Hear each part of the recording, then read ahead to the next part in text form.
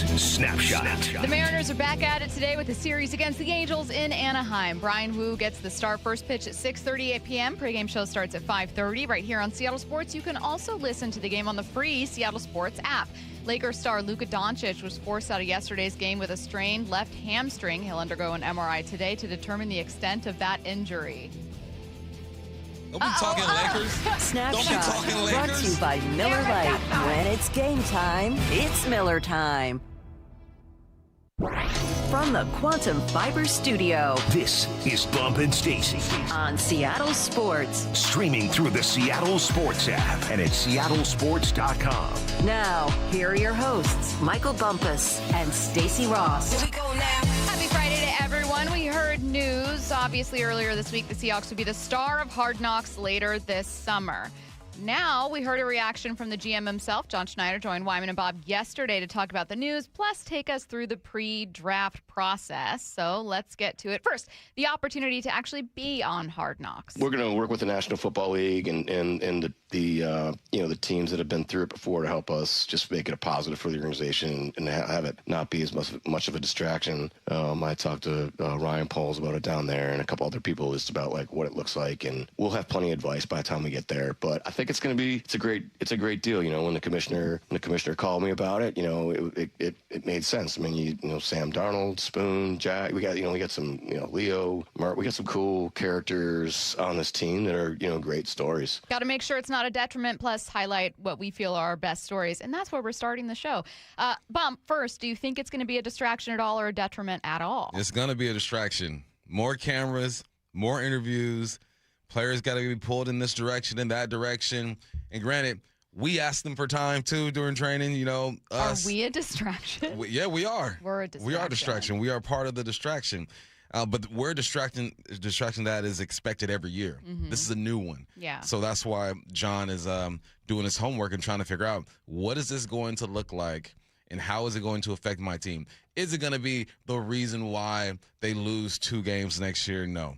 But I think it just it messes with people's schedules, and as we know, athletes like routine. Speaking of some of those big personalities, Curtis, I'm going to pull you in early here because you were wondering how many big personalities the Seahawks are going to have compared to other past iterations of Hard Knocks we've seen. I think they have quite a few. I mean, like, what you consider classic Hard Knocks personalities, maybe like A.J. Barner. I think he's kind of top of the list. Ernest Jones, yeah. But I think Devin Witherspoon, like John said. Yeah, that's 3 out of a 70-man roster. I could come up with another one if I needed to. JSN's so quiet and like keeps to himself. Sam Darnold, his humor is understated, but does dry humor play well on reality television? Not often, I would say. Not often. You need the producers. Yeah. Everyone needs to be in on it to make it obvious to an audience that it's humor. I mean, I think most of the personality is going to be on defense, though. Yeah. Those guys typically do have it. You got Byron Murphy, who I think will shine a little bit. Derek Hall, if they get the Derek Hall that we get, he'll shine. I think Uchenna will shine a bit, the way that he talks. I think most of the personality is on defense. Very Zabel. Yeah, Zabel. Yeah. Nothing from Abe. Someone said, do you think the Seahawks did Hard Knocks to create additional publicity to potentially sell the team for money? Seems like odd timing. They don't need publicity to sell this team for a lot of money. No. Also, what we heard from Adam Schefter is that basically both teams were forced to do this. Yeah. That the NFL kind of laid down the law and was like, hey, we have this thing that we have to do, and everyone keeps saying, oh, we'll do it next time. We'll do it next year. Well, guess what? Jury duty's here. It's time to report. I literally have jury duty during. Yeah, it's going to be during when they're filming Hard Knocks. It's in early August.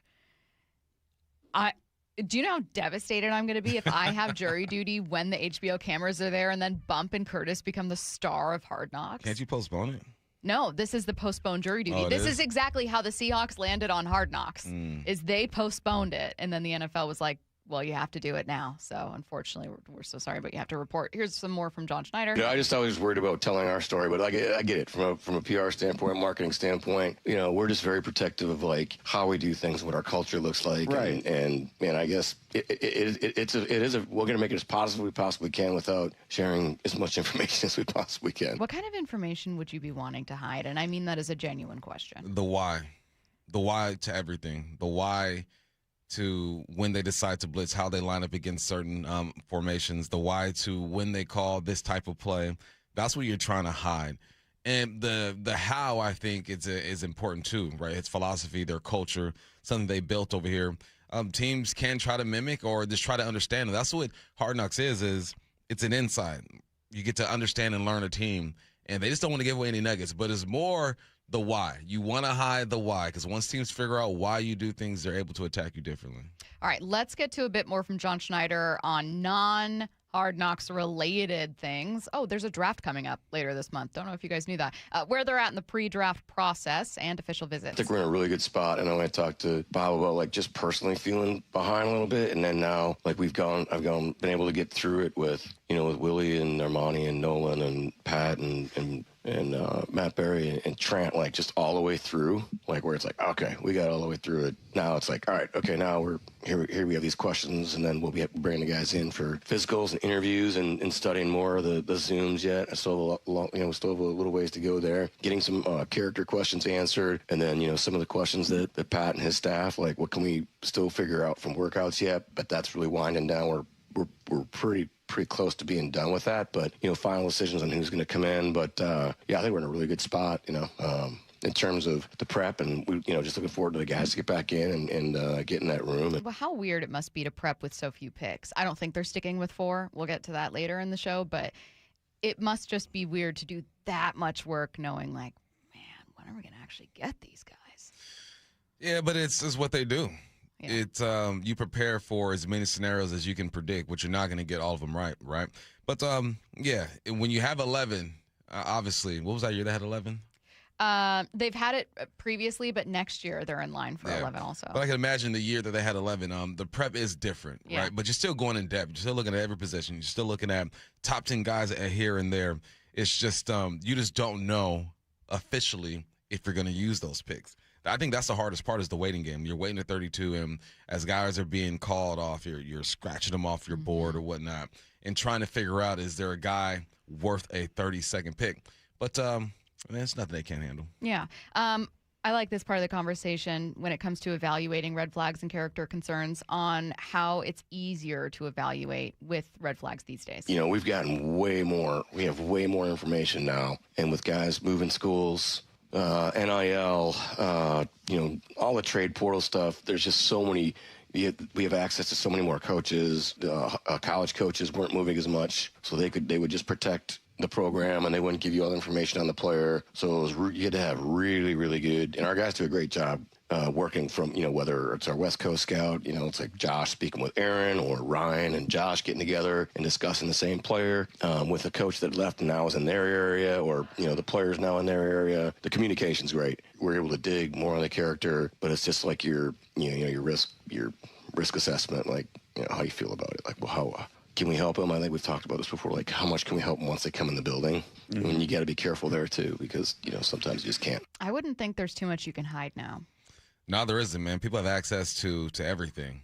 On Instagram, some memes pop up and they're like, type your girlfriend's number in here and you'll be able to figure out, like, that's how easy it is to get information on people. And then I think through the process, coaches are more willing to talk to these NFL scouts, especially if they're a guy that's bouncing from school to school, right? If I were to leave Washington State and I left on a bad note, I'm sure Washington State would have spilled all the beans on whoever was coming in to ask about me because I'm no longer there. You're more likely to protect a player if he's been there for a while. If which you're just not, used to be more common. Exactly, right. But now dudes are just bouncing around. Yeah. And just the technology, man, you can run background checks on anybody. And now you run the background check, you talk to that person, No, it's easier to find those red flags for sure. He was asked about Mike McDonald, who at at the owners' meetings, talked about, we don't see ourselves as like defending champs. Running it back thing was that's like your initial thought. And of course, you're going to try to retain as many players as you can, no matter what, really, based on what the landscape of the National Football League looks like. We have 4 picks right now. We knew that, going in to free agency and at the end of the season, after the Super Bowl and all that. So it's really like what he's saying is like every year's a reset. And so like it's going to be a different team, and, there's guys that left in free agency that were huge great pieces here and great people, and we're going to miss the guys. It's more about, how do we go into the landscape, and again, what I was saying was it's not about the people, it's about the position, and can we compensate for the position specifically. I like that way of looking at the team, and I appreciate him explaining what Mike McDonald was getting at. It's not just this kind of coach's speak of like, that's not how we're thinking about it because we want to be tough, and you don't want that chip on your shoulder. It's about, well, we're not the same team. Mm-hmm. Why would I say we're defending champs when we've got some pretty different personnel here? That's so much just mental gymnastics. Oh, we're not. But Yes, you are defending champions. Yes, you are. You're going to walk into that stadium. You're going to hang the banner. There's going to be a celebration. Sure, you are defending champions. Hey, look, I get his mentality. He wants to think of it differently. It keeps guys fresh. It keeps them hungry. I'm not going there. You're defending champions. Step on that field, defend your crown. I get the way you're thinking from inside the house, right? Because there are moving pieces. You're not the same team. But, yeah, man, defending champs for sure. Yeah, I like the mentality of no head coach, I think, has ever assumed in a million years that if his team won a Super Bowl the next year, they would. I don't think Pete Carroll entered 2014 that way. I don't think Bill Belichick entered a number of seasons that way at all. I don't think Sean McVay entered that way in 2022. I don't think any team enters the season and goes, oh, well, we won last year, so I'm just kind of assuming that we do some of the same stuff, right? Like, the point is looking at your weaknesses and re-examining your team and not assuming anything. But I also think that's true for this team, especially. They don't have their leading rusher from last year. Like, that's a pretty notable loss. Stacey, they have they're a defending completely champions. New offensive coordinator. You're buying into it. You're buying into the program. That's good, though. That's good. You buy into the program. That means the messaging is working. It's totally working for me. I'm sold. You are sold on that. I'm ready to go, Coach. No, I thought it was interesting way to look at it. I ain't mad at it. Yeah. Whatever keeps that chip on your shoulder. I want a little bit more here from the draft. He talked about picking specifically at 32. Well, the cool thing about picking 32 means you won the world championship. Yeah. The coolest thing about it is that you don't really, it's like, all right, whatever. Like, we kind of have a group of guys. It's like, all right, well, those huge question guys, like, they're not going to really make it to us anyway. Guys like Murph were like, we literally thought he was like a top 10 pick at least. And so that was more about just, why bring him in? We knew exactly what he was. We still have a couple guys that are on schedule to come in that, are, whether we trade back or move around or heck, we'll trade up. So, again, very interesting. He said, heck, we might even trade up. He's throwing in that one. He had to throw it in there. He had to. Mm-hmm. I mean, you got to keep things like, who knows? I might even go out tonight. It could be a fun Friday for me. I'm for sure I'm not getting sweats on when I get home. I could do anything. You could do anything. I could hit the town. Look, John, you and I both know. We know. We know what's happening here. I'm going to get sweatpants on at 3 p.m., and you are trading back into the second round. You are. At least we think you are. I'm convinced they are. Yeah, I think they are. You got to get a few more picks. But if there's a guy sitting there at 32, man, that they like, that someone slept on, he said they thought Murphy was a top 10 pick. They felt fortunate to get Nick and Mawari. So you never know. Someone might be sitting there at 32, but I think chances are they move back. Yeah, you know what happened the last time they had picked 32? What's that? They moved back. Yeah. To what, 35? 40, maybe 40, or maybe you're right, late 30s, and then they traded back again. Mm-hmm. And then they took Paul Richardson. And then the Vikings took Teddy Bridgewater at pick 32 with Seattle's original pick. It's just, I don't know, man, like there's not a lot of, it's a weird spot. It is. You have that fifth-year option for a guy that ends up working out, so that's really, really cool. Is also a guy that's probably a second-rounder on your board. So, yeah. What are you going to do? All right, we are going to get to Mariners coming up at 10:30, and also at 11, ESPN's Alden Gonzalez joining us. Right now, let's get to headline rewrites. Extra, extra, rewrite! Headline rewrites. We must make headlines. The real story behind the headlines in today's news. Powered by Bay Alarm Security Services. With Bump Stacy. Headline number one, J.P. Crawford has been activated off the 10-day IL. He's expected to be in tonight's starting lineup. What's the real headline? From healing one shoulder to looking over another. Yeah, JP is he's the guy. We know he's going to be the guy. He's going to get every opportunity, but so is Emerson, he'll get some too. The jacked thing about this situation is now Bliss has been sent down because of JP. JP officiated his wedding. So it's like the dude who officiated your wedding, there's a reason why you're being sent to Tacoma, wherever he's being sent. But that's the nature of the business, man. And I think JP needs to remind folks who he is. Yes, as a youngster, and he's looking over his shoulder, but JP's been a leader on this ball club for a long time. And last year of his 5-year extension. So go ahead and go out with a bang, JP. And there's really interesting shuffling here because of Cole Young's start to this season, right? Like if Cole Young was really struggling, you kind of know what you're going to do. But when Cole Young is playing really, really well, and right now he might be your best bat, him and Donovan and Raleigh, I guess. Yeah. And so, God, who did we just talk to the other day? Ryan Reynolds Smith, about some of that flexibility and what you could potentially do. And he's like, well, yeah, Cole makes it interesting because suddenly if you want to keep JP and Cole, you move Donovan over. You know, do you have him in the outfield ever a bit? Do you give JP a few more days off? But you don't want to get rid of Cole. And so you've got this shuffling that you've got to do there. Donovan's versatility makes it a little easier, but Cole Young. I mean, it's nice to have options, though. And it's nice to have, hopefully, the successor. We know the successor, JP, just waiting. It's nice to have a young man at Cole at second base. It's nice to have Donovan, who can play third, short, second, and in the outfield. Now it's about getting the right combination out there and the timing of everything, making sure that development is on point. Headline rewrites. Headline number 2, the Mariners start their first road trip of the season against the Angels tonight. What's the real headline? If ever there was a time to punch down, this would be it. Come on, man. I say this disrespectfully. Come on. The Angels are not a good team. They're not. Your offense has not been great to start the season, Seattle, but if you wanted to enter into some nice 60-plus degree weather, a little bit of sunshine in Anaheim, and start hitting bombs, this would be your weekend to do it. Yeah, Mike Trout is playing some good baseball, though, so good for him. Stay healthy. I mean, one of the greats to do it. But hitters 2 through 4 for the Mariners, Kyle, Julio, and Josh. They're 7 for 78. Excuse me, 1 extra base hit in 30 Ks. This is when you start to change things a little bit. I need you to switch it up. So let's go get it. A fun note about Trout. He's won 3 out of 4 challenges, ABS. So let's see how he does this series against the Mariners.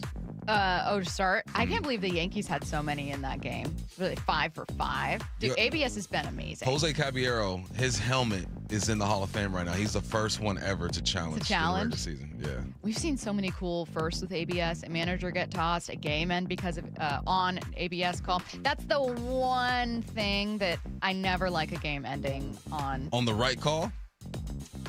On a call. What do you mean? A strike is a strike.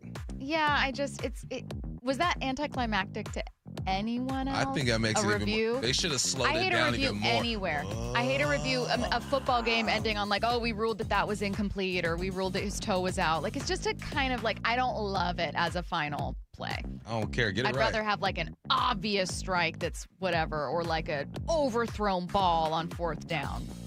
That's that I'm picky. drama. I'm being picky. That drama. Here's the call that. Like that. Oh, Basayo's going to challenge. Yep. Well, why not? We have not seen a challenge end a game yet. ABS powered by T-Mobile. Basayo for the win. Get that read in. Yes! The first ever ABS challenge to end the game. You feel that? Yeah. Some drama. That's drama right there. You like drama.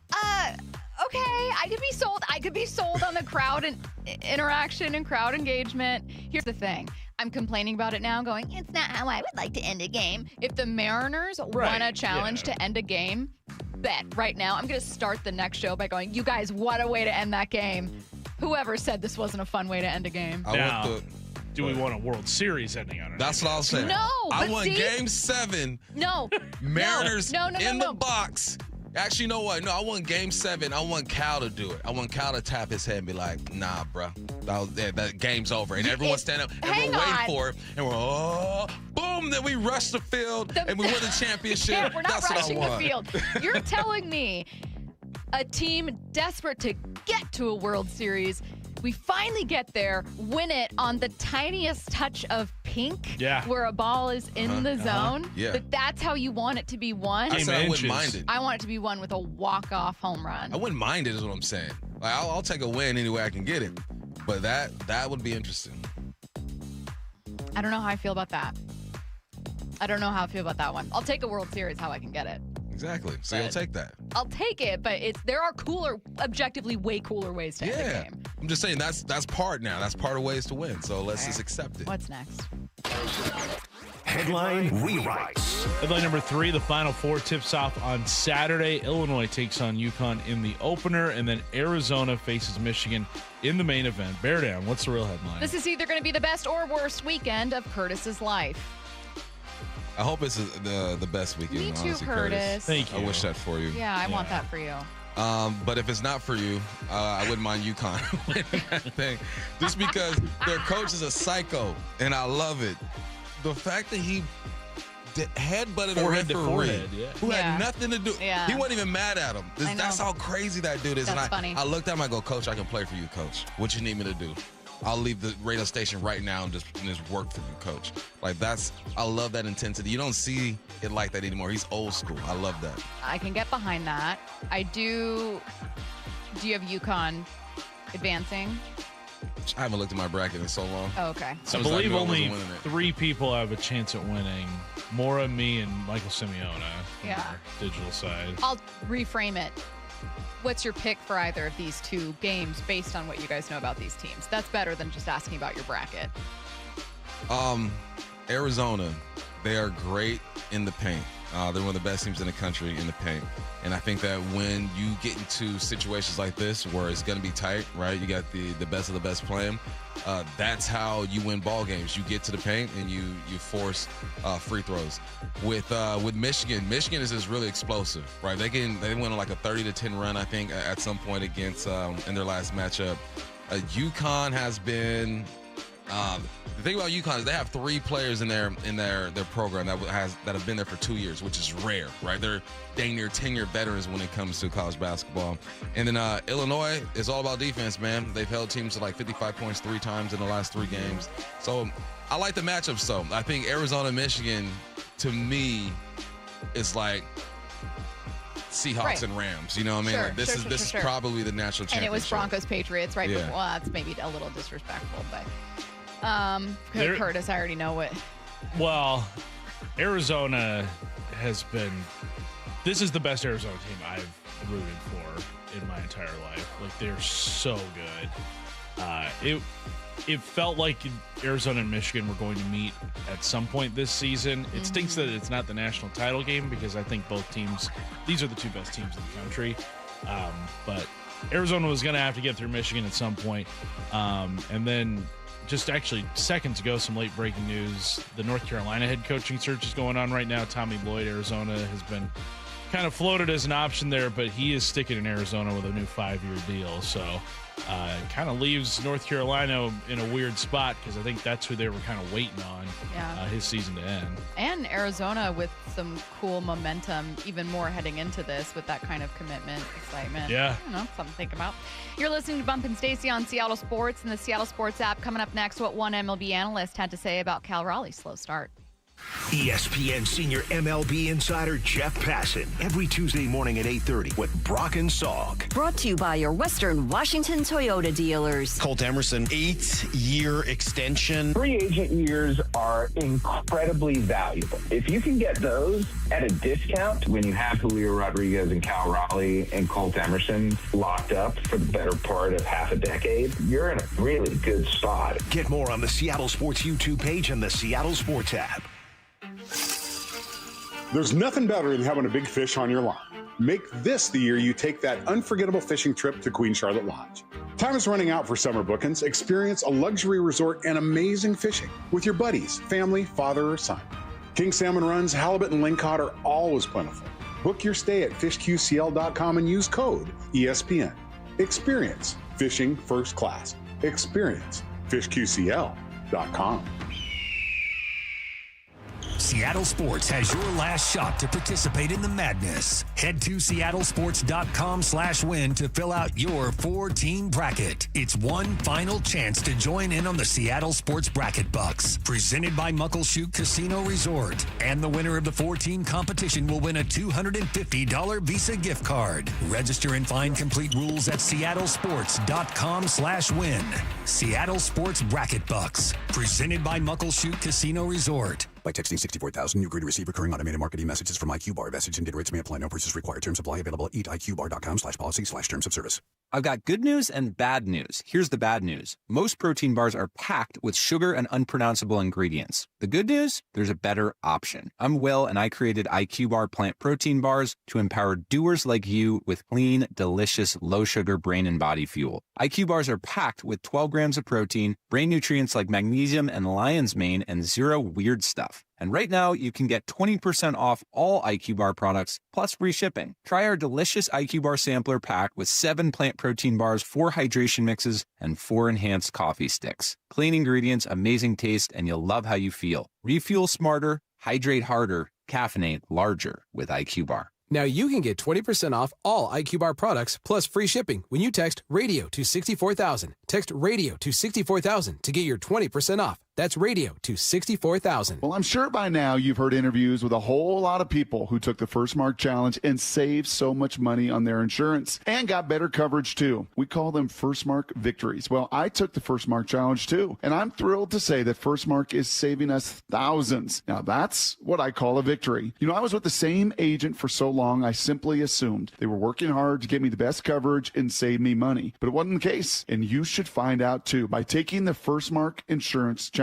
First Mark works for you, not the insurance carriers. First Mark will fully analyze your current coverage, making sure you're not overpaying for the wrong coverage, which could leave you at risk for financial loss. Then they carefully search the market, dozens of major carriers to find you the best fit, and that's it. First Mark Insurance has helped thousands of families successfully manage the complicated world of insurance and save them thousands, me included. Be the next First Mark Challenge victory. Take the First Mark Challenge right now. It's totally free. Go to firstmarkinsurance.com. First Mark Insurance. They work for you.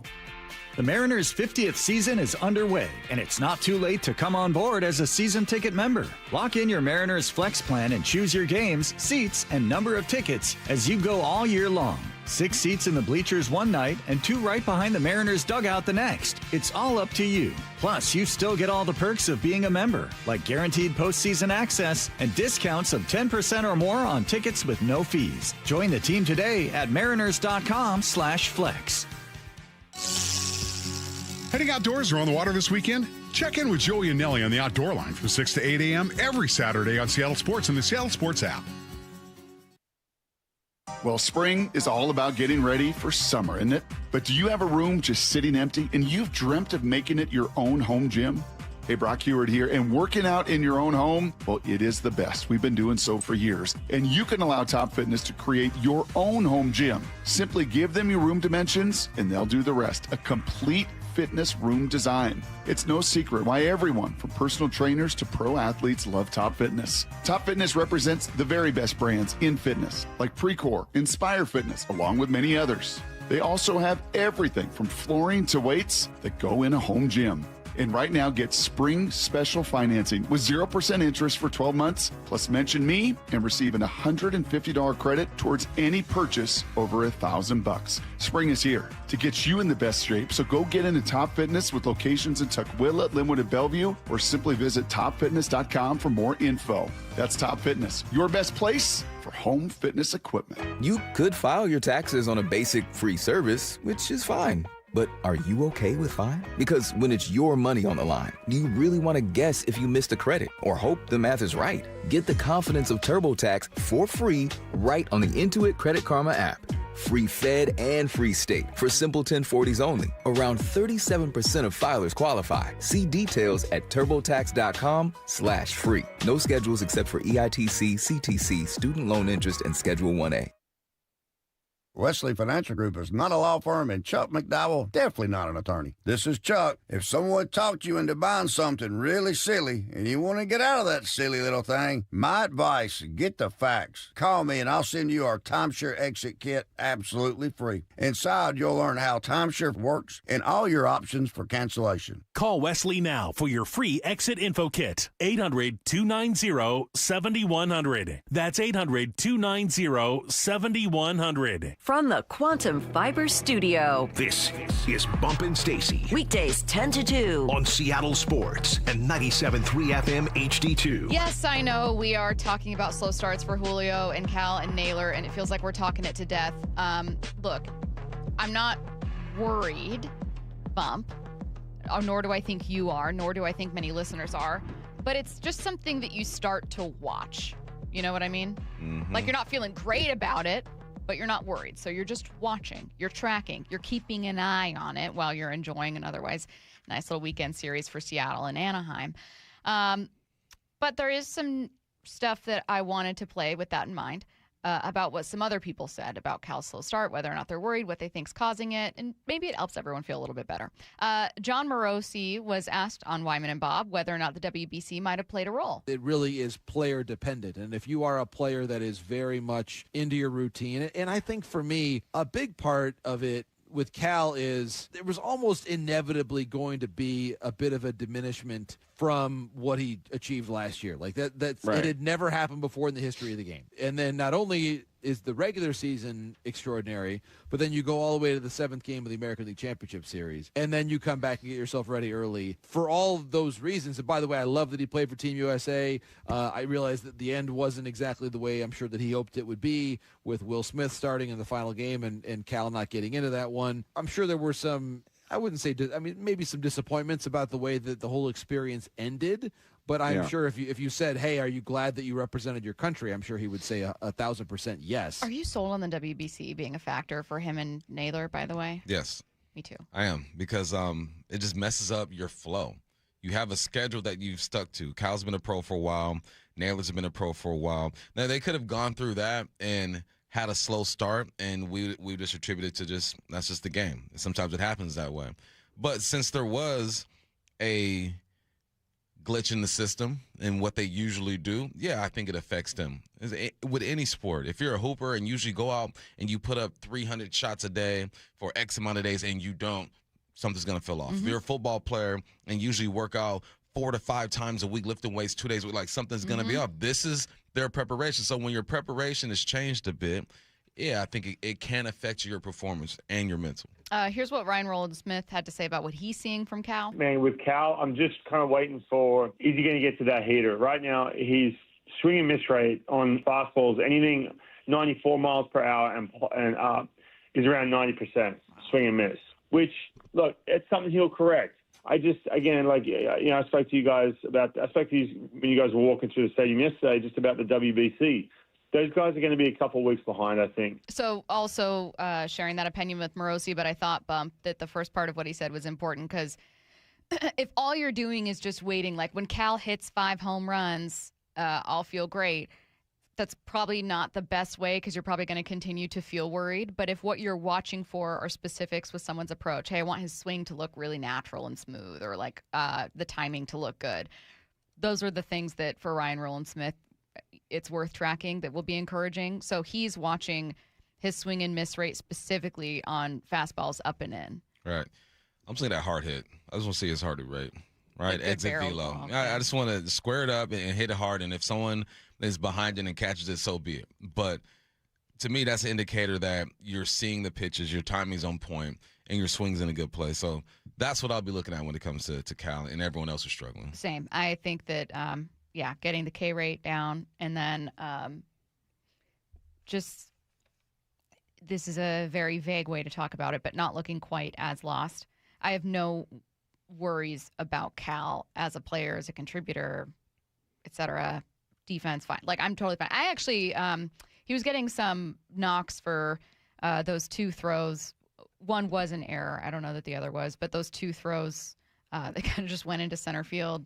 and it was bad. I appreciated that he was sticking with throwing guys out, though, and did it again after both of those. Nah, man, you let that thing loose. That's exactly. what you're there for. That, like, if one of your goals is I want to be better about throwing guys out, you can't get gun shy the second you have a bad throw. It's just going to happen. It's going to happen. You're going to fail. You're going to have an errant throw. It's not the first time. It won't be the last time. Exactly. So there are some things where, like, Cal hasn't had, like, the best time with it, but I've been like, oh, I appreciate that. I appreciate that he went back to it. I like that he challenged again. I like this. I like that.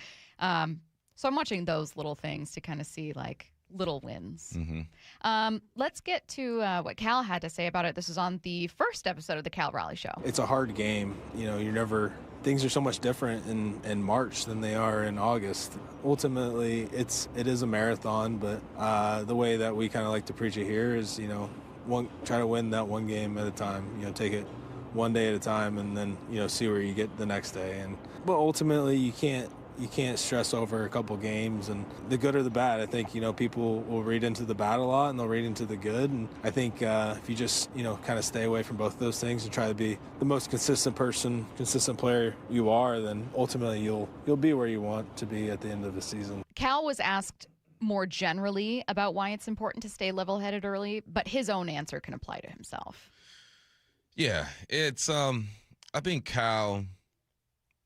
There was going to be a stretch like this for Cal regardless at some point during the season. Yeah. Everyone's going to have this stretch. Unfortunately, it's at the beginning of the season for him, and he's a pro. I think he understands what he needs to do to get himself out of whatever he's feeling. All right, you get into the cage, bunch of hacks, put the tee up, work on all that good stuff. I see these guys work on.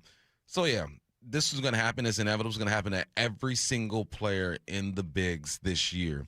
And it's the athlete's job to rely on the trainers that he trusts and his experience to do the little things to get his swing back and to get him feeling good, right? And a lot of it is film. You can look at the film and break it all down, but with guys like this, it's just a feel. And I bet he's looking for like this that trigger feel, that trigger word that, bam, gets him back into the zone. And I'm going to say it's going to happen in Anaheim. Do you think pressure is a factor here? Organizational pressure to win this year? Yeah. And athletes are going to say they don't feel pressure, right? But they feel something. Maybe they don't feel the pressure the same way the average person feels it when they're doing something, right? I'm standing over a 3-foot putt to win a tournament that gets me $50. I'm feeling the pressure, right? Totally different from a guy standing over the putt at the Masters to win $2 million. But athletes handle it differently. That's why they are where they are, because they understand how to handle that stuff. But they feel it. And they might call it something else. They might call it expectations. Just like the way John flipped it and said, oh, we're not Super Bowl contenders. We are defending champions because we have this, that, and the third. The greats find a way to manipulate their mind in the way they see things when they have that type of pressure. Totally agree. One of the most underrated skills of the best athletes is emotional regulation. Yeah. And they don't get enough credit for it when we wonder, like, that must be tough to go up when you're 0 for 3 on the day with 3 strikeouts and your MVP chance. And it's like, yeah, probably. But I think that professional athletes compartmentalize things in very different ways, just from an overexposure to high pressure. That being said, with you, I think the pressure is real. What is there a cure? Like, is winning, does that fix things? Does getting a couple hits in a row fix things? Like, what's a fix? Success in anything. It could be just getting on base, stealing a base, throwing a guy out, making a diving play, hitting a blooper over the shortstop. Just any type of success, I think, is the key when it comes to trying to get out of something. All right, still to come, ESPN's Alden Gonzalez is going to join us at 11, talking to him about his expectations for all 3 of these players, Cal, Naylor, and Julio, as well as for the Mariners this season. We've also got some questions about Colt Emerson and a new trend we're seeing with a couple teams around the league. 4 Down Territory at 11:15, X's and O's with Bump. Taking a look around the timeline coming up at 11:30. Coming up next, I am absolutely convinced that the Seahawks are going to trade back in the draft. And that doesn't sound spicy. Mm-hmm. It doesn't sound exciting. But I've got numbers to back this up. I swear. This is real, okay? I'm convinced that they're going to trade back. I've got 4 numbers that'll tell you what you need to know about the NFL draft and what John Schneider might do in this one. That's coming your way next. You can stream every pitch of every inning of every game all season long Oh, and it's completely free. It's a tremendous catch. Only on the Seattle Sports app. That's right. The free Seattle Sports app puts every single Mariners game right in the palm of your hand. On a platter, come and get it. One app, every game. Plus the latest Mariners news, insider access, video, and podcast. Holy smokes, what a play! Pretty awesome, right? Just like the Mariners. For over 113 years, Pacific Lamp and Supply Company has been your #1 lighting specialist in Washington, from the Space Needle in Seattle all the way to the Riverwalk in Spokane. With the largest lighting inventory in Washington, Pacific Lamp's knowledgeable and experienced staff can assist with any lighting issue, including intricate lighting and control designs. Plus, they work with all utilities in Washington to get you the best available lighting rebates. Pacific Lamp and Supply Company, Washington's lighting experts since 1912. Visit pacificlamp.com. Hey, baseball fans, Rick Riz here. I'm excited to introduce you to my good friend Keith Dashafee, owner of Pella Windows and Doors of Western Washington. Keith? Thanks, Rick. Improve your play with 25% off windows and doors, or 12 months, no payments, and no interest. And we're giving back with 2 $5,000 scholarships for our local youth sports teams. Upgrade your home at PellaPNW.com. That's fantastic, Keith. Don't wait. Schedule your free appointment today at PellaPNW.com. Did you know in Washington State, you can see a physical therapist without a referral from your doctor? That's right. Thanks to Direct Access, you can skip the wait and get the care you need right away. Shannon O'Kelly, how has Direct Access changed the game? Direct Access for us, Brock, is a game changer. Why? Is because there is so much research and data out there that says if you get in early when you have a musculoskeletal problem or an injury, the earlier you get in and we can start care, the better outcomes and the decreased downstream cost, okay? So it's so important. Our providers are all doctors of physical therapy. They're all trained to identify situations and problems. They've got the skill, they've got the talent, they've got the knowledge. If you get in and start therapy early, we're going to get you back to activity, pain-free, and moving and having fun. Fast, easy, effective. Direct Access is your path to better movement, starting with a single step. Visit irgpt.com to schedule your appointment today. irgpt.com. Running a business means wearing multiple hats. So if you're like me, you probably started out using your personal phone, taking client calls and texts nonstop. As my business grew, I needed something smarter. That's when I switched to Quo, the #1 business phone system. Quo works right on your phone or computer. No carrying 2 phones, no clunky landline, just one easy app you can try for free. Your team can share one number and handle calls and texts together like a shared inbox. Any teammate can jump into the conversation, so customers get faster responses. And Quo's AI assistant summarizes your calls and responds to customers 24/7, so you never miss a lead or opportunity. All this starts at just $15 a month. That's basically 2 coffees. You can even keep your current business phone number. Find out why 90,000 businesses trust Quo. No missed calls, no missed customers. Try Quo for free at quo.com/sports. That's quo.com/sports to try Quo free. QUO.com/SPORTS. We meet by accident, fixing every last bit, Accurate Auto Body. If you've been in an auto accident, you have the right to take your vehicle to any repair facility. Accurate Auto Body has been family owned and operated since 1994, and they work for you, not your insurance company. Your insurance company may not love them, but you will, because We meet by accident, fixing every last bit, Accurate Auto Body. Mariners and Angels in Anaheim tomorrow night. First pitch at 6:38, 5:30 pregame. Hear every pitch live for free on the Seattle Sports app. Finding great candidates to hire can be like, well, trying to find a needle in a haystack, but not with ZipRecruiter. Its powerful technology actively finds and invites qualified candidates to apply to your job. So while other companies might deliver a lot of hay, ZipRecruiter finds you the needle in the haystack. See why 4 out of 5 employers who post a job on ZipRecruiter get a quality candidate within the first day. Try ZipRecruiter for free at ZipRecruiter.com/free. That's ZipRecruiter.com/free. ZipRecruiter. I move mountains for a living. Literally. That means I don't carry hand lotion, and when it comes to serious heartburn, I don't mess around with anything but Rolaids. Rolaids' dual-active formula has calcium carbonate and magnesium hydroxide that relieves heartburn fast. Yeah, you heard right. 2 actives for that powerful relief. And the best part? The roll fits right here in my pocket, so I can get back to moving mountains. Rolade spells powerful relief. Read each label. Use as directed. Keep out of reach of children. Meet the company electrifying the marine industry. ARC, a fully electric boat that feels like a luxury EV. Significantly less maintenance and service, ARC is built to be as easy to operate as it is to maintain. Featuring heated seats and seat backs, a large display, easy handling, and impressive kick. You have to see it and experience ARC for yourself. Book a demo. They'll pick you up on Lake Washington, Lake Union, or Lake Sammamish if you can't come to them in Kirkland. Go to arcboats.com/demo. ARC. You have to see it to believe it. Hey there, Dawn Riley with Olympic Hot Tub. Make the arrival of spring even sweeter with a healthy, relaxing saltwater soak every night. During our Sweet Spring Savings event, you can save up to $3,000 on the hot tub of your dreams. Experience the incredible wellness benefits of natural salt water right in your own backyard. Ends April 14th. Learn more at olympichottub.com. Better you, better life. Olympic Hot Tub.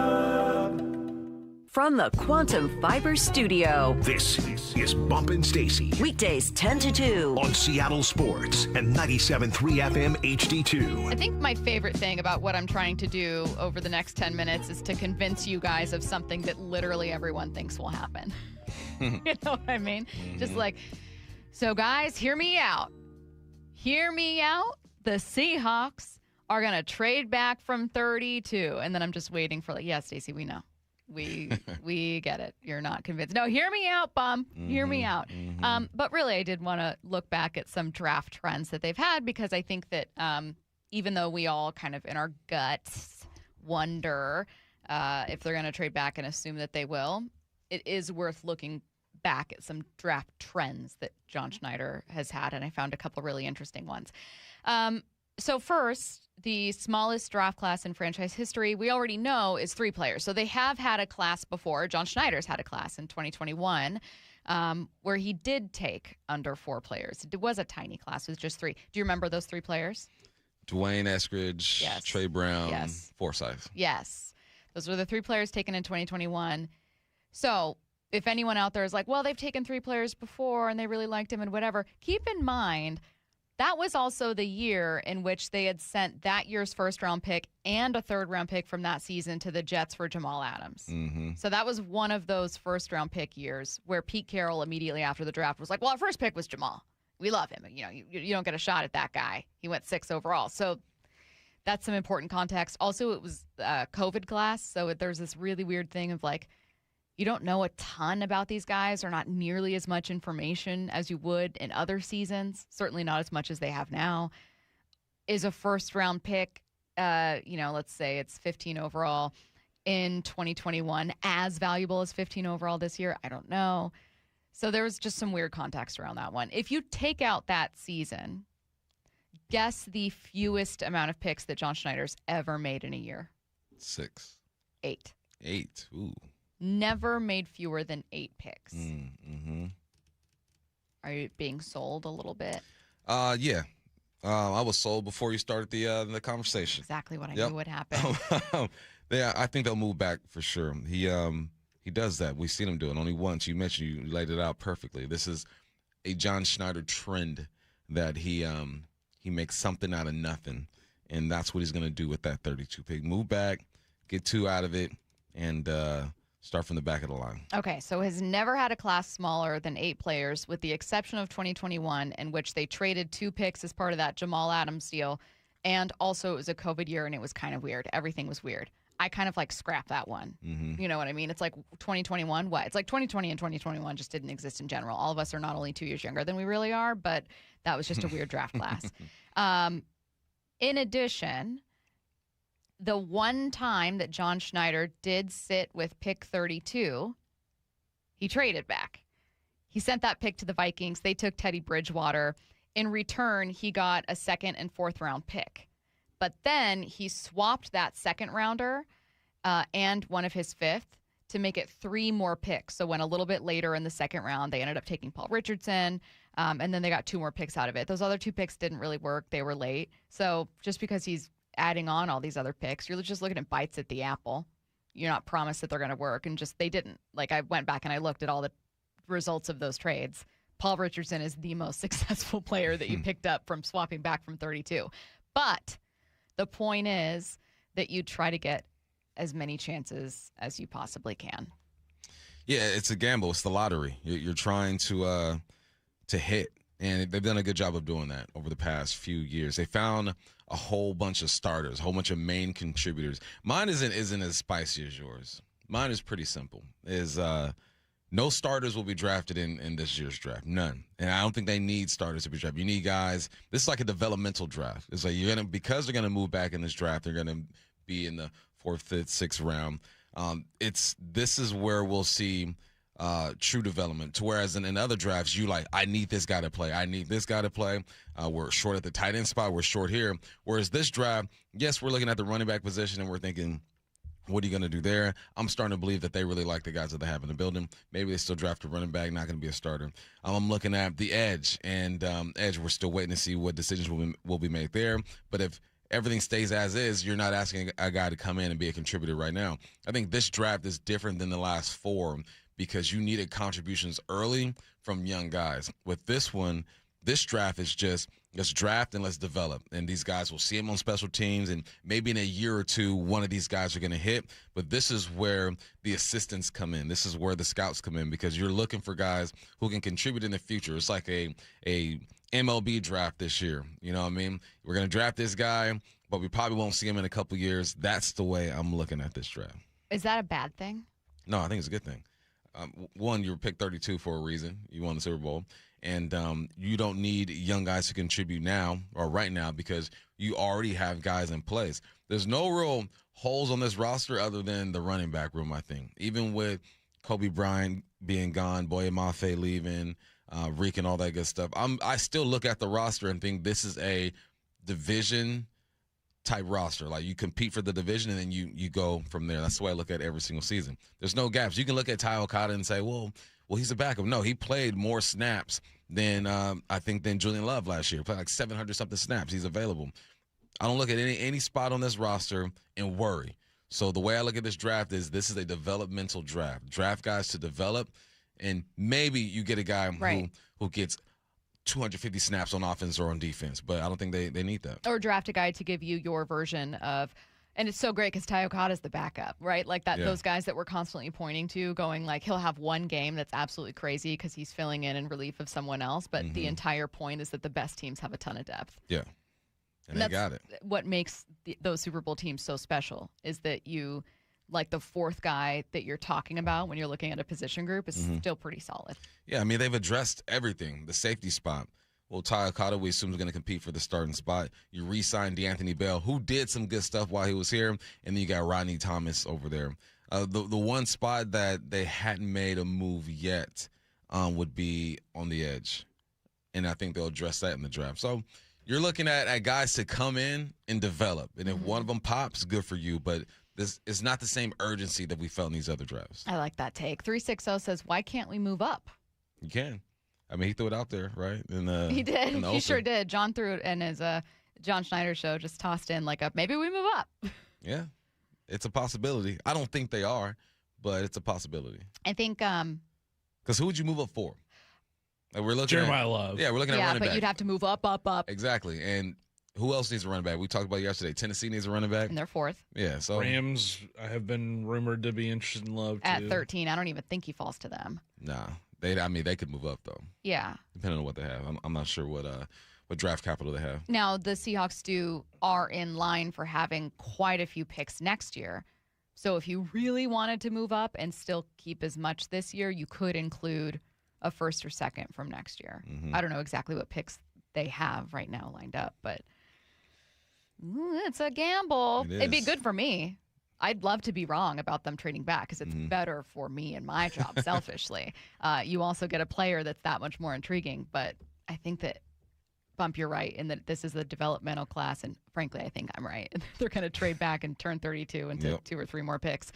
All right. Still to come, talking Mariners and Colt Emerson with ESPN's Alden Gonzalez next.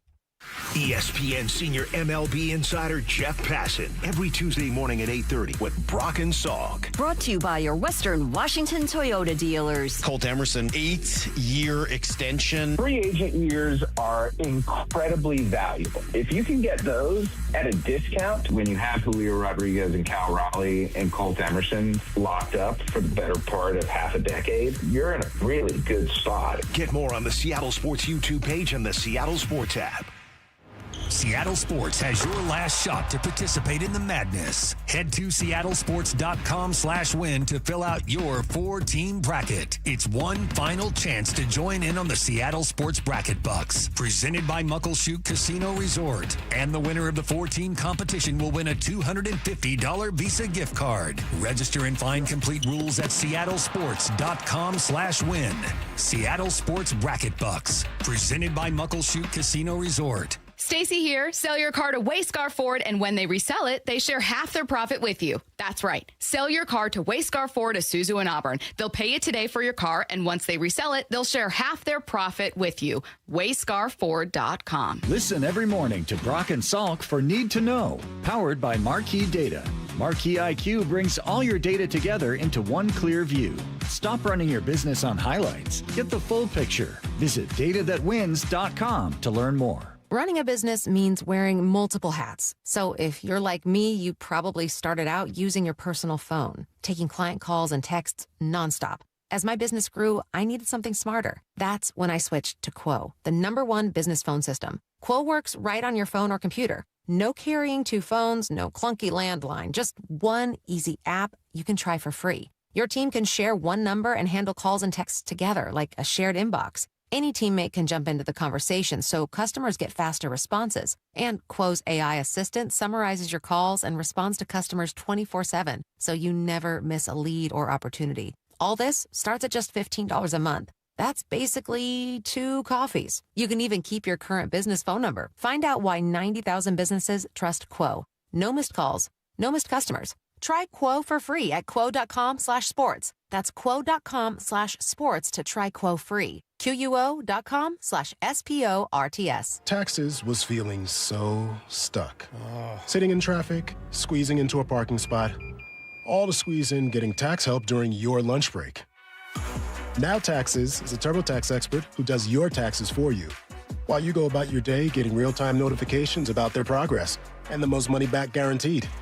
Now this is Taxes. Intuit TurboTax. See guarantee details at turbotax.com/guarantees. Only available with TurboTax experts. Real-time updates only in iOS mobile app. This is the story of the one. As a maintenance tech at a university, he knows ordering from multiple suppliers takes time away from keeping their arena up and running. That's why he counts on Grainger to get everything he needs, from lighting and HVAC parts to plumbing supplies, all in one place. And with fast, dependable delivery, he's stocked and ready for the next tip-off. Call 1-800-GRAINGER, click Grainger.com, or just stop by. Grainger, for the ones who get it done. The sun is shining. It's a beautiful day for baseball. At T-Mobile Park, you've always got the best seat in the house. Case in point, your ticket might be for the view level, but it's more like Skyline City. Up here, it's hard to say what'll take your breath away first. The gorgeous Seattle sunsets or the spectacular views of every incredible play.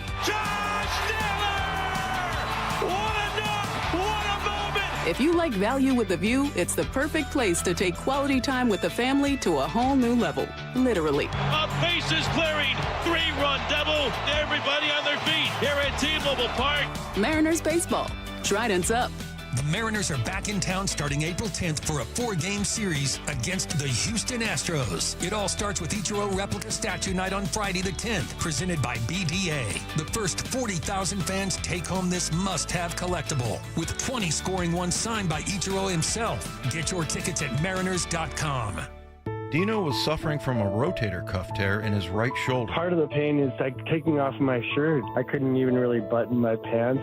I could actually qualify for a shoulder replacement if I wanted to go that route. He chose to see Dr. Mark Wagner, MD, at Seattle Sports and Regenerative Medicine for stem cell therapy. I heard the commercials for Dr. Wagner. I did my research. I thought about surgery, but the recovery time was so long. I didn't want to have to be in a sling. I want to be able to retire in a few months, get back to bike riding and playing golf without any pain in my shoulder. Dino knew from experience that stem cell therapy works. Dr. Wagner had already helped him recover from osteoarthritis in his thumb, but he's not done yet. And now 2 years later, I'm having an issue with my left shoulder, so I've got it scheduled, and I'm going to go back to see Dr. Wagner again because it was so successful. Before you choose surgery, consider stem cell therapy with Dr. Mark Wagner, MD, at Seattle Sports and Regenerative Medicine. Schedule your consultation at drmarkwagnermd.com. This is Seattle Sports. Streaming through the Seattle Sports app. KIRO AM Seattle. KIRO FM HD2 Tacoma. Home of the Seahawks, Mariners, and everything Seattle sports. Seattle Sports Snapshot. The Mariners are back at it today with a series against the Angels in Anaheim. Brian Wu gets the start. First pitch at 6:38 p.m. Pre-game show starts at 5:30 p.m. right here on Seattle Sports. You can also listen to the game live on the free Seattle Sports app. Snapshot, brought to you by Miller Lite. When it's game time, it's Miller time. From the Quantum Fiber Studio, this is Bump and Stacy on Seattle Sports. Streaming through the Seattle Sports app and at seattlesports.com. Now, here are your hosts, Michael Bumpus and Stacy Ross. Here we go now. ESPN's Alden Gonzalez joining us right now on the Emerald Queen Casino Sportsbook Hotline. Alden, how's it going? I'm doing great. How you doing? Fantastic. We have questions about the Mariners' current team for sure, but I wanted to start by asking you first about their decision to extend their give a contract to their top prospect, Cole Emerson. We're all very eager to see him. Given the news with Connor Griffin as well, I think that we're wondering if this is kind of like a move that we're going to see more of from teams with these massive, massive contracts for guys yet to make their debut. Tell us a bit about your reaction to the Emerson news, and while we're at it, also with Griffin's debut today. Yeah, I think you've seen teams being more and more eager to sign guys to these extensions, especially their top prospects, players that they feel really highly toward. Because also, like, the trend in the game is that teams don't want to be paying players a premium in their free agent years. They want to pay them when they're most likely to be productive, which is in their 20s and early 30s. And for the Mariners, I think especially, and Jerry DiPoto talked about this during Cole Emerson's press conference, their whole thing is they want to draft, they want to develop, and they want to retain. So Julio Rodriguez is a perfect example of that. Cal Raleigh is a perfect example of that.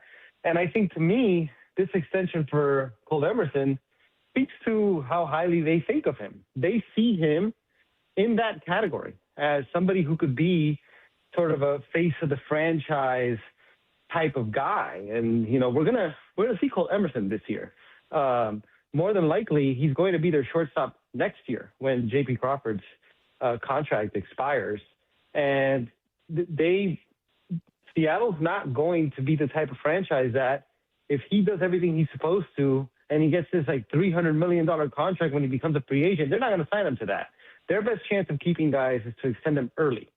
And there is some risk in that because sometimes guys don't pan out. Like the White Sox tried this and it didn't go well.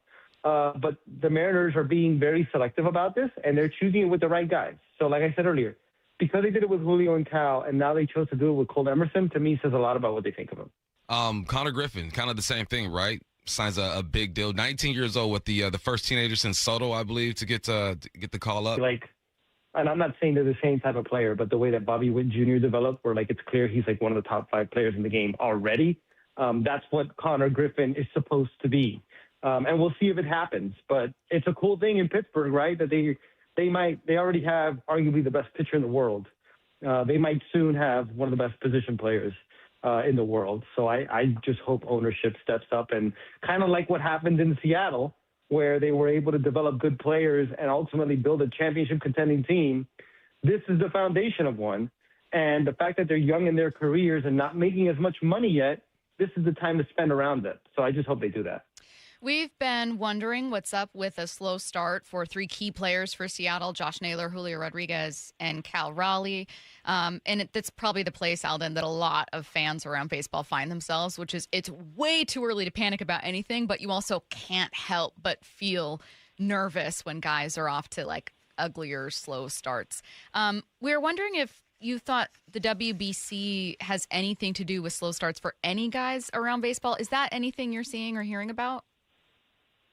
I don't know, it's a good question, and it's something that I'm personally not sure about, and I don't know that anybody is. Oftentimes, correlation is not causation. I spent a lot of time around the Dodgers. Kyle Tucker, Freddie Freeman, Mookie Betts are all off to slow starts. None of them were in the WBC. But I understand that, like, especially with some of the pitchers, right? Like Logan Webb got off to a bad start. He pitched in the WBC. Paul Skeens had that terrible opening day. There's been some other guys. Ranger Suarez, I think, was another one who got off to a slow start. I don't know. And I think it's different for everybody. I will say that Cal Raleigh wasn't swinging the bat well in the WBC either. If you remember, he didn't start the championship game. It was supposed to be his turn, and Will Smith started instead of him because Will Smith was the one swinging it well and not Cal. So I'm not sure. So some guys, if you talk to hitters, they will tell you that the WBC helps them because it helps them lock in earlier. They're seeing velocity earlier, and it helps them get into the season. For pitchers, it's a little bit different. They're sort of straining themselves a little bit early, and obviously pitchers are more susceptible to injury, so you have to be more careful there. But I think a lot of this stuff is just to the individual.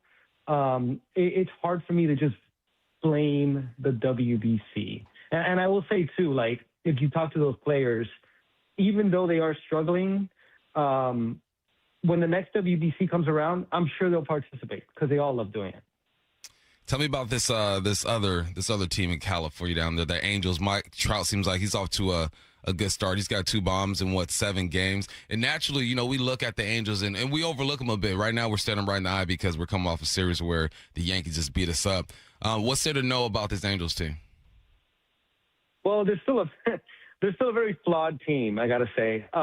It's one of the nicer developments. There's been 2 really nice developments about the Angels. One is Mike Trout. Like, we haven't seen Mike Trout be Mike Trout since, 2019. A lot of that was obviously injury related, but then last year he was actually healthy. He played 130 games for the first time in a long time, but he wasn't great. He was just fine. And it's the first time we had seen Mike Trout on the field and not be great. And that was concerning. This offseason, he really sort of dedicated himself to getting a little bit lighter, fixing some of the mechanics in his swings. He was adamant about returning to center field. Last year, he was just a DH because his knees were bothering him so much. And, look, it's been cool to see. He's been making diving catches in center field. He's been stealing bases. He's been drawing walks. And as you mentioned, he's been hitting home runs. It's the Mike Trout that we remember. We'll see if he can keep that up. It's going to be about how his body holds up at this point. But that's been cool. Jose Soriano, one of their starting pitchers who started on opening day, he's had 2 really good starts for them. And that's an incredible development for them because they've struggled so much to develop pitching over the last, decade. But look, this is an Angels team that they don't have any depth whatsoever. They have this small core of promising young players that they really like, and that is Zach Neto, their shortstop, Nolan Shanwell, their first baseman, Logan O'Hoppe, their catcher, and then Joe Adell, one of their outfielders.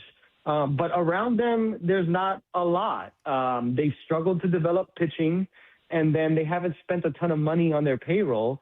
So they've had to because they can't supplement it with people from their farm system, they got to spend cheap in free agency or sign a bunch of guys to minor league contracts, and that's how they cobble together their team.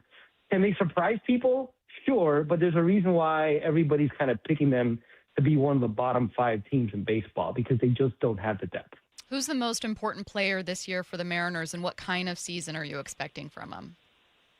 Julio Rodriguez is the most important player for the Mariners because Julio Rodriguez, for I think the entirety of his career, you can correct me if I'm wrong, has gotten off to a slow start. Mm-hmm. And even still, I think this Mariners offense sort of lives and dies with Julio Rodriguez. When he's going well, they are on another level. And when he's struggling, they struggle to score runs.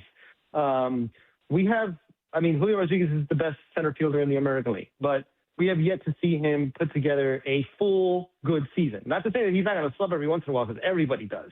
But these pronounced highs and lows have kind of defined him. It's a slow start, and then he gets hot later.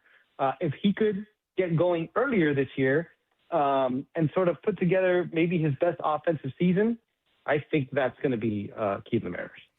Have you ever covered a player who you just knew, like Julio or year 5, we just know he's not going to come out hot? We always hope that he's coming out hot, but it's just something we accept. Have you covered a player that had the potential that Julio has that just always started cold?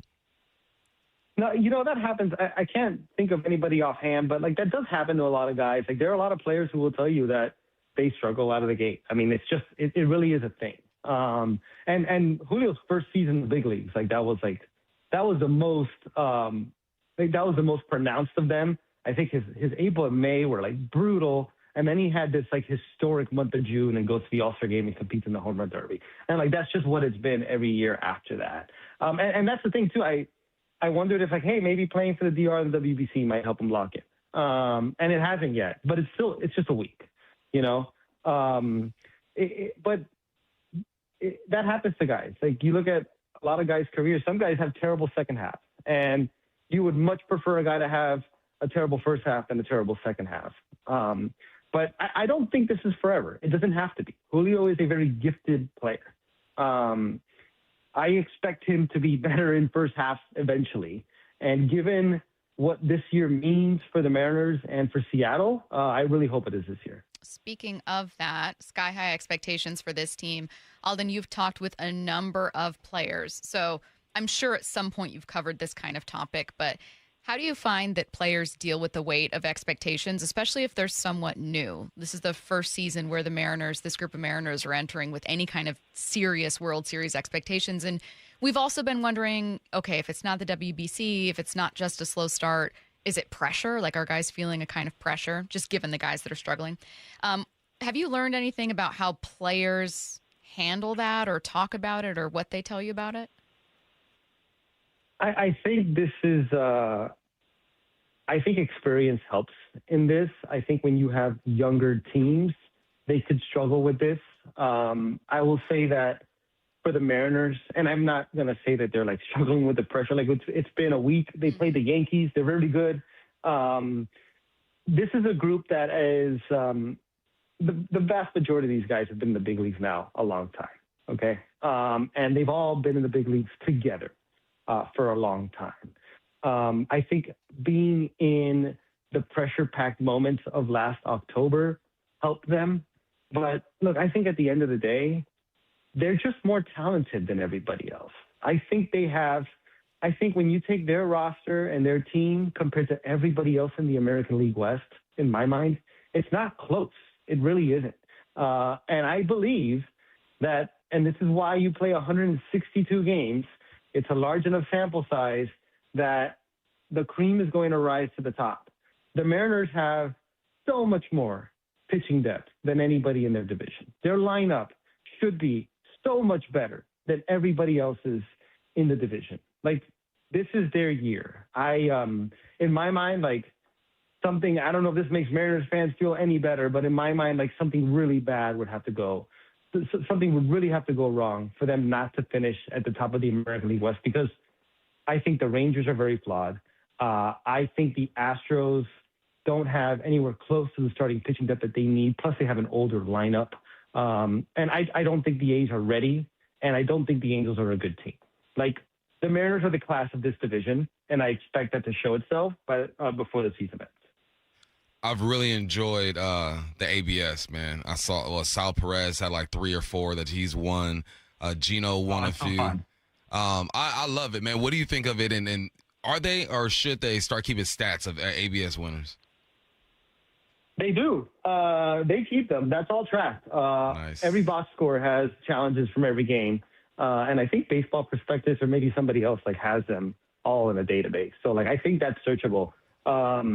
I think it's so fun. I've been at Dodger Stadium since the start of the season, and every time there's a challenge, fans look up at the jumbotrons and there's the graphic of the strike zone, and then you see the ball coming through, and you see that red tail, and like the drama from those 3 seconds where fans are waiting to see where the ball landed, and then like if it goes in their favor, like how the crowd will just erupt. I think it's awesome. It's such great theater. It's fast. It's not slowing the game down. It's like 5 to 10 seconds. Like it's nothing, but it adds just an extra layer to the game. I think it's great. I wouldn't do it past the challenge system. Like 2-3 challenges a game, that's fine. Like I don't want like a full ABS thing. I don't think that's necessary. And I love the strategic component of it. Like guys are still trying to figure out when to challenge calls and when not to challenge calls. Like I think Ronald Acuna Jr. at one point burned the challenge on the first at-bat of the game. Like, I'm sure he's not going to do that again. But it's cool just like how the crowd sort of gets into it. I love it. I'm a big fan, and I kind of predicted before the start of the season, I know I wasn't alone saying this, but that this was going to be a hit with fans, just like the pitch clock was, and I think it has it. You might not be alone in saying it, but I'm going to start crediting you with it. I'm going to be in August. Like Alden said, you guys. Alden said this would be a hit, and he was right. Got your back. Love it. He is ESPN's Alden Gonzalez, kind enough to join us on the Emerald Queen Casino Sportsbook Hotline. Thanks, Alden. Thanks, Alden. Thank you, guys. Take care. Bye. Speaking of the Mariners, you can download the Seattle Sports app to hear every game on one app, completely free. Did I mention it's free? Take the game with you on the go when you're out running errands, at Little League practice, on a hike, on the boat, wherever. The Seattle Sports app travels with you, and that means you can enjoy every pitch of Rick Rizz's final season all in one place at no cost. It is the easiest way to enjoy Seattle Mariners baseball. Again, the Seattle Sports app, wherever you get your apps. Let's get to 4 Down territory. This is 4 Down territory, going inside the game with former Seahawks and Coug wide receiver Michael Bumpus. First down, I hate it when the City Boys are up. It's never a good thing. What's another win for the City Boys? It's a great thing. It's not. I mean, it's not efficient, but it's great. Kirk Cousins, 22 starts with Atlanta, $98 million. 22 starts, that's $4.4 million per game, per start that he had over there. We've acknowledged his agent before, and we'll acknowledge it again. He's done a great job at over $300 million in his career. Just 22 starts, $98.7 million. And now he's going to Las Vegas. I think they're paying him like an extra 8 or something like that. City Boys. City Boys are winning. And, Kurt ain't really a City Boy, but we'll make him an honorary City Boy I love that. for this right here because he's finessing the system, man. Yeah, exactly. Good for him, and good luck in Las Vegas. Second down. What's the hardest part about the offseason for athletes? I was thinking about this because I was reading that a lot of teams are starting their offseason program next week on Monday and Tuesday. And I'm like, that's such a quick turnaround for these Seahawks. So I'm thinking about what their offseason was like. You gotta find time for you, your family, travel. I saw Jason went to like Japan or something like that. But it's fitting in your workouts in this short window while still reaping the benefits of a great season, right? You made some extra money by going to the playoffs. You are noticed as recognized as a Super Bowl champion. You do get some perks. They comp your golf round now and all that good stuff. But the hardest part is really resetting and getting back into that grind mode because typically you've had a couple of months to get ready for this. With the Seahawks, the turnaround has been so quick. That's the player. So now I'm thinking about the coach. I'm thinking about Coach McDonald and how he's designing his offseason program because they're not starting yet. I think they're waiting like a couple weeks. So how is he getting with these trainers? And it's all about the ramp up because you want your athletes performing at a high level at the right time. Their windows are so small. So I feel like the ramp up period is going to be a bit faster for these guys. There's a lot going on logistically. It's a good problem to have because you didn't win a Super Bowl. But I'm looking at teams like who got knocked out, who didn't even make the playoffs. They like the Titans, right? They had so much time to kind of figure out what they want to do to travel and do all that good stuff. Well, they were thinking about their offseason in December. Pretty much. And then a tough part about the offseason is your players. You can't have them getting in trouble. Thankfully, no one got in trouble here. We got a situation down in L.A. where a guy got in trouble. So there's just a lot going on here. Third down. What did we learn about Jalen Hurts yesterday, and what did you find? So we learned that Jalen Hurts does not like to be under center and doesn't like the play action. So I just looked up, all right, who are the guys who are under center a lot and use play action? So there's play action yards. Jalen Hurts had 79 attempts, 610 yards. the max. Who do you think had the most play action attempts? Lamar, if he would have been healthy. Matthew Stafford. Oh. Old man Stafford. 207 attempts, 1,700 yards, won the MVP. Right behind him, you got, when it comes to attempts, we have Caleb Williams, 169. Yeah. Jared Goff, 160. Trevor Lawrence, 130. Sam Darnold, 123. Out of the top 10 guys who are under center and use play action, 8 of them made it to the playoffs. Now we're just looking at pass yards. Lamar Jackson didn't even have as many attempts as Jalen Hurts had, but he had 67 attempts and 825 yards, almost 200 more yards. So that tells me that, one, he's not getting under center enough. Use that play action. And 2, push the ball down the field. That's why you do play action. There are some intermediate stuff, right? You want to dink and dunk and all that good stuff. But big plays are made with play action. Daniel Jones had more play action yards than Jalen Hurts. I'm just saying, Jalen, you might want to look at getting under center and using that play action a bit more. I spoke to a Philly fan the other day. I said, what do you think about Jalen Hurts? He's legit from Philly, from North Philly. And he was like, he just doesn't push the ball down the field enough. And I'm like, all right, I'm going to look at some stats when it comes to play action and him pushing down the field. And you're absolutely right. Numbers say he just doesn't do it. I don't know if he's comfortable or not, but that's a part of his game that needs to evolve ASAP. Look, do I think A.J. Brown should be sending out ominous social media posts about it? No. But if I were him, I'd be frustrated too. Yeah. If I was like, yo, you're taking away part of my game right now. Come on, man. I'm a deep field threat. Right. Fourth down. What part of football has changed tremendously over the years and why? Also inspired by Jalen Hurts. He said he doesn't like shifts and motions before pre-snap. In 2014, teams use shift and motion 37% of the time. In 2019, they used it 46% of the time. This year, they used it 63% of the time. Wow. Shift and motions. Pre-snap stuff. It allows you to collect data and information. This is what the league is doing. Everybody's doing it, and they're doing it for a reason. Why do I think they're doing it? Because it allows the quarterback to diagnose what is going on. It allows him like a cheat sheet. And you can shift in motion, and typically what you're looking for are that motion right to left. The guy runs with him there, man. The Hawks will mix you up, too. They'll shift from right to left, and they'll just roll a safety down. Like, they won't necessarily run with you. So they can play tricks with your mind. But the league is doing this for a reason. You get guys in motion, you get them running, you let them hit the flat, you give your quarterback more information. This is just the way of the league right now. So I'm not sure why he is so reluctant to kind of buy into what's happening. 63% of the time. And just 10 years ago, we'll go to 2015, it was 38% of the time. Is that sorry, I had a follow-up question. Is that a McVay, Kyle Shanahan influence? I think that they had success with it, and other teams copycat.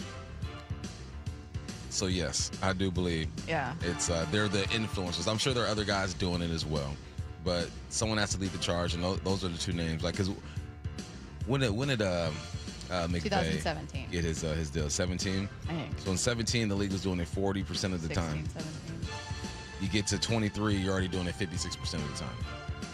Hey, if it ain't broke, don't fix it. I'd be curious to know, like, which teams. That's always the stuff that's really interesting, right? Like, which teams started doing so many, who were at the forefront of that. Mm-hmm. The same thing with the play action, right? It's like, okay, well, you mentioned that many teams being successful. It's like, okay, how many of those teams are part of the Shanahan tree? Not that only that is clearly in play action, but it's interesting. Mm-hmm. Do you think that any offensive system has had more influence over the current NFL than the Shanahan-Kubiak? I think the spread, because it was using college first. Yeah. Didn't see a lot of guys in shotgun, not often in the NFL. So I would say, honestly, Leach had an influence on the NFL. Yeah. You're listening to Bump and Stacy on Seattle Sports and the Seattle Sports app. Think of one of the worst mistakes you could possibly make as a rookie. Someone did it. That happens next.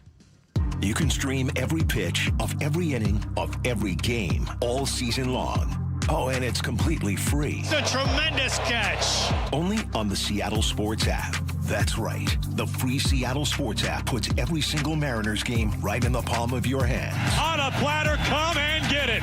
One app, every game. Plus the latest Mariners news, insider access, video, and podcast. Holy smokes, what a play! Pretty awesome, right? Just like the Mariners.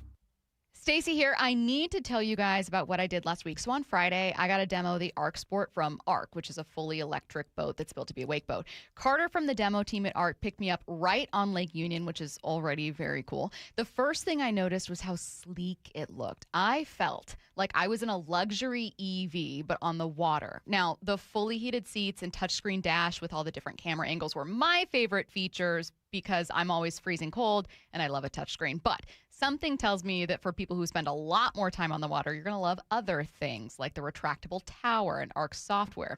But you know what else I noticed?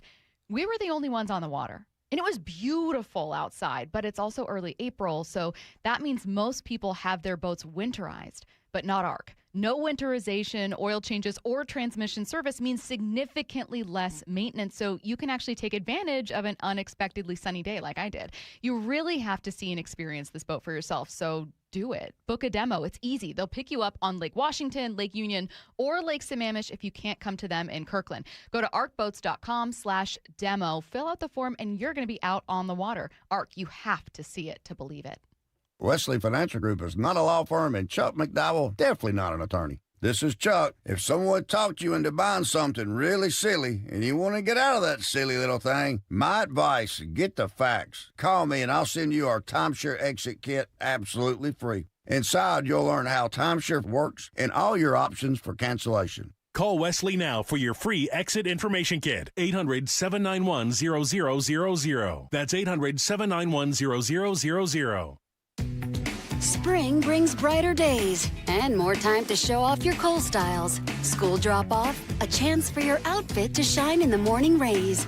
The sun filtering through your windows, practically a personal spotlight. And family walks, all perfectly timed for golden hour. Shop Kohl's for 15% off and make the most of more daylight. Your outfits deserve it. Select styles. Offer ends April 4th. Some exclusions apply. See store or Kohls.com for details.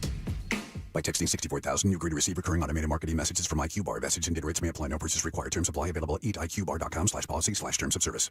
I've got good news and bad news. Here's the bad news. Most protein bars are packed with sugar and unpronounceable ingredients. The good news? There's a better option. I'm Will, and I created IQ Bar plant protein bars to empower doers like you with clean, delicious, low-sugar brain and body fuel. IQ bars are packed with 12 grams of protein, brain nutrients like magnesium and lion's mane, and zero weird stuff. And right now, you can get 20% off all IQ Bar products, plus free shipping. Try our delicious IQ Bar sampler pack with 7 plant protein bars, 4 hydration mixes, and 4 enhanced coffee sticks. Clean ingredients, amazing taste, and you'll love how you feel. Refuel smarter, hydrate harder, caffeinate larger with IQ Bar. Now you can get 20% off all IQ Bar products plus free shipping when you text radio to 64,000. Text radio to 64,000 to get your 20% off. That's radio to 64,000. Guys, did you know your testosterone level impacts your energy, libido, sleep, weight, hair loss, mood, and even ED? And right now, Revive Men's Health Seattle will check your testosterone for free. They've helped thousands of men since 2011 feel and perform better. They're so confident they can help you, they even guarantee it. Schedule your free testosterone test, exam, and consultation today. Call 206-529-1111. That's 206-529-1111. Or visit ReviveMen'sHealth.com. Heading outdoors or on the water this weekend? Check in with Joey and Nelly on the Outdoor Line from 6 to 8 a.m. every Saturday on Seattle Sports and the Seattle Sports app. Dave Wyman here to talk about a revolutionary treatment for prostate cancer at Swedish called CyberKnife. And who better to explain it than Dr. Meyer? He's part of the most experienced prostate cancer treatment team in the Northwest, specializing in Swedish CyberKnife. Dr. Meyer, what can you tell us about a prostate cancer diagnosis? Well, being diagnosed with prostate cancer is life-changing, but realize that there are a lot of excellent treatment options. What makes CyberKnife so effective? Well, the CyberKnife targets radiation precisely on the prostate cancer and spares the surrounding vital organs. Swedish CyberKnife patients report a better quality of life and fewer side effects during and after treatment compared to other options. Also, the treatment is completed in just 5 short sessions. Accurate, precise, and with proven results. Learn more about CyberKnife for prostate cancer at swedish.org/CyberKnife prostate or give them a call, 206-320-7187. Treat prostate cancer with Swedish Cyberknife. By texting 64,000, you agree to receive recurring automated marketing messages from Real Success. Message and data rates may apply. No purchase required. Terms apply. Available at ourrealsuccess.com. Do you want to learn how to make money flipping houses and acquiring rental properties right here in Seattle without using your own money? You'll learn to flip houses and secure rental properties in your spare time to get on track towards real wealth building. We're offering a handful of motivated individuals the opportunity to attend our workshop right here in Seattle for free. That's right, we'll give you 2 free tickets when you text INVEST to 64,000. Seattle is the perfect market to flip houses and build rental income. Don't miss this opportunity. Come to a complimentary live 2-hour workshop next week right here in Seattle and learn how to start making money flipping homes and building long-term wealth with rental properties. To get 2 free tickets, text INVEST to 64,000. Text in the next 10 minutes and registrants will also receive a free copy of our Funding for Deals guide. Text INVEST to 64,000 for 2 complimentary tickets. Text INVEST to 64,000. This is The Timeline with Bump and Stacy. Brought to you by 1-800-DUI-AWAY. Bump, you know, a recurring, I would say dream, but it's really a nightmare that I used to have all the time, basically through all of my 20s. This recurring nightmare I used to have was that I woke up late and I missed a final and I didn't actually graduate from college. Really? And that like Washington reached out and they were like, you didn't graduate. And then I would get fired from my job because I missed that final. It's just like a giant fear of mine is to sleep through something important. You know, like if anyone has an interview the next day, you're like, okay, so I did set 16 alarms. And I know that's neurotic, but like it's everyone's nightmare. Unfortunately, sometimes it actually happens to people. Mm-hmm. And unfortunately for the Royals, it happened with rookie catcher Carter Jensen. He was a late scratch from yesterday's day game because he overslept. Classic. Veteran first baseman Vinny Pasquantino, a.k.a. Pasquatch, wasn't too pleased with the 22-year-old not making it to the game on time.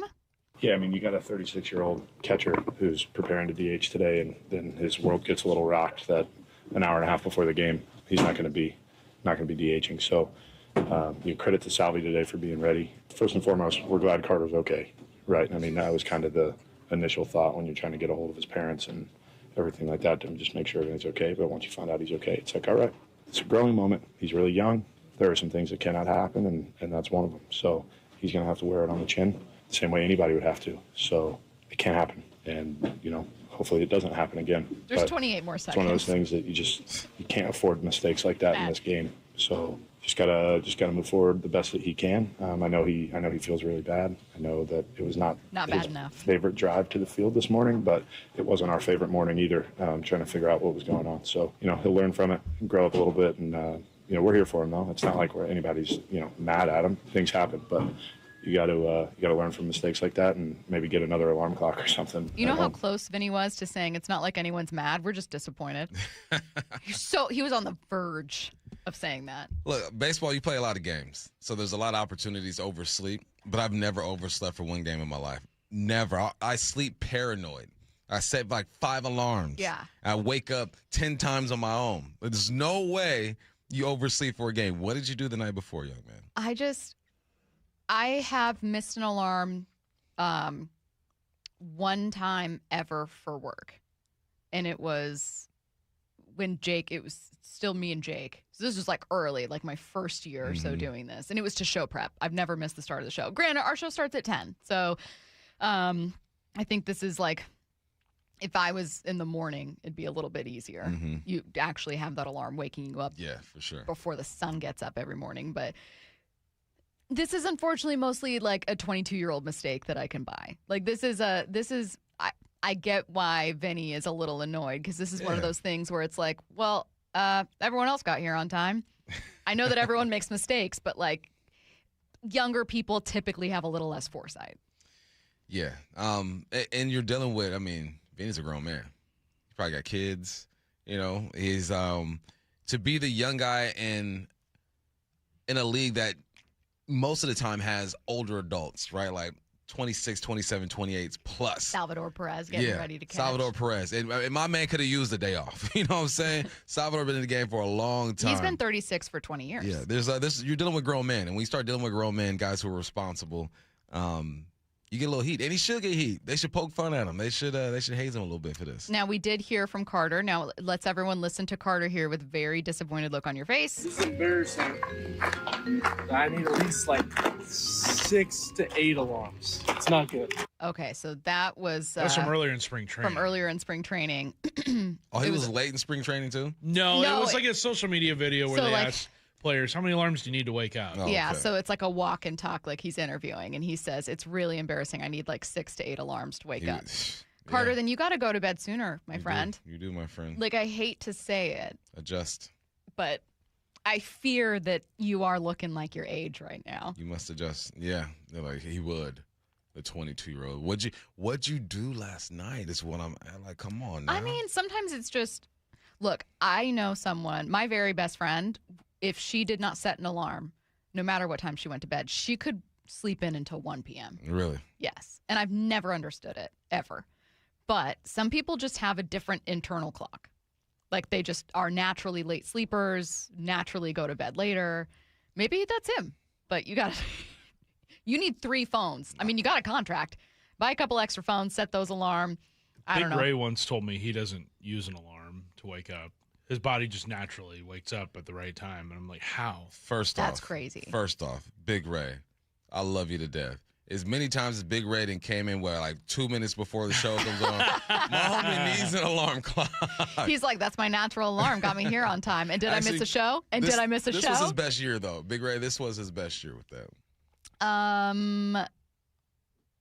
We have people sending in theories that he was gaming. Let's move on. Move on to the next story here. I don't think LeBron James made any friends in Memphis on Thursday. This is after he ripped the city as an NBA market. Saying at the diet at 41 years old. You think I want to do that? Being in Memphis on a random ass Thursday. I'm not like the first guy to even talk about an NBA. Like we all like, you guys have to move. Just go over to Nashville. You got Vanderbilt over there. You got the NASCAR. You got a stadium. Don't they got a hockey team too? Yeah, Predators. Yeah. Like they got everything. Doesn't look like LeBron's going to be on the Grizzlies anytime soon, so Grizzly fans out there. Yeah, they know. Their only chance was in 2003 if they would have won the lottery. Give me that. And I might have pulled a Eli Manning and not showed up. Dang, LeBron. On their head. Did you have to unload? Was this during his little golfing thing? Yeah. Yeah. No, LeBron has become very loose with his language as of lately, and I'm here for it because he's had to walk such a straight line his whole career with all the expectations and living up to it. It's nice to see him relax a little bit. And I've never been to Memphis, so I can't talk about Memphis, but I have heard that it's not a very festive place. Look, I get it. Obviously, everyone in Seattle can understand the pain of people being like, that team should be relocated. And so even though I get the critiques of Memphis and New Orleans as markets, was it necessary for a current NBA player and like a face of the league to talk about it? And I don't know. We shouldn't take everything so seriously. He's just out there. I'm not taking it seriously. I'm just saying. Fun. And it's funny, but it's a little bit of like, I don't know that Memphis needed you to punch down. I don't care. Now, if LeBron wasn't a Laker, are you saying this? LeBron's not even my guy. I only support him because he wears the right jersey. I don't care. Next story. How much longer will conference championship games continue in college football? Maybe the most prominent athletic director in the country, Alabama's Greg Byrne, told USA Today the SEC title game has ran its course. Do you also think that conference championship games are just going to end or should end? I think they should. It's unfortunate because, I mean, that's a banner that a team could hang, right? You're competing for a conference championship.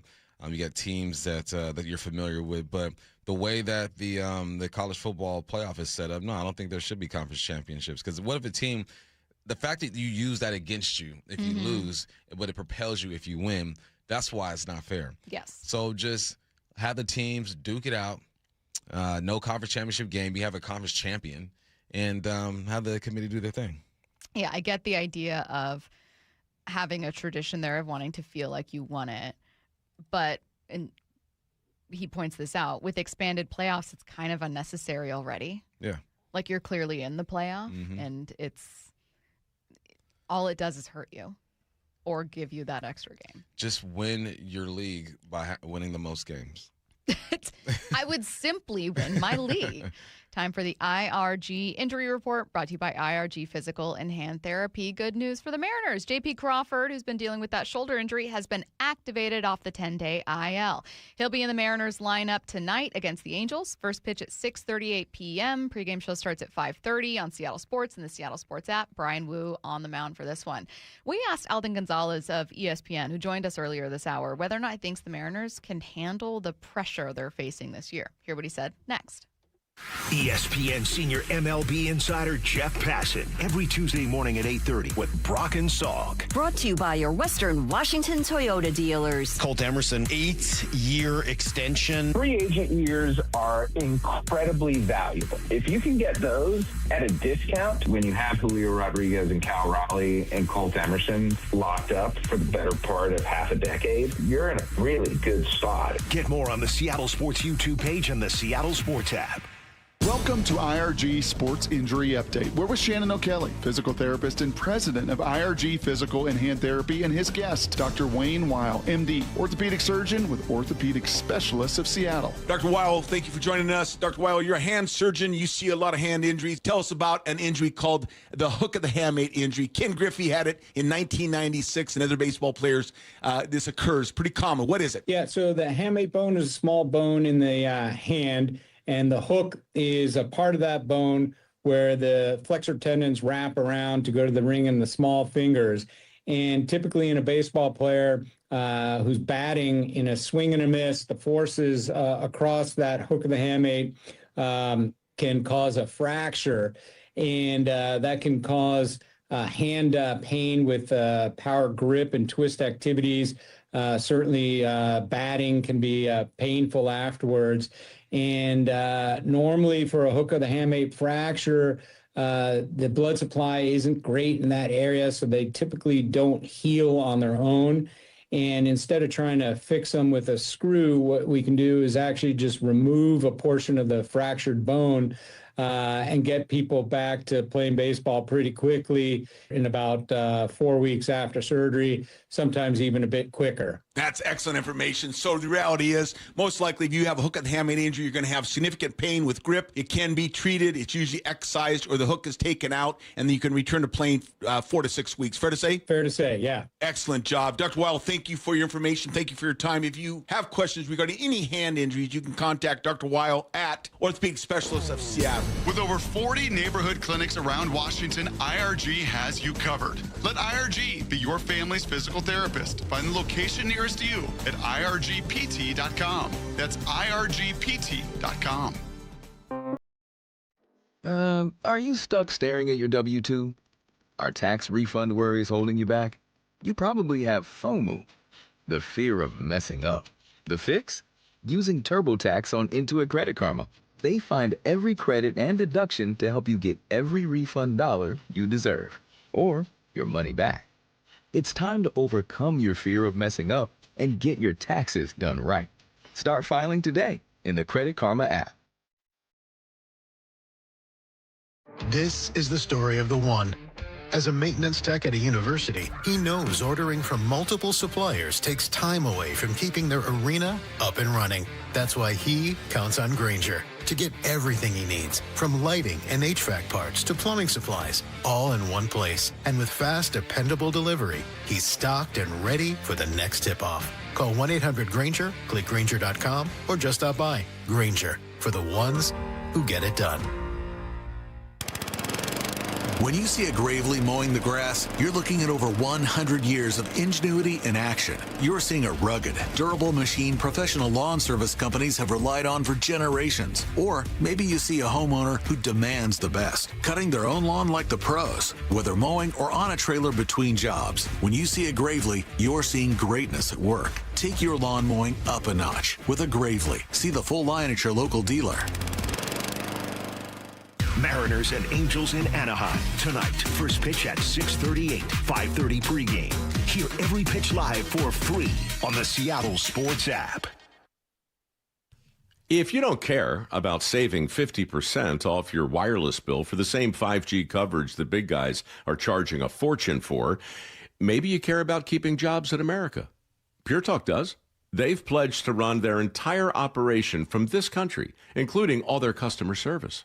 Or maybe you care about our nation's veterans. Pure Talk does. They've donated hundreds of thousands of dollars to America's Warrior Partnership, a fantastic organization working hard to prevent veteran suicide. Or maybe you care about closing America's skills gap. Pure Talk does. They're a proud supporter of MicroWorks. They're helping my foundation train the next generation of skilled workers. Don't get me wrong. Saving money's great, and you'll save plenty with Pure Talk. But if you want to be in business with people who share your values, dial pound 250, say micro, and switch to an American wireless company that actually stands for something. Pure Talk. How was your break? It was great until I stopped for gas. Prices have gone up almost $1 with no end in sight. I might have to start watching how much I drive. That's exactly why I use Upside. I never pay full price for gas with the free Upside app. Upside? Yes, Upside. It's the free app that gives you cash back just for buying the gas you're already buying. So even with the rising gas prices, I'll never have to limit how much I drive. Does that actually add up to anything? Just last year, I made over $200 with the Upside app. Wow, that's serious extra cash. I'm downloading the free Upside app right now. Download the free Upside app to earn cash back on the gas you're already buying. Use promo code THRIVE25 for an extra 25 cents per gallon bonus on your first tank. You can cash out anytime, right to your bank account, or an e-gift card for Amazon and other brands. Just download the free Upside app and use promo code THRIVE25 for a 25 cents per gallon bonus on your first fill-up. That's THRIVE25. Offers vary by user and location. Go to upside.com for terms and conditions. Around the Diamond is sponsored by Klein Jewelers. From the Quantum Fiber Studio. This is Bump and Stacy. Weekdays 10 to 2. On Seattle Sports and 97.3 FM HD2. We were joined earlier this hour by ESPN's Alden Gonzalez, and we asked Alden one thing that we'd been talking about off and on air, which is, hey, when you're trying to narrow down why someone's having a slow start, how much of it's the WBC, how much of it is just because it's April, and how much of it is because of something unique to that season. And this year, that category would be, oh, you're expected to win a World Series. That's a lot of pressure. Mm-hmm. Oh, for Cal, you're coming off a 60 home run season. Everyone's chanting MVP when you go up and you're 0 for 3 that day. That's a lot. Oh, for Julio, like it's kind of like you're the one that's supposed to be like this franchise cornerstone. Like that's always a lot of pressure. So we wondered how much of it was like mental. So we asked Alden, hey, you interview a ton of guys. Have you asked them like how much that factors in or how you kind of help it? I think experience helps in this. I think when you have younger teams, they could struggle with this. I will say that for the Mariners, and I'm not going to say that they're like struggling with the pressure. Like it's been a week. They played the Yankees. They're really good. This is a group that is, the vast majority of these guys have been in the big leagues now a long time, okay? And they've all been in the big leagues together for a long time. I think being in the pressure-packed moments of last October helped them. But look, I think at the end of the day, they're just more talented than everybody else. I feel like this was Alden very politely going, now Stacy, be so for real. These guys have played together before in an ALCS Game 7, and they're very talented. I think they'll be fine.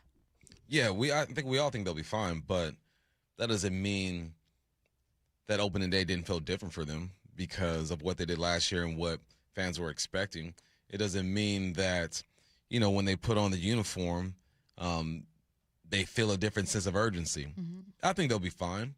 But they have a different profile now, and it's okay to embrace that profile and kind of bask in it. Yeah, expectations are over here. We won the division. We should win the division. Yeah, all can be true. They'll be fine, and they feel a little something. I feel like that last part also stood out to me. At the very end, he goes, "Oh, and also, they're just too talented." Mm-hmm. It doesn't. There are many years in MLB when an incredibly talented team messes up, doesn't get to a World Series, but sometimes just struggles to get into the playoffs.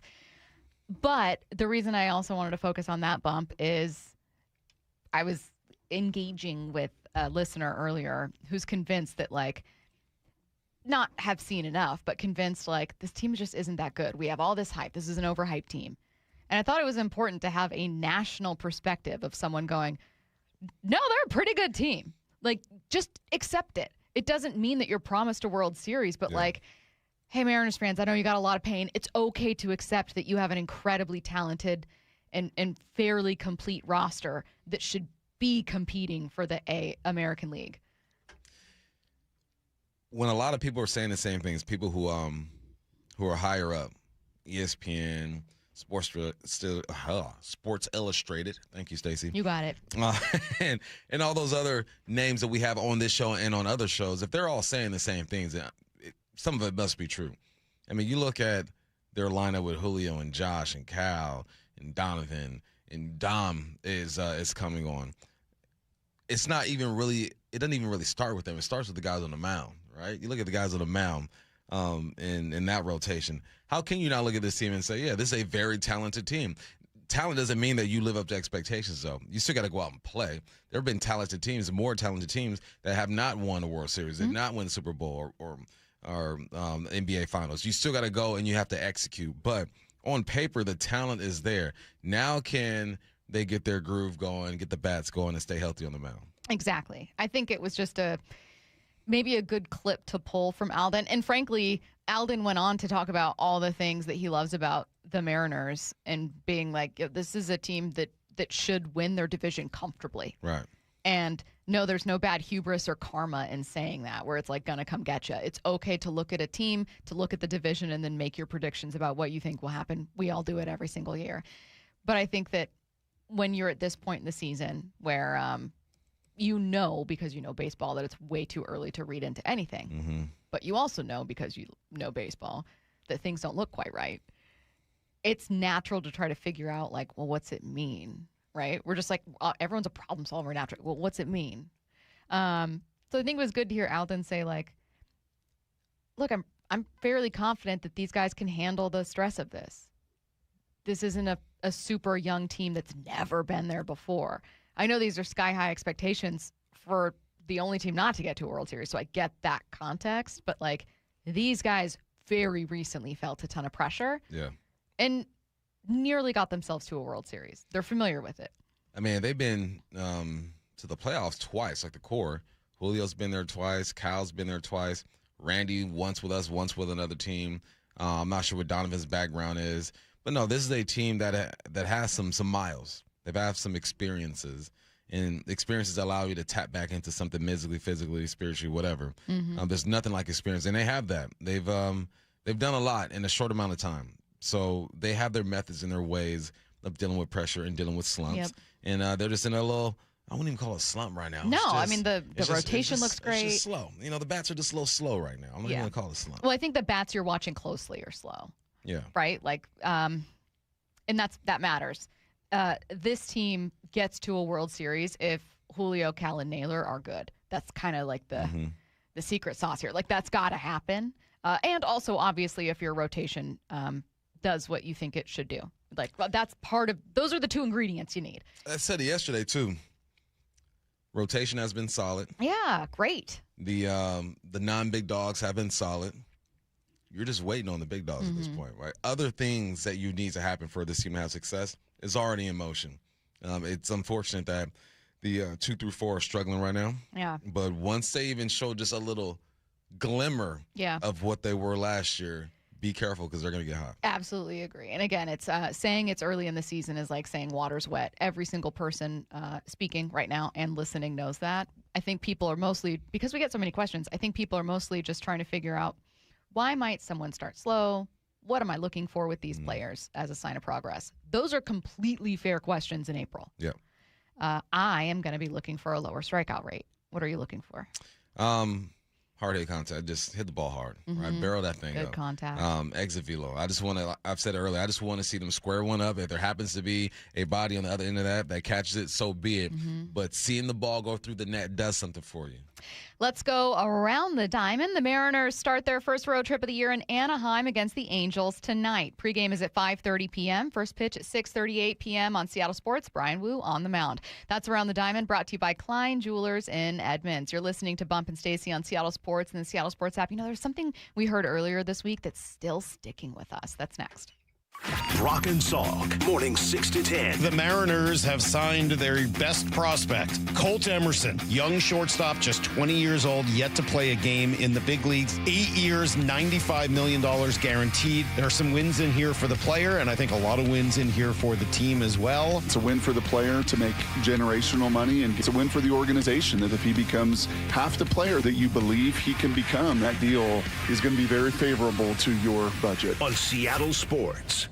What does baseball and Klein Jewelers have in common? Diamonds, of course. Hi, Andy Klein here. Sure, we love baseball, but we love diamonds even more. Why? Because our diamonds sparkle and last longer than 9 innings. Every diamond is hand-selected for maximum brilliance, quality, and value. Klein Jewelers by the Fountain in downtown Edmonds also has a big selection of engagement rings, wedding bands, diamond and gemstone fashion jewelry, and one-of-a-kind custom designs. Swing for the fences and shine with Klein.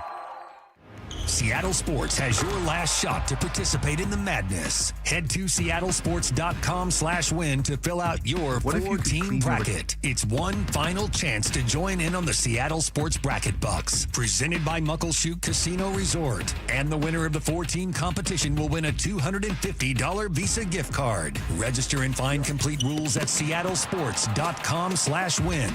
Seattle Sports Bracket Bucks, presented by Muckleshoot Casino Resort. Hey, it's Bob Stelton here, and I've trained Brazilian Jiu-Jitsu for a very long time, so I know injuries happen. But when Emma tore her ACL on the mat, it was bad. I typically have a pretty high pain tolerance. I gave birth 6 times with no pain meds at all, but this felt like a 10 or 20, really. She was evaluated by an orthopedic surgeon. He also told me that surgery was the only thing that I could do. Instead, she came to see Dr. Mark Wagner, MD, at Seattle Sports and Regenerative Medicine for stem cell therapy, the most experienced in the Northwest with over 20,000 stem cell procedures. I can do everything normally. I train, I spar. Pain level at a 0? Yes. So you recommend it?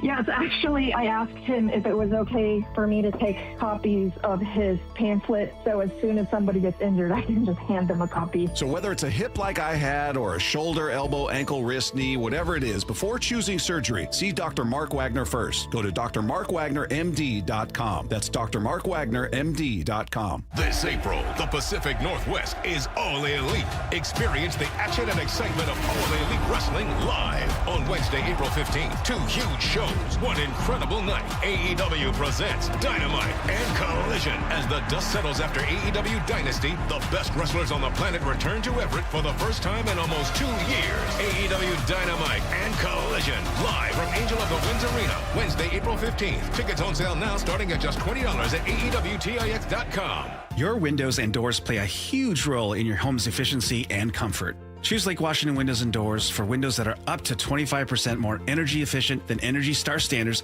and reduce noise by up to 50%. Visit LakeWashingtonWindows.com today.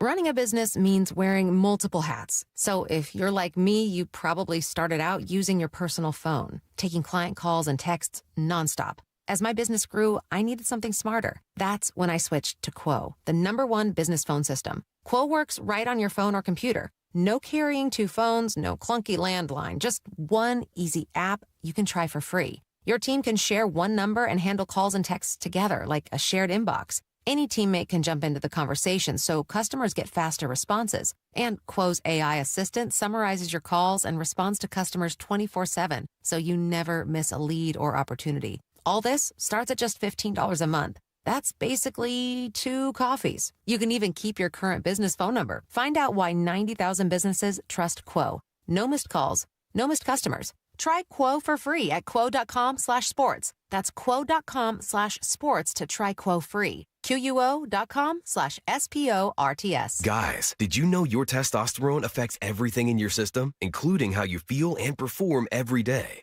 Right now, Revive Men's Health Seattle will check your testosterone for free. Knowing your T levels is the first step in understanding if you have low T. Your testosterone level impacts your energy, libido, sleep, weight, hair loss, mood, and even ED.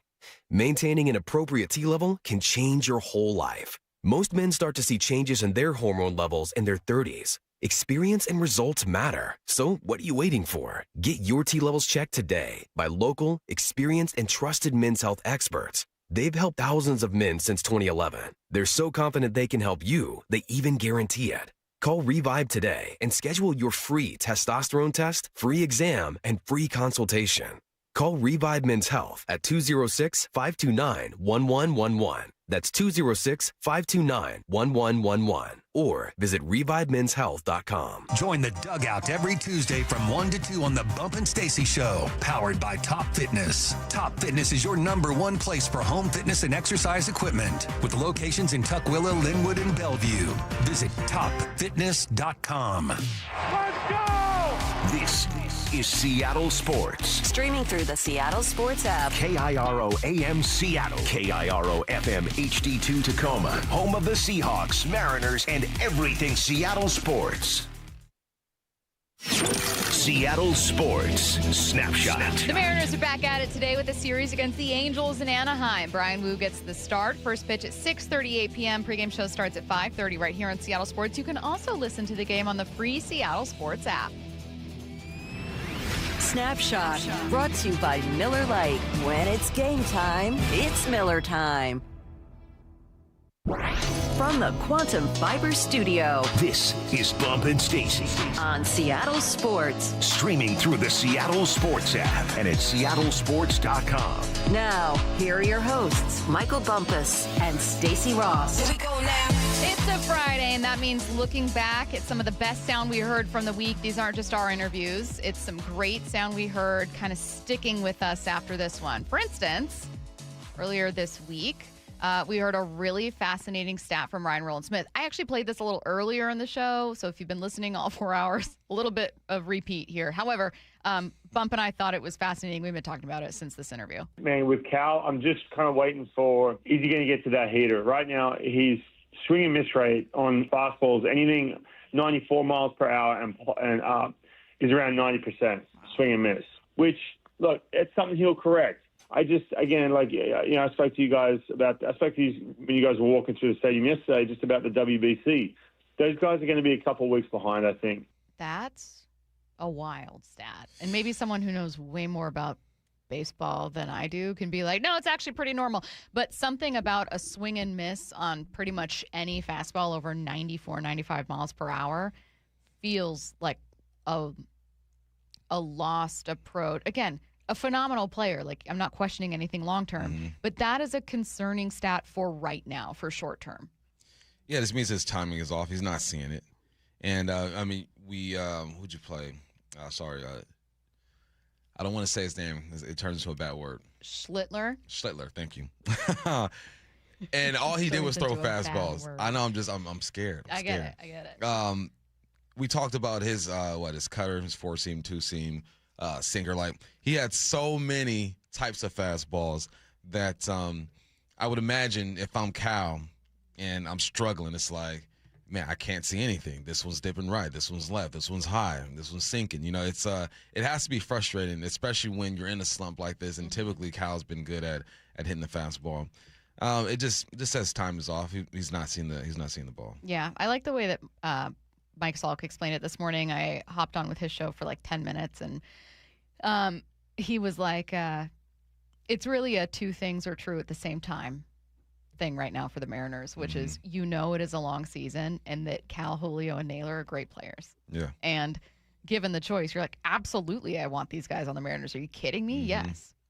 What you also know to be true is like what a quality AB looks like, and what an appearance looks like from a guy who's kind of struggling. And we're seeing a lot of the latter with these guys. And that it's hard not to be concerned by that when you see it, 3 times in a game, 4 times in a game. So I am encouraged by Cal getting a single in a game, a 2 RBI single in another, a ground rule double, I think, in another. If nothing else, because I would imagine that mentally it's nice to take that breather, right? It's how I felt about Naylor getting his first hit, where I would imagine that just there's an exhale that you kind of have as a player when you finally get that. But there are other things that I'd like to see outside of just a hit, and one of them is good swing decisions. I'm looking at Baseball Savant right now. It's solid hit percentage, right? Last year was 7.1%. He's at 0 right now. Barrel percentage last year was 19.5. He's at 0 right now. It's if you look at the numbers, it is concerning. But if you understand, I guess, the process, where Cal started this year, where he is now, and where he's going to go typically, right? Because baseball players usually stay true to who they are, right? Like Donovan is exactly who we thought he was going to be. And it's fortunate that he started off this hot and he looks good. But eventually, if he didn't start this way, he's pretty much going to match the back of his baseball card. That's typically how this thing goes. So that's what keeps me just at a good place with Cal and with Julio. And Julio's doing exactly what he's done every single year. This is what he's done. So we just have to accept that part of him. With Cal, it's a bit different. He usually has a bomb by now, but we also know that his spring was different, man. The reps just were not there. So, yeah, I like the way Salk put it. Like, these are good ball players. And good ball players figure some things out. I'm telling you, it's going to happen this series, too. It's the perfect team, the perfect atmosphere. Are you calling to it? Figure something out. Yeah. Are you calling? What are you calling? Cal's going yard. Tonight. Not tomorrow? Tonight. Okay. As I take a sip of my coffee.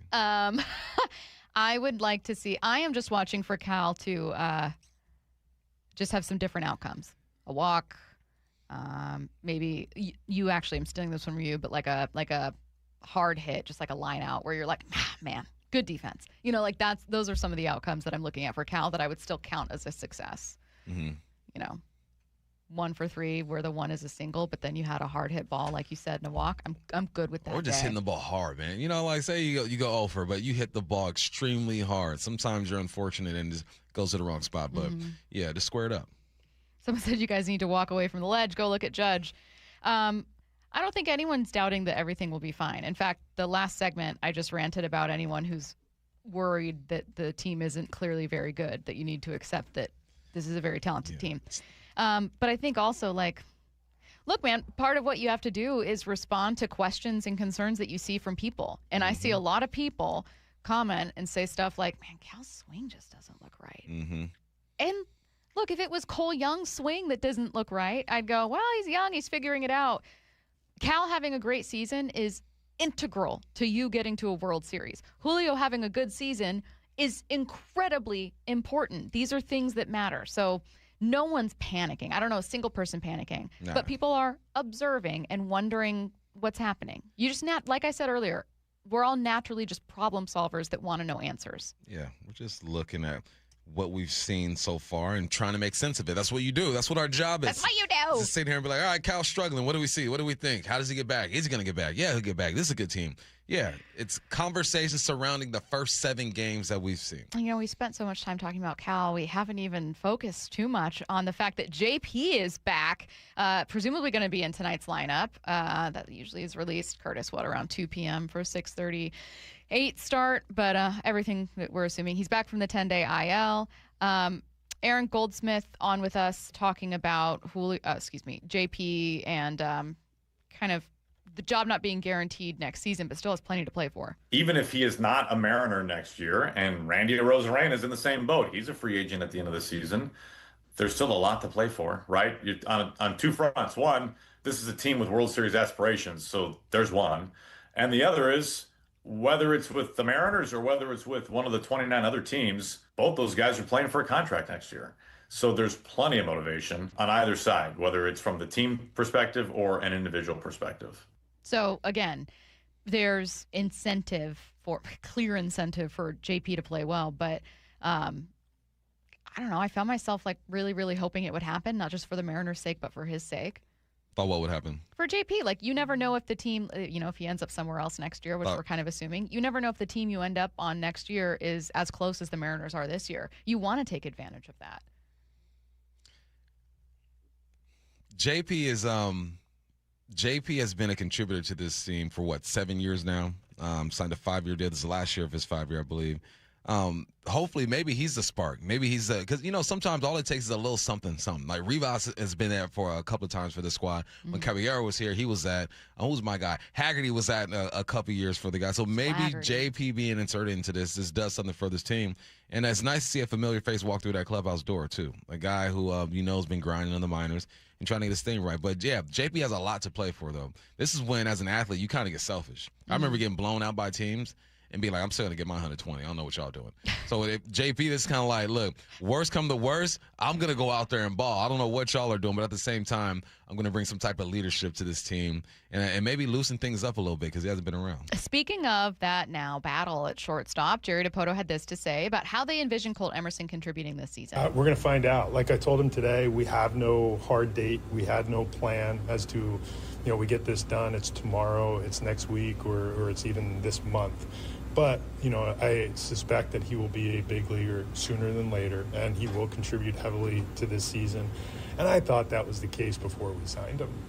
This signing was more about the long term than it is about this season. Yes, but did you not feel like he could debut earlier than expected when you heard about that signing? I did. Now I'm wondering if we're looking at early May, Bump. What about you? I mean, we talked to Jerry opening day, and he alluded to that people are going to see Colt.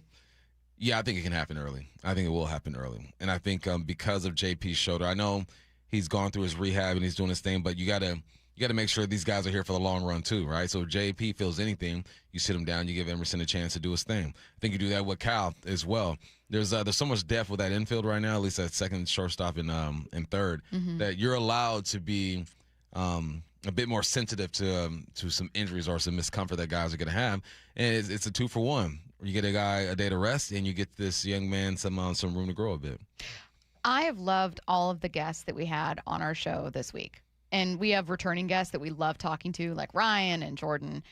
But I think my favorite interview from the entire week of shows on this station was Phillip Rivers. If no one else heard Phillip Rivers on with Brock and Salk, it was so good because it's a quarterback talking to basically another quarterback, obviously, and Salk, but I felt like he was a little more open about X's, not just X's and O's, but what he was seeing. He's not in the league. He doesn't have to worry about returning next year and I got to play them or, I have to stay competitive. He's just talking. It's almost like if you were talking to someone in the booth right after they got done playing.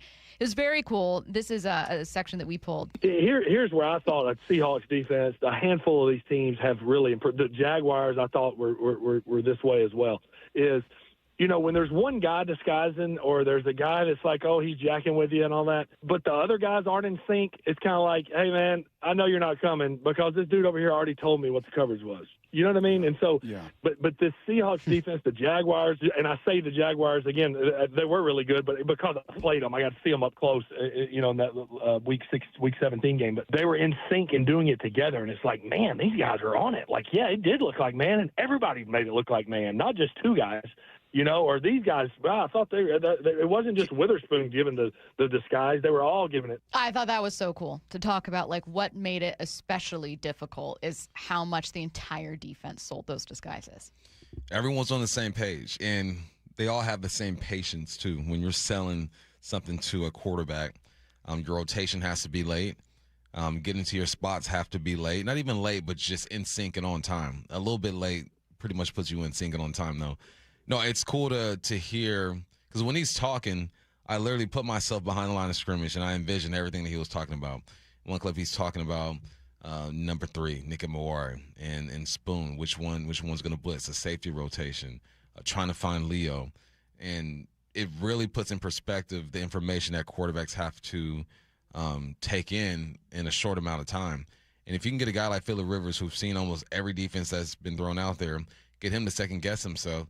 It makes sense that the Hawks flustered some of these quarterbacks who haven't been in the league very long. I mean, you look at just the first series of the Super Bowl. Drake May's trying to figure out what the heck is going on. So it's a challenge for quarterbacks.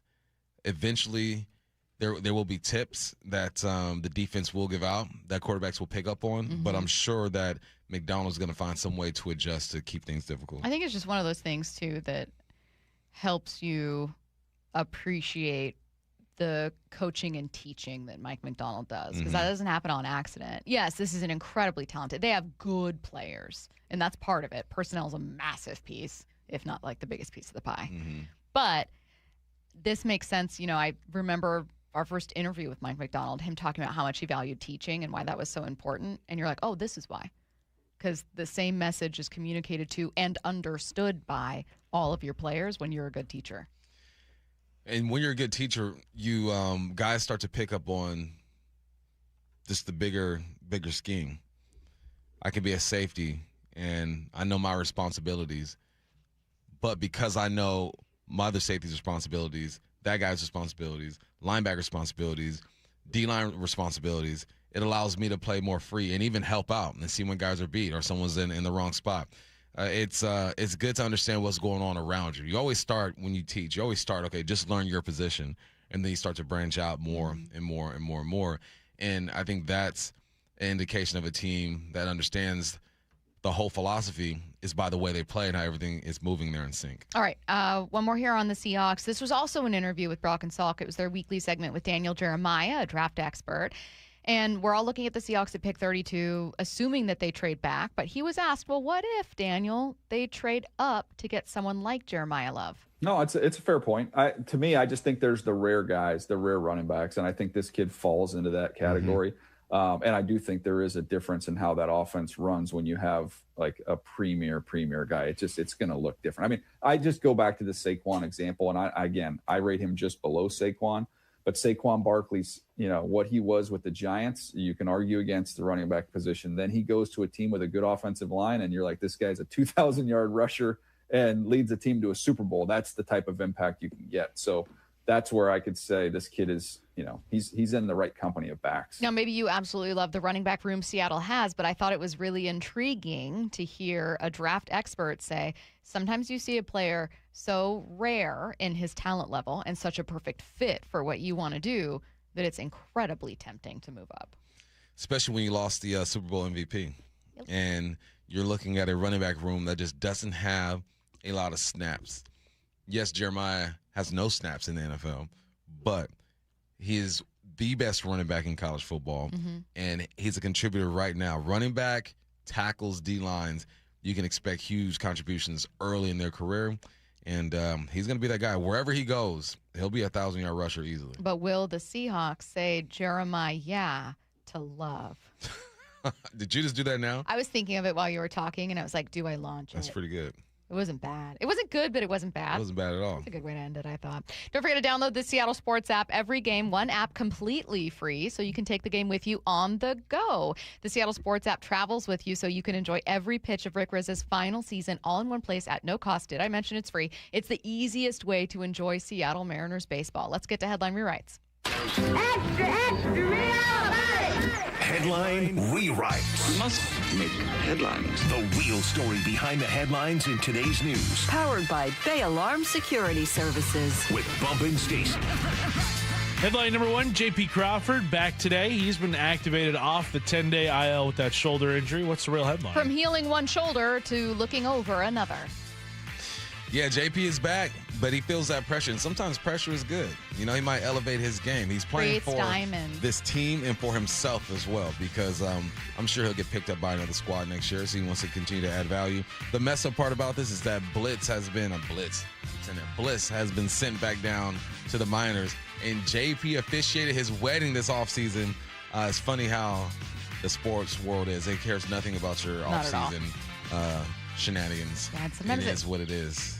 Think about all the ways I annoy you during the day, and like by 1 p.m. I start to feel bad for just like your week.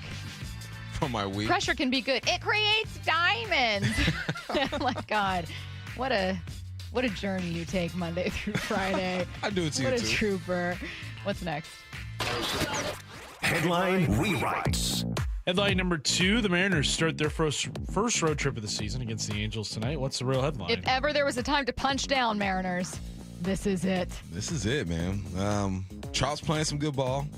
2 home runs so far. Playing center field. Apparently he's healthy. He's running around. See how long that lasts. But it's all about the 2 through 4 hitters, right? You got Cal, Julio, and Josh. 7 for 78. 1 extra base hit. 30 Ks. So this is the right here, right now. This is when you do it. This is when you got your slump, okay? You already know. Don't. This is when you got your slump. I don't want us to go there at all. I'm so glad Matt didn't start it. I think that, look, I'm looking for small wins, small steps. I don't need a home run from the 3 of them today. I do. What I need is like you said, a hard hit ball, even if it's a line out from Cal, maybe a walk, right? A walk from Julio with a runner on base, right? Where it's like a clutch moment. It's like, oh, you didn't strike out. It's a walk. Less strikeouts from Cal, also massive, because doesn't he have 15 of those 30 strikeouts? 15, most in the league. I don't like that. That's not good. No, Matt, we moved on. Right now. California. Right now. Julio. Naylor. You're in sunny California. The Booty Cheek Angels. Let's get her done. Square that thing up. It's going to be mid-80s there this weekend. Mid-80s. I don't know man. that live. Riz better make sure you got a fan on at all times, Riz. If ever there was a place for Cal to hit his first bomb, it's in California. Boom. Matt. Now you're bought in. Ah, dang it, I am. Right here, right now. Right here. Right now. Okay, next. Enough. Headline Rewrite. We're having too much fun.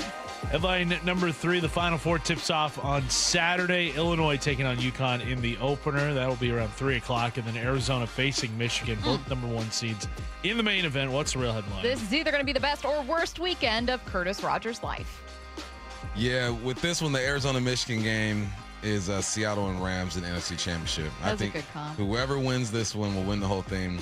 UConn, look, if Arizona doesn't win, I'll take UConn. Just because their coach is insane. And I love that about him. He always gives you something to look back and laugh at. Like, why are you walking up to the referee who did nothing to you and going forehead to forehead and giving him a crazy look? I thought it was like a companionship kind of thing. Like he's like, we're in this. Let's go. Stacey, have you ever gone forehead to forehead with somebody? That's not something that, in my experience, not to make this along gender lines, that's not something a lot of women do. I've never had that kind of interaction with another woman. Just let's go. No, women typically stand about 5 feet away and just throw their hands and point at them like very violently. Yeah. Have you guys done that? Forehead to forehead? Yes, plenty of times. Yeah. Is it like, does it feel like you're transferring energy and power to each other? Like, what is it that's like a magnet in the heads of men where you guys want to go forehead to forehead so bad? I don't know. It's like a challenge. Like, do something. It's like checking the other like person. Rams, like you're mountain sheep. Yeah, it's like, are you as crazy as I am? Right. You are? Okay. It's a crazy Curtis, check. have you gone forehead to forehead? Not in a long time. Not in a long time. Probably high school, yeah. You know, somebody maxes out in the weight room, you got to go forehead to forehead. Yeah. So forehead to forehead, I just want to make sure. The helmet is easy. Yeah. Football, it's constant forehead to forehead. I just got to make sure I understand the logistics here of forehead to forehead. So it is both a threat and also an endorsement. Yeah, it's like acknowledging the psycho of the other person. Yeah. Now, have you ever gone forehead to forehead in a fight? Like before a fight, you usually go forehead to forehead and then someone pushes first. Okay. And then you get down. But you might size each other up and just kind of like while you're yelling at each first, other. Like, what's up? You trying to do this? Like, what, man? You was talking all that. See, that's weirder to me than going forehead to forehead to just be like, let's go, bro, let's go, is fine. When you have an issue with someone, that's weird. Well, it's been happening for thousands of years. It's weird. I'm just saying it's weird. They have big foreheads. And you know what? This entire time they've been judged by all the women around them. Constantly just going, why are they? Stop! God. I'm going forward to forward, honey. This test is gangster. Not now. Take your hat off. I'm busy. I turn my hat backwards and do it. What's up? There you go. What's up? Oh, wow. God, I wish there was the equivalent of that. I need like a good, I just need that connection. Like, that's so cool. It's how I'm jealous of you when people say go Cougs. I'm not jealous that I wasn't a Coug. I am jealous that go Cougs is just this universally loved thing from Cougs. It is. I've never gotten a go Dogs once. I've gotten a go Cougs in like Wisconsin before. You got to go Cougs when we went to the elevator last time we were at T-Mobile. Yeah. We're everywhere. It's not a lot of us, but we're everywhere. I think there's too many of you guys, if I'm going to be honest. It's messed up. Curtis. There's a lot in our building, yeah. How close is Arizona, Michigan going to be? How stressed do you think you're going to be on Saturday? Very close. I believe the spread is only 1.5. It is. And it's gone back and forth between Arizona and Michigan who the favorite is going to be. I'm going to be very stressed. Yeah. For sure. Biggest Arizona game in 25 years. So I was 10 years old last time we were in this spot. So, yeah, this is...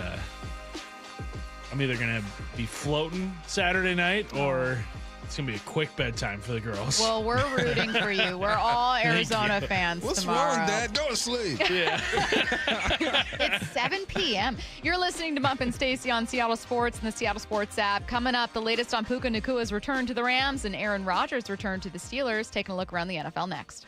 You can stream every pitch of every inning of every game all season long. Oh, and it's completely free. It's a tremendous catch. Only on the Seattle Sports app. That's right. The free Seattle Sports app puts every single Mariners game right in the palm of your hand. On a platter, come and get it. One app, every game. Plus the latest Mariners news, insider access, video, and podcasts. Holy smokes, what a play. Pretty awesome, right? Just like the Mariners. Brock Ewart here with my buddy Shannon O'Kelly from IRG Physical and Hand Therapy. Shannon, we met about a decade ago when you came into the studio, and at that point, IRG was humming, but you were not 40 locations strong all over the neighborhood. How have you done this and why? Number one, Brock, great people. Our strength here at IRG is our people. Secondly, we are a company that has a culture of giving back and taking care of our patients, taking care of our team, and thirdly, taking care of our community. We want to be your family physical therapist. More importantly, we want to be your family's neighborhood physical therapist. We want you to come in, have a great experience, and get better and get out there and be pain-free and function. Take care of your friends. Taking care of your neighbors, taking care of your community, and taking care of Western Washington. With over 40 locations now, that's exactly what IRG Physical and Hand Therapy is doing. Find them in person, find them online at irgpt.com. That's irgpt.com. Meet the company electrifying the marine industry. ARC, a fully electric boat that feels like a luxury EV. Significantly less maintenance and service, ARC is built to be as easy to operate as it is to maintain. Featuring heated seats and seat backs, a large display, easy handling, and impressive kick. You have to see it and experience ARC for yourself. Book a demo. They'll pick you up on Lake Washington, Lake Union, or Lake Sammamish if you can't come to them in Kirkland. Go to arcboats.com/demo. ARC. You have to see it to believe it. By texting 64,000, you agree to receive recurring automated marketing messages from IQ Bar. Message and data rates may apply. No purchase required. Terms apply. Available at eatiqbar.com/policy/terms of service. I've got good news and bad news. Here's the bad news. Most protein bars are packed with sugar and unpronounceable ingredients. The good news? There's a better option. I'm Will, and I created IQ Bar plant protein bars to empower doers like you with clean, delicious, low-sugar brain and body fuel. IQ bars are packed with 12 grams of protein, brain nutrients like magnesium and lion's mane, and zero weird stuff. And right now, you can get 20% off all IQ Bar products, plus free shipping. Try our delicious IQ Bar sampler pack with 7 plant protein bars, 4 hydration mixes, and 4 enhanced coffee sticks. Clean ingredients, amazing taste, and you'll love how you feel. Refuel smarter, hydrate harder, caffeinate larger with IQ Bar. Now you can get 20% off all IQ Bar products plus free shipping when you text radio to 64,000. Text radio to 64,000 to get your 20% off. That's radio to 64,000. On top of home and auto, Progressive protects your boat, RV, and motorcycle so you can explore the unknown. Actually, we just take the RV to the same campground every year. Well, maybe you can catch your own dinner on your boat. Oh, we can actually get pizza delivered there from this brick oven place we love. Will you at least try a new topping? Honestly, probably not. We kind of have a go-to order. Fine. Just bundle home or auto insurance with your outdoor vehicles with Progressive and stay protected when you go, I guess, where you've gone before. Progressive Casualty Insurance Company and affiliates. Not available in all states or situations. Taxes was feeling so stuck. Sitting in traffic, squeezing into a parking spot, all to squeeze in getting tax help during your lunch break. Now Taxes is a TurboTax expert who does your taxes for you, while you go about your day getting real-time notifications about their progress and the most money back guaranteed. Now this is Taxes. Intuit TurboTax.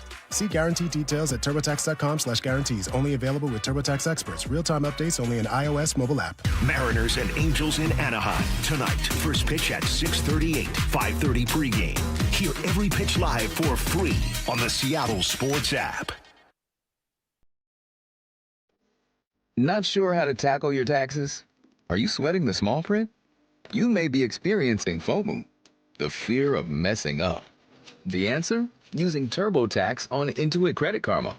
They help you get your biggest refund, and then we help you do more with it, with a personalized plan designed to help you hit your money goals.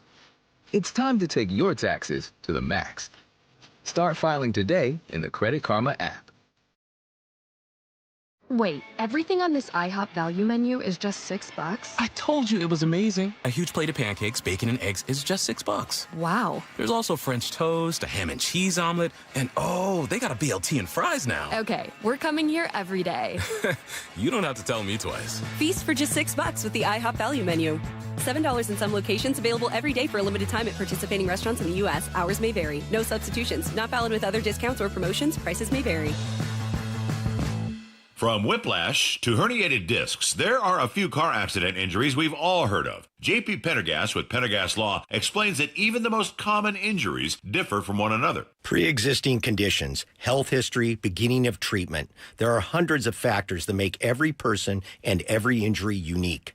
While these variables aid medical treatment, the strongest case recoveries must also take them into account. Could you explain a little bit more? Our team at Pendergast Law is obsessed with turning over every stone to differentiate each case. This requires thorough investigation, diligent listening, and relentless research. We never pursue cases with a one-size-fits-all approach. We built our success by treating every injury and every case with the individualized attention our clients need and deserve. Pendergast Law's individualized approach to even the most common injuries makes the difference in case outcomes. It's another reason why I can't recommend them enough. If you or a loved one has been injured in a car accident, call Pendergast Law. We can help. From the Quantum Fiber Studio. This is Bump and Stacy. Weekdays 10 to 2. On Seattle Sports and 97.3 FM HD2. Taking a look around the NFL, why have things slowed down between the Ravens and Lamar Jackson on a new contract? You guys remember a while back we were hearing that the Ravens not only wanted to get that new deal to free up some money, but obviously to hang on to their franchise star. ESPN's Dan Graziano weighed in on where things stand between the two sides. 2 years left on his contract. They were very clear early in the offseason they wanted to do an extension. They got to the start of the league year with the extension not done, so they had to restructure his contract to float some of the cap hits out into future years, which they did not want to do. So what that tells you is they were unsuccessful in engaging him in contract extension talks. There's nothing that requires him to engage on that level. He could play out these 2 years and go somewhere else if he wants to. That's out there. Like, it's 2 years left on his contract. They went to him about an extension this offseason. It hasn't happened. And there's been a point on the calendar that has passed where it would have benefited the team greatly for it to have happened by then, and it didn't. You know, he does his own thing. What? It's odd. Why? It's He's odd. so clearly good. And also, Lamar, don't you want long-term money? What's going on? What's going on? Well, he's his own agent, right? Yeah. So, he's not going to do things conventionally. And it's weird because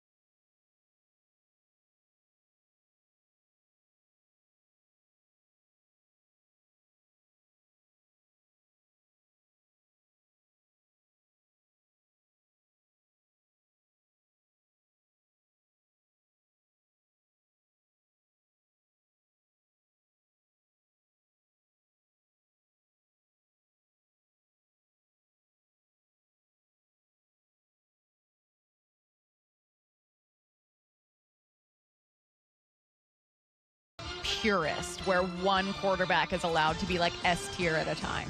No, he said because they haven't won a championship, they're not elite. Yeah, that's the look I gave him. The look you're giving me is the look I gave him. But then is the inverse true? If a quarterback wins a championship, is he elite? So that was my rebuttal. I go, we're the same. so Sam Darnold's elite quarterback Is then. Trent Dilfer elite? He goes, nah, he's trash. I'm like, I'm done talking to you. So is there one good quarterback according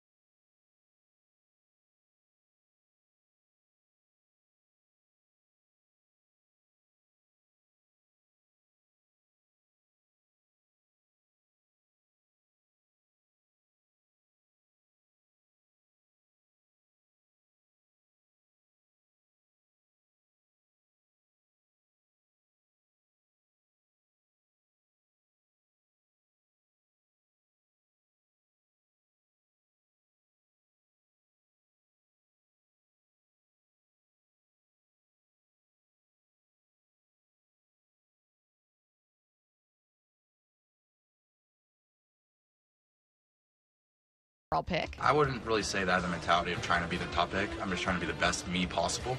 And in that aspect, whatever team picks me, you only need one team to believe in you. Whether you're the first pick, whether you're the last pick, whatever. And in that, I'm just trying to be the best quarterback I can be in September rather than right now here in April. So I'm putting all my effort towards, just trying to be the best quarterback possible for the season. Just once. Stop saying all the right things. Just once, I want someone to say, "Oh, hey, are you focused on being the number one pick?" Yeah. Mm-hmm. That's all I care about. You know who has that energy? Who's gonna say that? If you watch Victor Wembanyama's, his press conferences, he's all about it. Yeah, I want to be MVP. Yeah, I'm going to be Defensive Player of the Year. Yeah, we're going to win championship. It's so refreshing just to have someone come out and just be honest. I tell my kids, all right, you're humble on the field. As soon as you get in this car, swag it out. Tell me everything that you're feeling. Sure. Yeah. That I can actually get behind, and I would be okay with, even if Fernando Mendoza would have answered, which he never would have, I'm not focused on being the number one pick. I'm focused on being the best quarterback this league's ever seen. Okay, you kind of have to have that mentality. Yeah. But, which player ever on the planet is going to be I care most about being number one in the draft. That's the thing I care most about. No one's going to say that. It's why even ask? They should.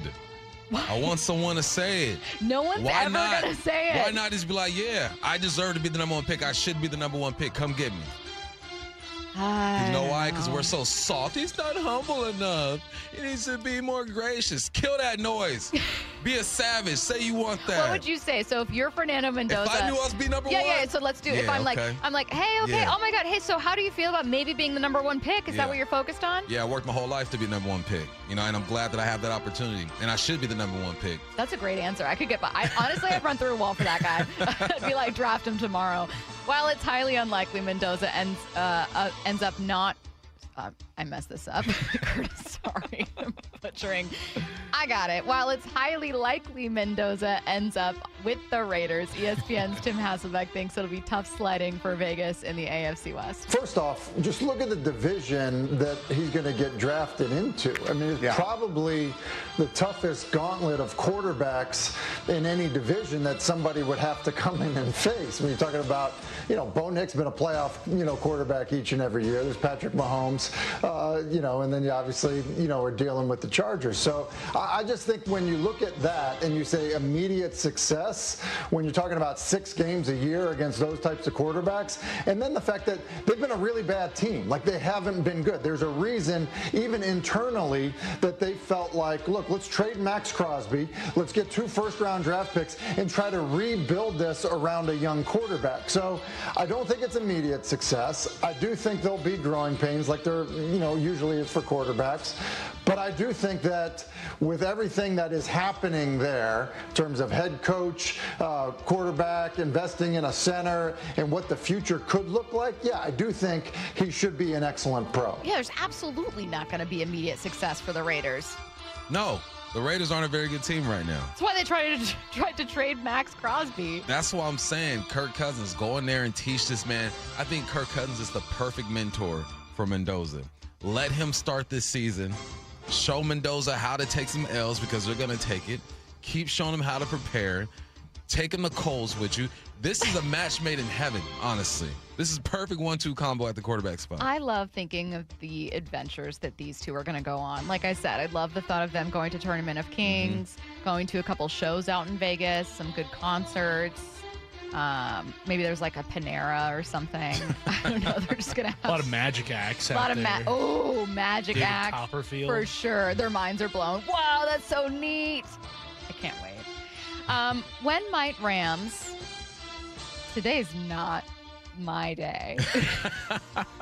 You haven't had enough caffeine. Where's your caffeine at? When might the Rams get Puka Nacua back from his stint in rehab? Adam Schefter shared what he's hearing on that front.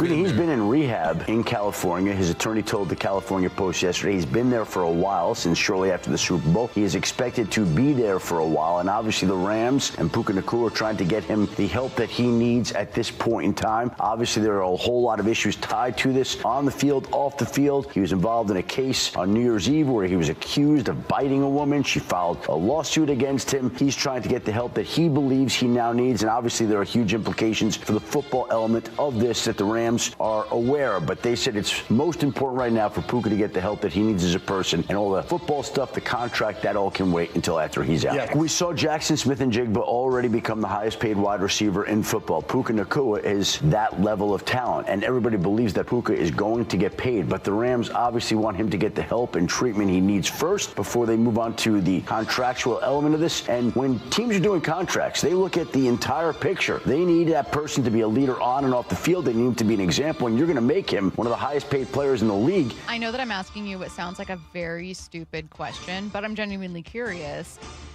Does this stint in any way mean Puka wouldn't break JSN's salary record? I think he's not. I think he lost a few meals off of this. That's what, yeah, I guess it's a better way to ask if I'm the Rams, I'm thinking, bro, like, you got to show that we can trust you. And this offseason, you've done the complete opposite of that. Therefore, we're going to dock you some. Maybe put you on a shorter contract, maybe give him a couple years to get him to prove it and show that he's worthy of it. But he's going to get paid, but he lost some money for sure. Mariners insider Shannon Drayer joining us at 1. Don't go anywhere. ESPN senior MLB insider Jeff Passan every Tuesday morning at 8:30 with Brock and Salk. Brought to you by your Western Washington Toyota dealers. Colt Emerson, 8-year extension. Free agent years are incredibly valuable. If you can get those at a discount, when you have Julio Rodriguez and Cal Raleigh and Colt Emerson locked up for the better part of half a decade, you're in a really good spot. Get more on the Seattle Sports YouTube page and the Seattle Sports app. When I go to a dealership, I don't want to be pushed into buying something. Sometimes I just want to look around, test drive, and check out new features. When I went to Wayscar Ford in Auburn, they got that. There was no pressure. It actually turned out to be a really fun experience because they were genuinely excited to show me the cool features on newer models. They only want to sell you a car if you want to buy one. And the thing I want most is to be able to trust the person I'm working with. A new car is a huge investment, and I have to be honest, I don't know a ton about cars. It's the second largest thing, next to a house, of course, that most people will ever buy. So yeah, I want to make sure I'm buying from a reputable place. I want a warranty, and I want to make sure I'm covered if for any reason I change my mind. Wayscar Ford has that. A 5-day or 500-mile, no questions asked, 100% money-back guarantee. There's a reason they've been in Auburn for 104 years. Go see them. Wayscar Ford in Auburn. That's wayscarford.com. There's nothing better than having a big fish on your line. Make this the year you take that unforgettable fishing trip to Queen Charlotte Lodge. Time is running out for summer bookings. Experience a luxury resort and amazing fishing with your buddies, family, father, or son. King salmon runs, halibut, and lingcod are always plentiful. Book your stay at fishqcl.com and use code ESPN. Experience fishing first class. Experience fishqcl.com.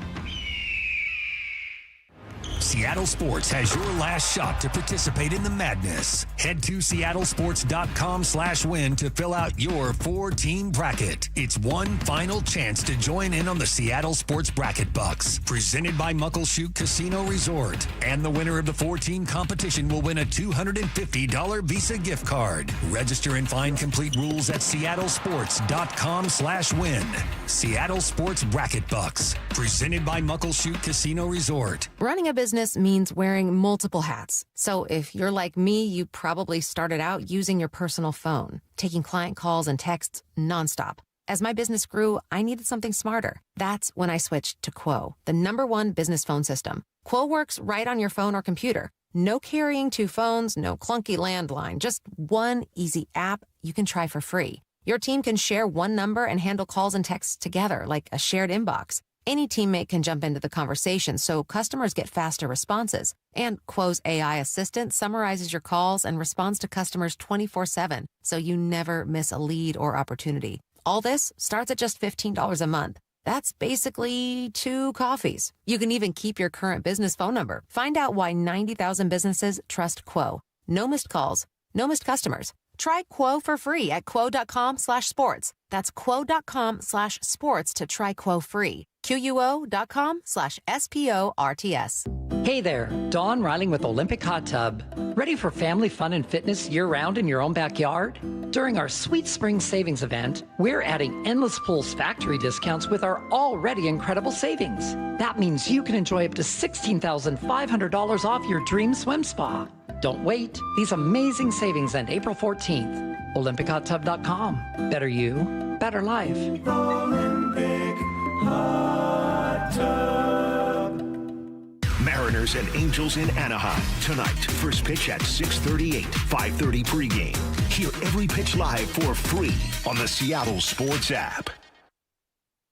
What if you could have the most reliable Wi-Fi? And get this, what if you could keep it at the same price for 5 years? That's the Xfinity 5-year price guarantee. Just 5 years of fiber-powered Wi-Fi that boosts speeds to the devices that need them most. That finds and fixes problems before you even notice them. Like super intelligent Wi-Fi with a sixth sense. And that keeps you gaming in the fast lane, even when the whole family's banking on bandwidth. And here's the best part. No annual contracts, no hidden fees, and our best equipment included. Plus, get online in minutes with same-day Wi-Fi. Hey, let's face it, a lot can change in 5 years. Kids grow taller, dreams grow bigger, but your Wi-Fi? It would stay reliable and the price would stay put. The Xfinity 5-year price guarantee. Lock in your price and unlock the possibilities. Xfinity, imagine that. Select plans only. Restrictions apply. Powered by fiber. Connected to the premises by coaxial cable. Actual speeds vary. Daryl's knee problems started years ago. The initial injury happened back in my high school days. It was more of a nerve damage that was done in the knee. And eventually it led to surgery. They had the knee replacement done on the right knee. The orthopedic surgeon I worked with obviously was ready to do the work on the left knee, and I just didn't feel good about it. Instead of another replacement, he chose stem cell therapy with Dr. Mark Wagner, MD, at Seattle Sports and Regenerative Medicine. How's your pain now? On a bad day, 1 or 2. So you went from an 8 to a 1 or a 2? It's been great. I can't say the same for the other knee. We're still having challenges. And when people ask you about surgery? What I always tell them is that you should first talk to Dr. Wagner. You should look at stem cell as an option before you do the surgery. Because once you do the surgery, the stem cell isn't going to help you. And if he says he can help you, believe him. Before you choose surgery, see Dr. Mark Wagner first, the most experienced in the Northwest with over 20,000 stem cell procedures. Schedule your consultation at drmarkwagnermd.com. From the Quantum Fiber Studio, you're listening to Bump Stacy. Weekdays 10 to 2 on Seattle Sports and 97.3 FM HD2. This question requires you to answer, this segment requires you to answer one question. It's a fill in the blank. There are many possible answers, which is why I really like it. Okay, ready? The best thing to happen for the Mariners this weekend would be blank. Text your answer. 866-979-3776. I'll start with Bump and Curtis and then hit the text line. The best thing to happen for the Mariners this weekend, Bump, would be blank. Have you seen the movie Bring It On? Yes. See? Yeah. Remember when they switch over to the other dance coach? Yeah. And they start off, total domination. Yeah. Domination. That's what I want. I need domination. Yeah. All right. That's what comes Curtis, next in the movie. Hey, come get your girl, man. Come get your girl. We're gonna total domination. Okay, you need total What's total domination look like for the Mariners? I need like 9 to 10 hits. I need for the series? No, for the day. Every game. 9 to 10 hits. Okay. I need extra base hits from 2 to 4. I need dominance on the mound. Let's go. Okay, maybe give up a run or 2. I just need y'all to tap back into who you are. Remember who you are. Like I tell my son, remember who you are. Yeah. All right, you go out there and you get it. Hard hits everywhere. Fielding flawless. Yeah. This is the game where you look good. This is the series where you look good. Excuse me. I love the answer, Matt. As an aside, if you could meet me in the corner for a second, could you find that cut so that Bump knows I'm right?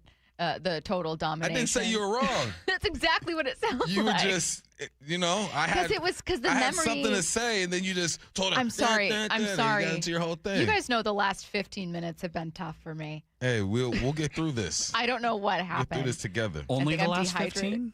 Matt? Yeah. Have you had any water I have a over the course Gatorade. of the show. I don't know where my Gatorade went. Oh, no. I have a Gatorade in here somewhere. Drink it all. No, I don't think so. You asked about water. Curtis, the best thing to happen for the Mariners this weekend would be, and you guys text in your answers. I'm leaving extra time here. 866-979-3776 would be what, Curtis? Best thing that I think could happen to the Mariners if Julio Rodriguez hits a couple of bombs in this series. I think it's going to be mid-80s. It's not your typical, early April weather that we're accustomed to with Mariners baseball. It's weird because, most years, the Mariners' first road trip of the season is usually in a cold weather place. It's like Minnesota or Chicago or somewhere where it's the threat of rain. It's 84 in LA. And also it's going to be windy too this weekend. So the wind's going to be potentially blowing out. So there's opportunities for some pretty crazy scores over the next couple of games. So I think a couple of home runs from Julio, I would feel most comfortable with that heading into the next series, which is in Texas. I think the best thing to happen for the Mariners in terms of Twitter discourse is Cal and Julio hit bombs. Best thing to happen to get people to just shut up and stop being like, should we be worried? I'm people in this case, I know, but it's my job. I think the best thing to happen for the Mariners this weekend in terms of just that would be great, would be 3 excellent nights from your pitchers. 3 quality starts, 1 to 4 hits allowed per game. You know what all this sounds like? Domination. Okay, well, It sounds like domination. I'm trying to be a little more specific here. I gave you some specifics, but we're all in the same boat. I think that pitching is central to what's going to get them to the World Series. Yeah, for sure. And stacking those quality starts, I think that long-term and short-term is the best thing to happen for the Mariners this weekend. And they're actually, last time that I checked, they're actually, when it comes to quality starts, they're already right there in the mix. They got, how many of them things they got? They got 4 of them. Yeah. Tied for the league with the Braves, the Dodgers, Detroit, and Royals. So there are some things that they're doing already that we've already asked for, right? They're third in the league when it comes to strikeouts. The pitching has been good. Does the bats catch up? The big bats catch up? Yes. Okay, to the text line, most popular answer by far is sweep. Best thing to happen for the Mariners this weekend would be sweep. Anyhow, anyway, doesn't matter. 3 wins, stack them up. Okay, let's get a little more specific with some of these. 425, best thing to happen, simple. Cal Raleigh home run. I told you. Put an end to some worry and nerves that people might have. I think because all we've heard all offseason is regression for Cal. What's that look like? So when you start slow, even if it's not shocking or bad, people are like, oh, God. Oh, my God, there it is. Exactly. How long does it last? People who don't understand the marathon that this game or this season is, I could see overreacting like that. But, man, this is a long race, long race. 425. I think it would prove a lot if Donovan had a couple web gems, a hot corner, and prove to the fan base he could lock down that position until the young guns are ready to come in the All-Star break. How do you guys feel about Brendan Donovan's defense? I get what they're saying. I also think sometimes there's just been some random miscues that are like, nah. Well, he's not a third baseman by Yeah. trade. He's more of a second baseman, middle infielder type. But I think for the time being, until Colt Emerson gets here, I think you can live with it. And then Donovan will be bouncing around from position to position once Colt Emerson is up. I don't know when that might be, but I think you can live with it in the present while knowing that it'll probably get better here. Because, Colt Emerson made another sparkling play last night in Tacoma. I think he's just kind of, ready defensively. I really don't know what they're waiting for with Colt Emerson. Maybe just the bat plays a little more consistently, but yeah, I think Donovan at third, there's no better option on a day-to-day basis at this point. I'm not concerned. I like someone starting with wrong with RP. I like the confidence. Wrong. It's Julio having 6 hits over 3 days. How'd you feel if we came out of that series and Julio had 6 hits over 3? That actually would make me feel a lot better. I do think that is actually a pretty great answer. Yeah, it feels like the engine is warmed up now. He's ready to go. That's exactly right. We're sticking with the Mariners here. Joining us next, Mariners insider Shannon Drayer. Brock and Salk, morning 6 to 10. The Mariners have signed their best prospect, Colt Emerson, young shortstop, just 20 years old, yet to play a game in the big leagues. 8 years, $95 million guaranteed. There are some wins in here for the player, and I think a lot of wins in here for the team as well. It's a win for the player to make generational money, and it's a win for the organization that if he becomes half the player that you believe he can become, that deal is going to be very favorable to your budget. On Seattle Sports. Well, spring is all about getting ready for summer, isn't it? But do you have a room just sitting empty and you've dreamt of making it your own home gym? Hey, Brock Heward here, and working out in your own home, well, it is the best. We've been doing so for years, and you can allow Top Fitness to create your own home gym. Simply give them your room dimensions, and they'll do the rest. A complete fitness room design. It's no secret why everyone, from personal trainers to pro athletes, love Top Fitness. Top Fitness represents the very best brands in fitness, like Precor, Inspire Fitness, along with many others. They also have everything from flooring to weights that go in a home gym. And right now, get spring special financing with 0% interest for 12 months, plus mention me and receive an $150 credit towards any purchase over $1,000. Spring is here to get you in the best shape, so go get into Top Fitness with locations in Tukwila, Linwood, and Bellevue, or simply visit topfitness.com for more info. That's Top Fitness, your best place for home fitness equipment. Hey, it's Mike Salk here for my friends at Snoqualmie Casino and Hotel. And if you're looking for a spot to catch all the spring baseball and sports, I got a place for you. Hawks Peak Sports Bar and Grill. It's your home for game days with more than 60 TVs, so you won't miss a play. They got great food and drinks, and nothing beats the views. So get in on all the action at Hawks Peak. Head to snocasino.com for all the details. That's snocasino.com. It is Seattle's closest Snoqualmie Casino and Hotel. Please game responsibly. Your windows and doors play a huge role in your home's efficiency and comfort. Choose Lake Washington Windows and Doors for windows that are up to 25% more energy efficient than Energy Star standards and reduce noise by up to 50%. Visit LakeWashingtonWindows.com today.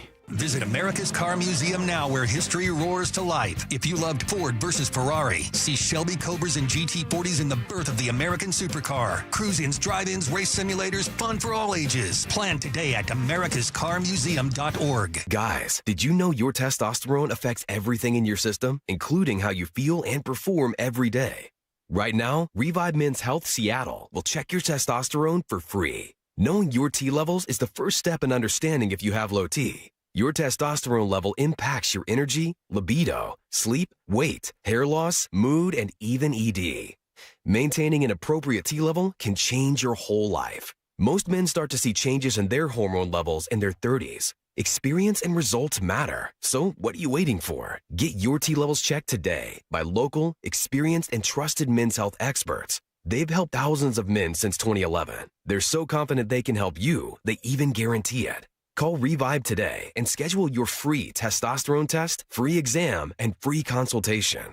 Call Revive Men's Health at 206-529-1111. That's 206-529-1111. Or visit ReviveMen'sHealth.com. By texting 64,000, you agree to receive recurring automated marketing messages from IQ Bar. Message and data rates may apply. No purchase required. Terms apply. Available at eatiqbar.com/policy/terms of service.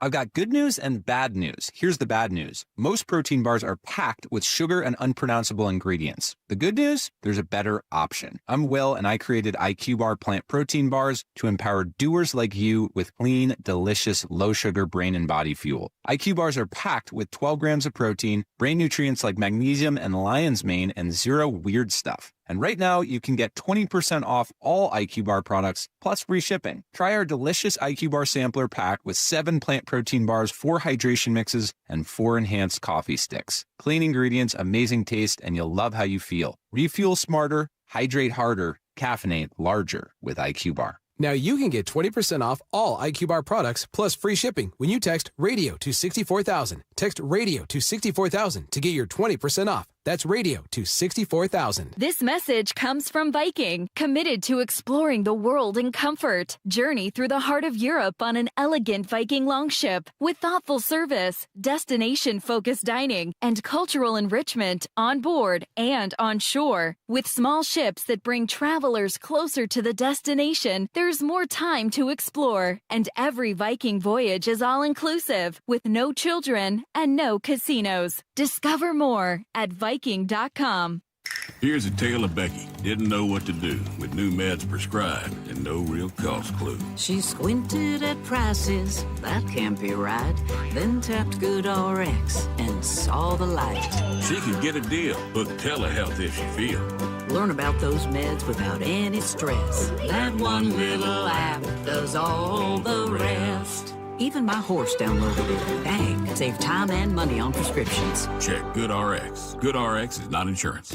Let's go! This is Seattle Sports. Streaming through the Seattle Sports app. KIRO AM Seattle. KIRO FM HD2 Tacoma. Home of the Seahawks, Mariners, and everything Seattle sports. Seattle Sports Snapshot. The Mariners are back at it today with a series against the Angels in Anaheim. Brian Wu gets the start. First pitch at 6:38. Pregame show at 5:30 p.m. right here on Seattle Sports. You can also listen to the game on the free Seattle Sports app.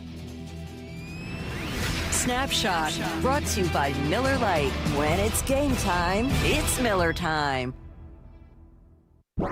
From the Quantum Fiber Studio. This is Bump and Stacy on Seattle Sports. Streaming through the Seattle Sports app and at seattlesports.com. Now, here are your hosts, Michael Bumpus and Stacy Ross. Here we go now. Mariners insider Shannon Drayer joining us now on the Emerald Queen Casino Sportsbook Hotline. Shannon, I'm going to start by asking about whether a change of scenery, a road trip, and some nice weather could help boost some Mariners bats here. I know we're all waiting for Cal, Julio, and Naylor to kind of take off. What do you think? Yeah, I think it helps. I think every year, the first road trip, the first time that guys are able to get away and you're spending more time on buses, more time on planes, more time in the clubhouse, too, together. I think that makes kind of a difference in the team starting to come together a little bit more. And I also think that the first, if you open at home, that week can be really kind of chaotic. There's not just the job that you have to do. And I think that goes for the reporter, too. It was a chaotic week for me. But it is, getting back from spring training, getting settled into wherever you're living, maybe getting the kids to school, getting everything unpacked, doing all the things that you need to do to get settled for the next 6-7 months in front of you, and in some cases, learning your new stadium and what's available to you and whatnot. It's just really it can be a really strange week. And once you get on the road, I've talked about this a million times, but I honestly feel that road is easier for most because everything is taken care of. Everything is built towards, okay, you're going to be gone for 7 days, you're going to be gone for 10 days. It's all in your suitcase. Everything at home has been taken care of. And you go, and your only focus is probably finding lunch and doing your job at that point. So I think that it can help, and I think with everything that's going on, with the team trying to get into where they're supposed to be right now, I think that probably can be a bit of a factor. And the other thing that I would throw in, and Cal Raleigh said this on the Cal Raleigh show yesterday, and it kind of surprised me because you heard about how tight this group was and how close they were and how it was all coming together in spring training. It's not that it didn't, but he pointed out that it doesn't all just happen over a month. It is a different group. And he said that it's ongoing as the season gets going and into the season. So it's, not always just ready-made opening day, here we go. And that doesn't, explain why anybody might be having the struggle they have right now. But I think it does kind of in what I have seen in my experience and how many of these I've gotten past and seen what a club does, I think it can have a positive impact regardless of where they are and what they're doing. Not a surprise, but how rewarding is it to see Donovan have the start of the season that he's having?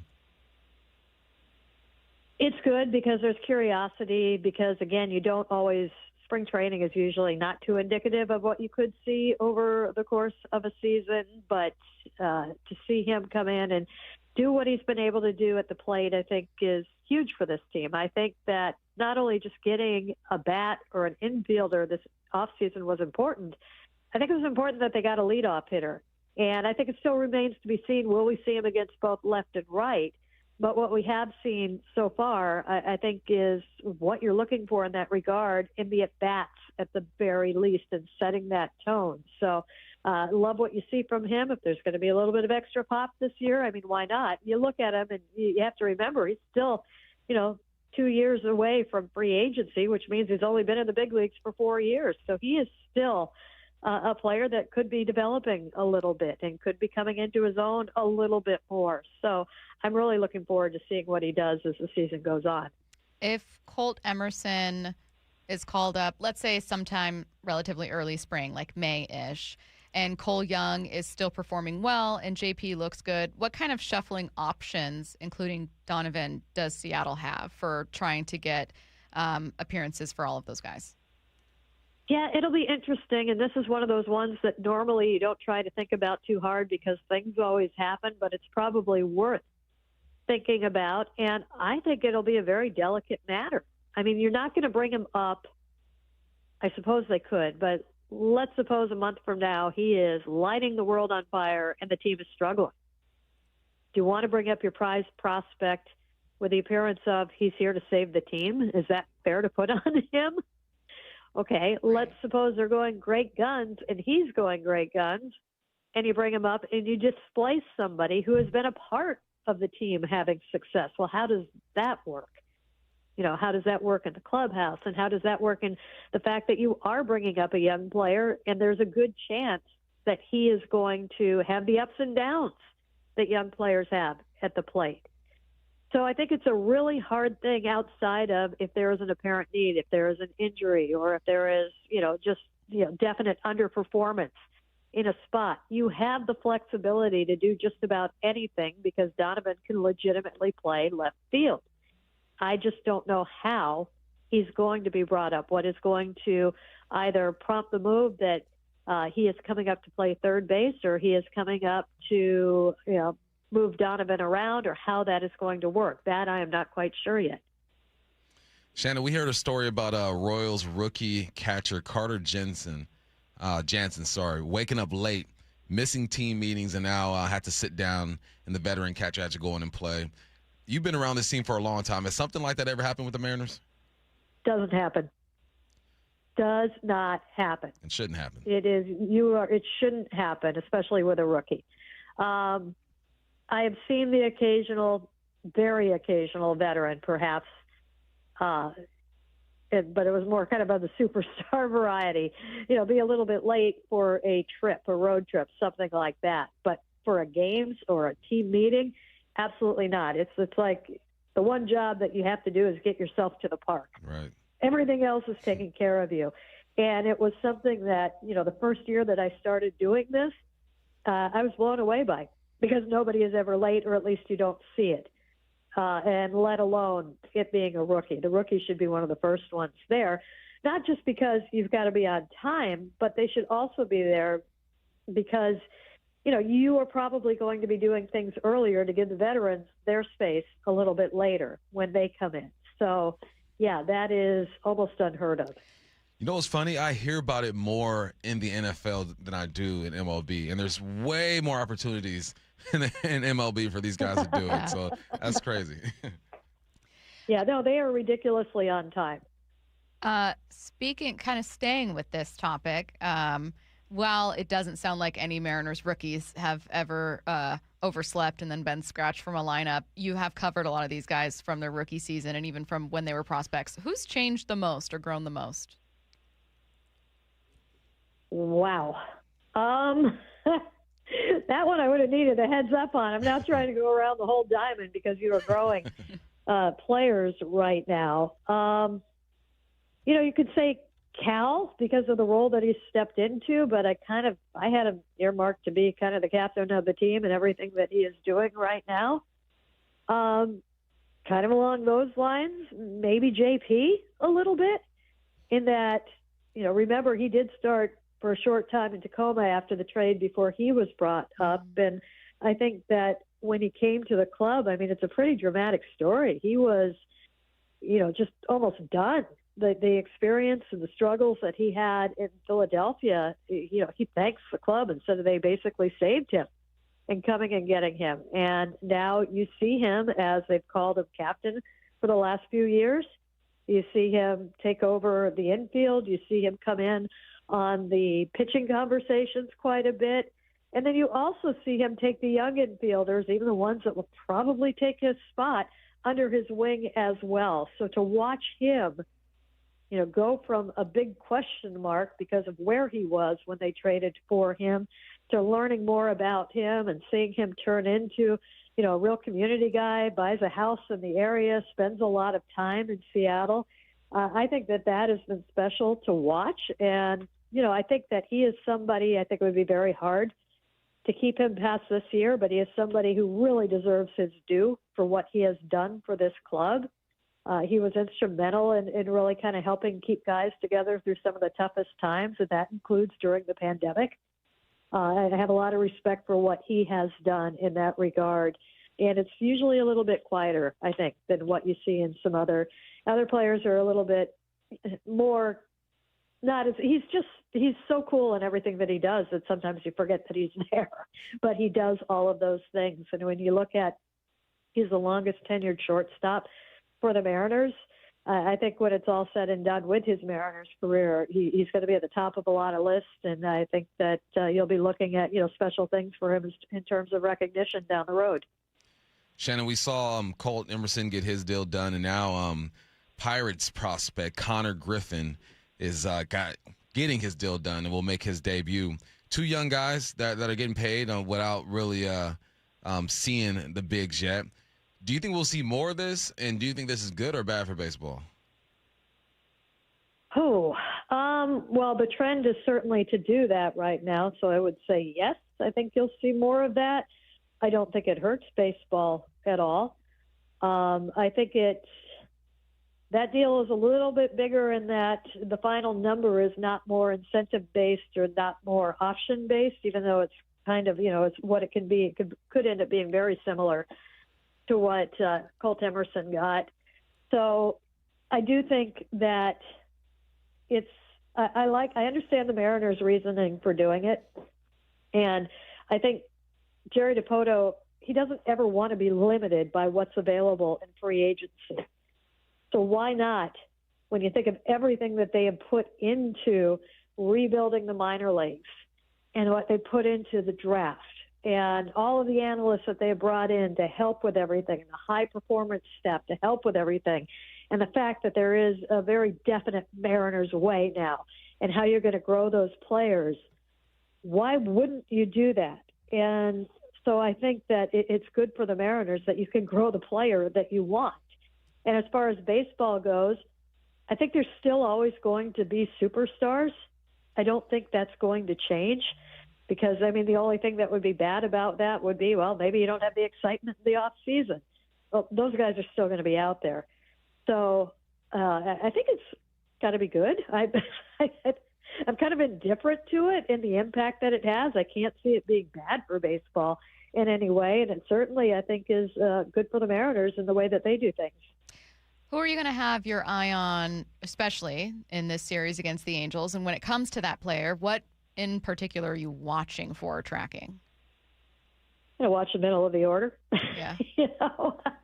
I think that you just kind of need them to come along.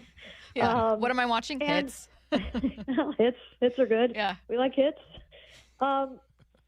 It's such a tough process, and I don't think there is any coincidence that all three of them were at the WBC this year. There is so much you lose when you go away from the team. We've talked about they weren't able to get the at-bats that they would normally get, but it's not just that. If you go to spring training, you see guys in the cages literally for hours. And that's highly individualized work with a hitting coach. It's trying different things out. It's being around other hitters who are kind of chipping in and helping out and seeing things too. There's none of that. When they're at the WBC, it was basically like a road trip. You went to the hotel, you left for the ballpark about 4.5 hours before the game. You didn't have all of those things, and that's a hard thing to make up. It's not just, when they get 20, 30 at-bats in the regular season, they should be where they were when they missed those at-bats. There are other things, and there's time in cages, and there's, kind of working it out with the folks around you as well. So I think that, I'm looking for them probably more than anything to look comfortable at the plate. And I don't care so much what the results are, as long as they're not swinging at pitches out of the zone, as long as they're making some sort of contact in zone, and a lot of them aren't right, in a lot of instances they aren't, and they're hitting the ball hard. And I think the more you see the exit velos come up, I think probably the closer you are going to see them to being where they need to be. But, obviously it's a very important part of the lineup, and you want to see them check in, and you want to see them comfortable at the plate. And I'm not sure we've seen that yet. She is Mariners insider Shannon Drayer. Make sure you're reading her work at seattlesports.com. Thanks, Shannon. Thanks, Shannon. Thanks, guys.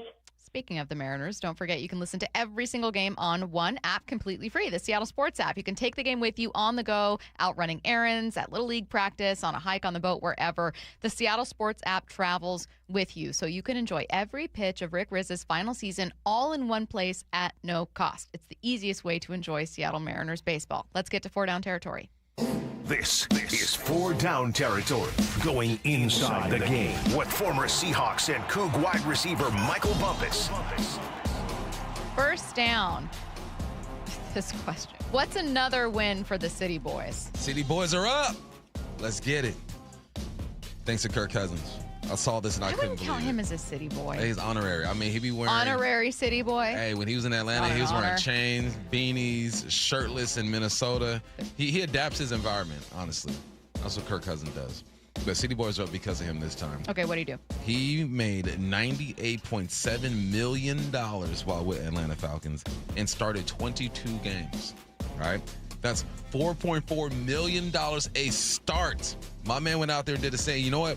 When I looked at his stats, they weren't that bad towards the end of the season because he had to hop in. He had to play.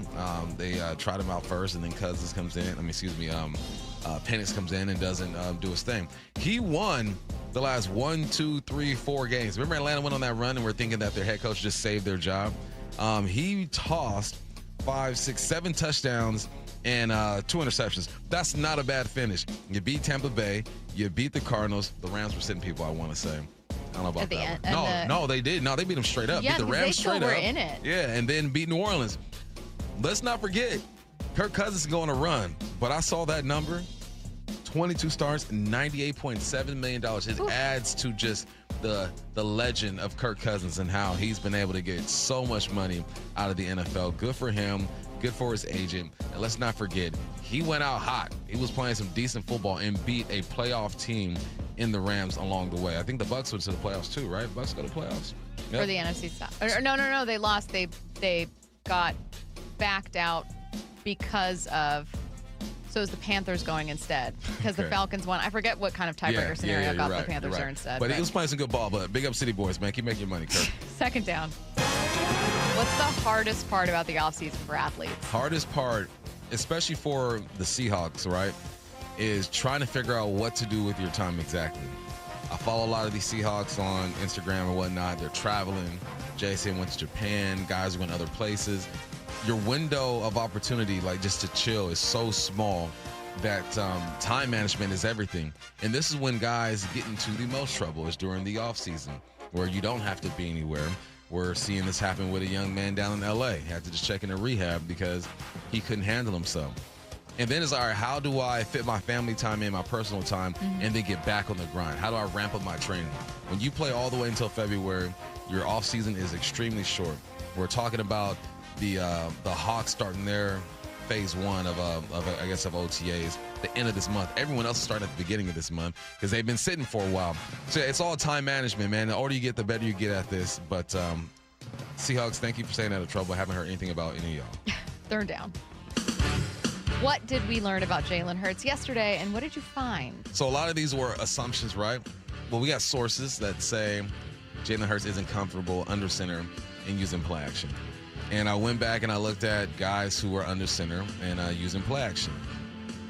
Matthew Stafford had the most pass attempts off play action and threw for the most yards, 1,744. After that, you got Jared Goff with 1,500. You got Sam Darnold third with 1,300. I went through the first 10 guys who used play action at a high clip. 8 of them made the playoffs. Now you go down to Jalen Hurts, 610 yards off of play action, only 79 attempts. Not very good. This just shows this is where the NFL is going. I know you don't have to do exactly what everyone does, But if guys are having success being under center and using play action, you got to open up your mind and say, well, if they're having success, why can't I? And also, when you do your play action, you start rolling, Jalen, you can use your legs. I mean, there was a time where he had, 10, 11 touchdowns, I think, a couple years ago. Granted, a lot of them were from the 1 yard line after Saquon got him there. I was going to say, snatching those from Saquon. But he has it in him. He's an athletic quarterback. So I just hope that there's some self-reflecting going on. I hope that there's communication that is on point when it comes to him and organization. And they're just giving him numbers like, look, this is advantageous to you. I know you don't like your back to the defense, but it influences the defense in a way that paints a clearer picture, or could paint a clearer picture once you turn around and you got linebackers who are biting. You got safeties who overflowed. There's this, if this is true, right, there's people talking about this. I hope that he buys into it, because numbers have shown that if you are a play-action team, your offense is going to be moving. From the 425, Jalen Hurts is in a growth stunt. Yeah. He's stunted growth. Yeah, I can see that. Like, he's not growing. He needs to. Why wouldn't he like play action? He doesn't like his back because turning your back you're under to the center. defense. You turn your back, the defense moves, you got to snap back around and re-diagnose. It's not an easy thing to do. Yeah. But the good quarterbacks do it. Fourth down. What part of football has changed tremendously over the years, and why? This is going off of that article we talked about yesterday with Jalen Hurts. He doesn't like the shifts in the motions as well. Why wouldn't he like it? I think it's just more for him to process, more for him to do, right? So you get a play call. You can be, all right, we're going to explode to trips right. That means you're starting to condense formation. You explode to trips right. Everyone, you shift over to trips right. That's a shift. Explode to shift right. Z zoom. And then you call the play. Right, so now he's thinking, okay, formation, explode, you got the zoom, got to read the defense, and now let's run the play. It's standard practice for a lot of these quarterbacks, though. But everybody and their mama is using the shift. Right, in 2014, shifted motions were used 37% of the time. All right, we'll go 2018, it jumped up to 43%. Well, 2022 jumped up to 55%. Last year, 63% of the time, there's shifts in motions, and there's advantages to that. The shifts. You can change the strength of your play from the left side to the right side. See how the defense adjusts? Maybe they don't adjust. You run the play. You got numbers to that side. The motions, you go from right to left, man or zone allows you to collect some data, and you get your receiver running, right? You can, with a motion, you can snap the ball at him on the run, out leverage a flat defender or whatnot. There are reasons why this is being used. It makes the defense have to communicate and adjust. If you just run a static offense and you just line up, the defense has an opportunity just to see everything that you're doing, it makes it even harder on the quarterback. You want the defense to be moving left to right, communicate, passing guys off. Take advantage of this. So, natural follow-up, why wouldn't Jalen Hurts like shifts in motion? I don't know. That one, it's like, okay, I can understand the not wanting to turn your back to the defense. You want to diagnose what you see. Okay. But why? And I know in the feature, Fowler says that another source close to Hurts said, no, actually, he knows that this is important. Like, they kind of push back against a little bit. So there are conflicting reports about whether or not he's against shifts and motions. Right. But, like, I don't understand why he wouldn't want that. You ever see that that clip of Gruden talking to Sims and he can't get the play right because the play is so long?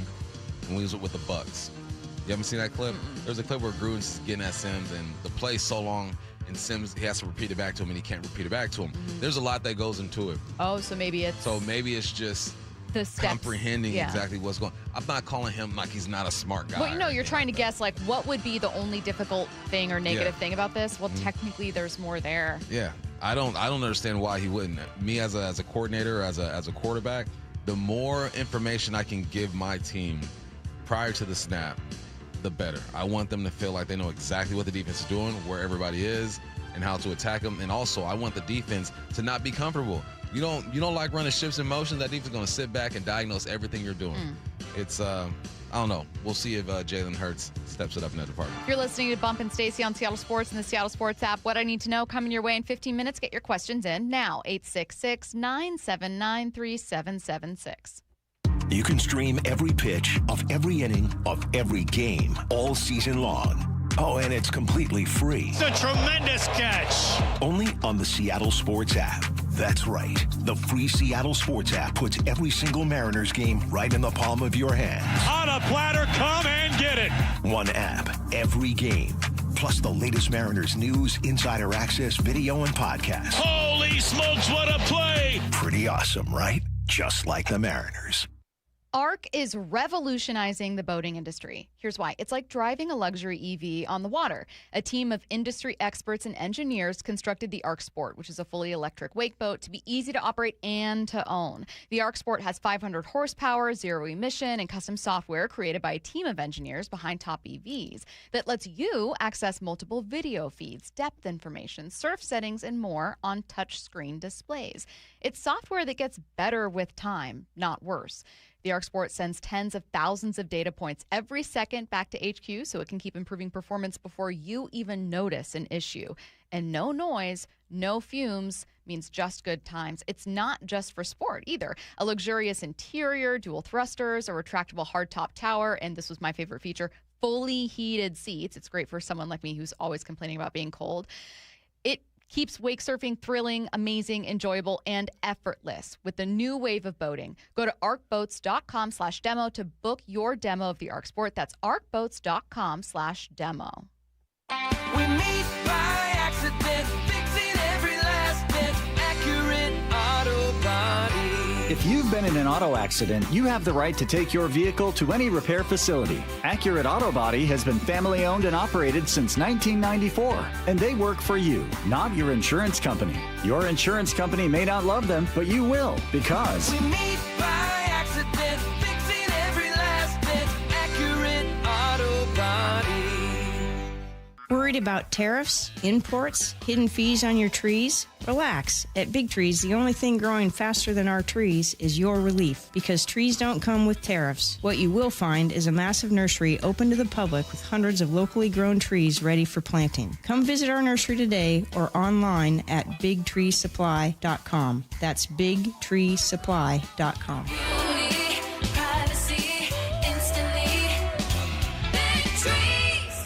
Running a business means wearing multiple hats. So if you're like me, you probably started out using your personal phone, taking client calls and texts nonstop.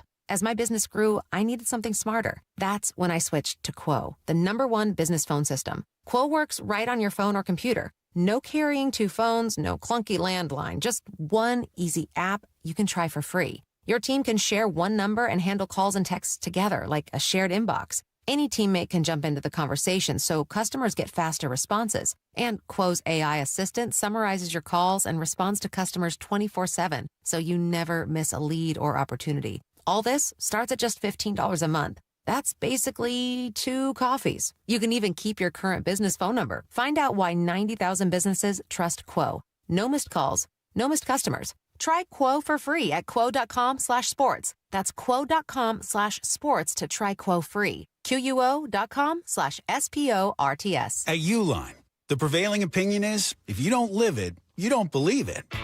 The people at Uline believe in hard work, and they live it by being there 24/7 to answer your call, having 41,000 items in stock, and offering same-day shipping from 12 locations across North America. Business owners, sellers, buyers, shippers, and packers believe it. Uline is the hard-working, dependable source for your shipping and industrial supplies. Visit uline.com. Mariners and Angels in Anaheim tonight. First pitch at 6:38, 5:30 pregame. Hear every pitch live for free on the Seattle Sports app. Hey, it's Dave Wyman speaking to those who have recently been diagnosed with prostate cancer. It's important to know you have several options for treatment.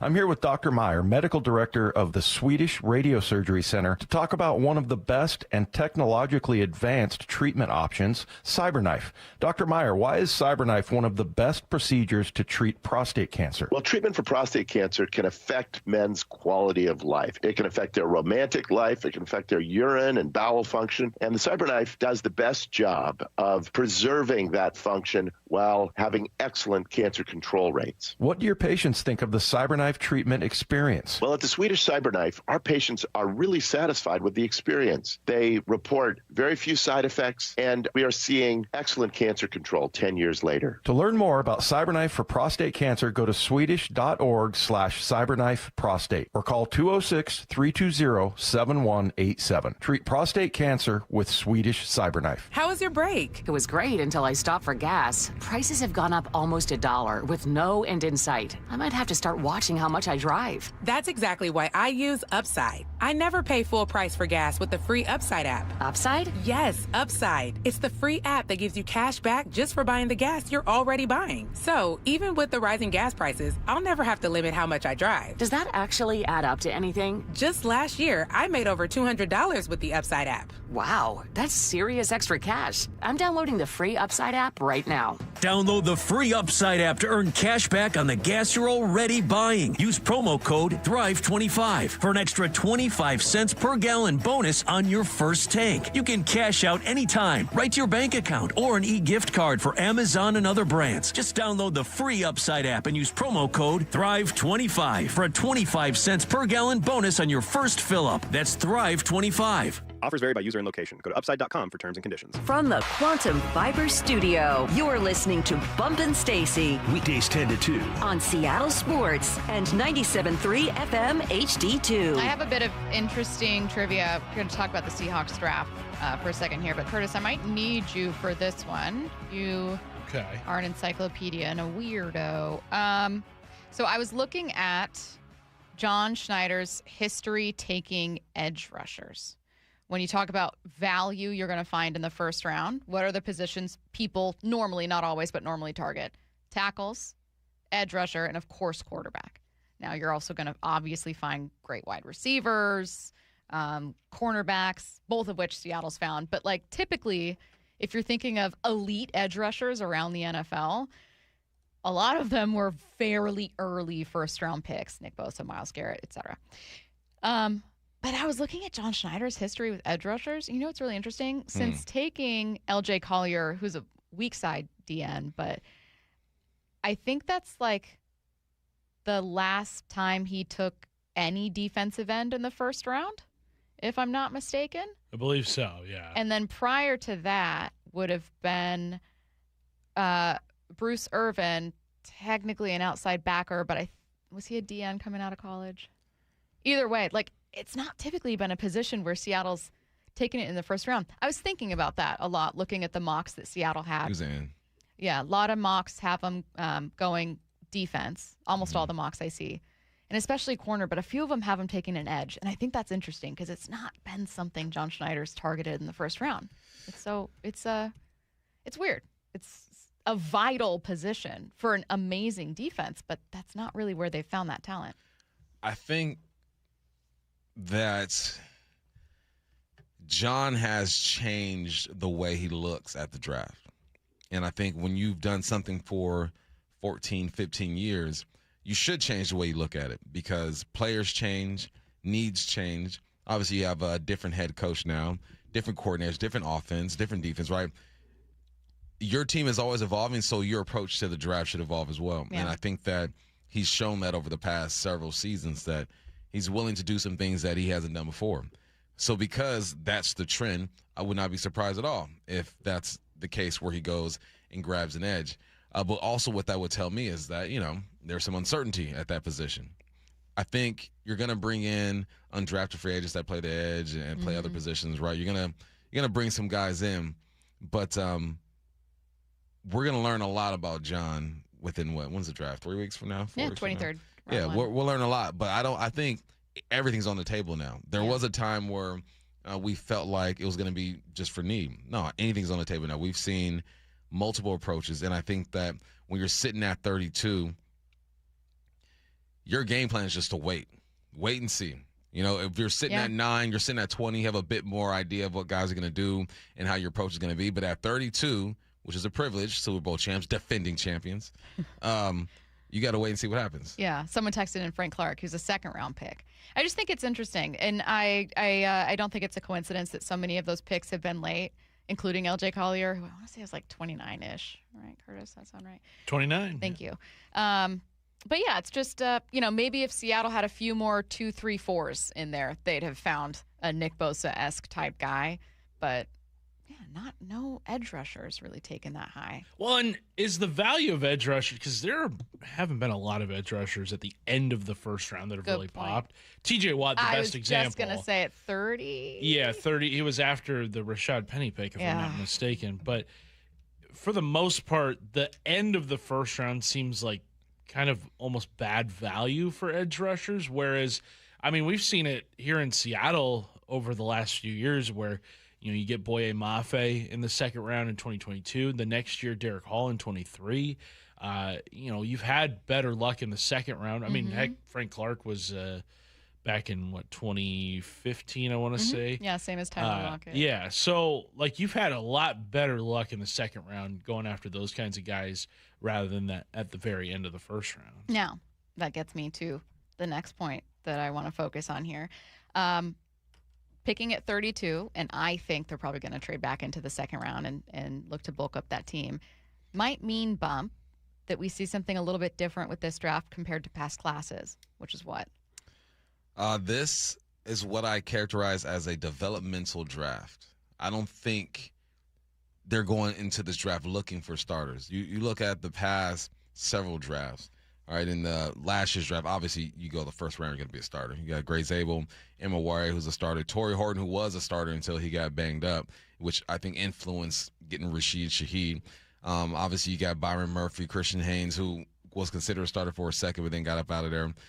You got Reek, who was deep in one draft, Anthony Bradford. So you're not looking for a guy to come in right now and save the team and help the team, which is a great place to be.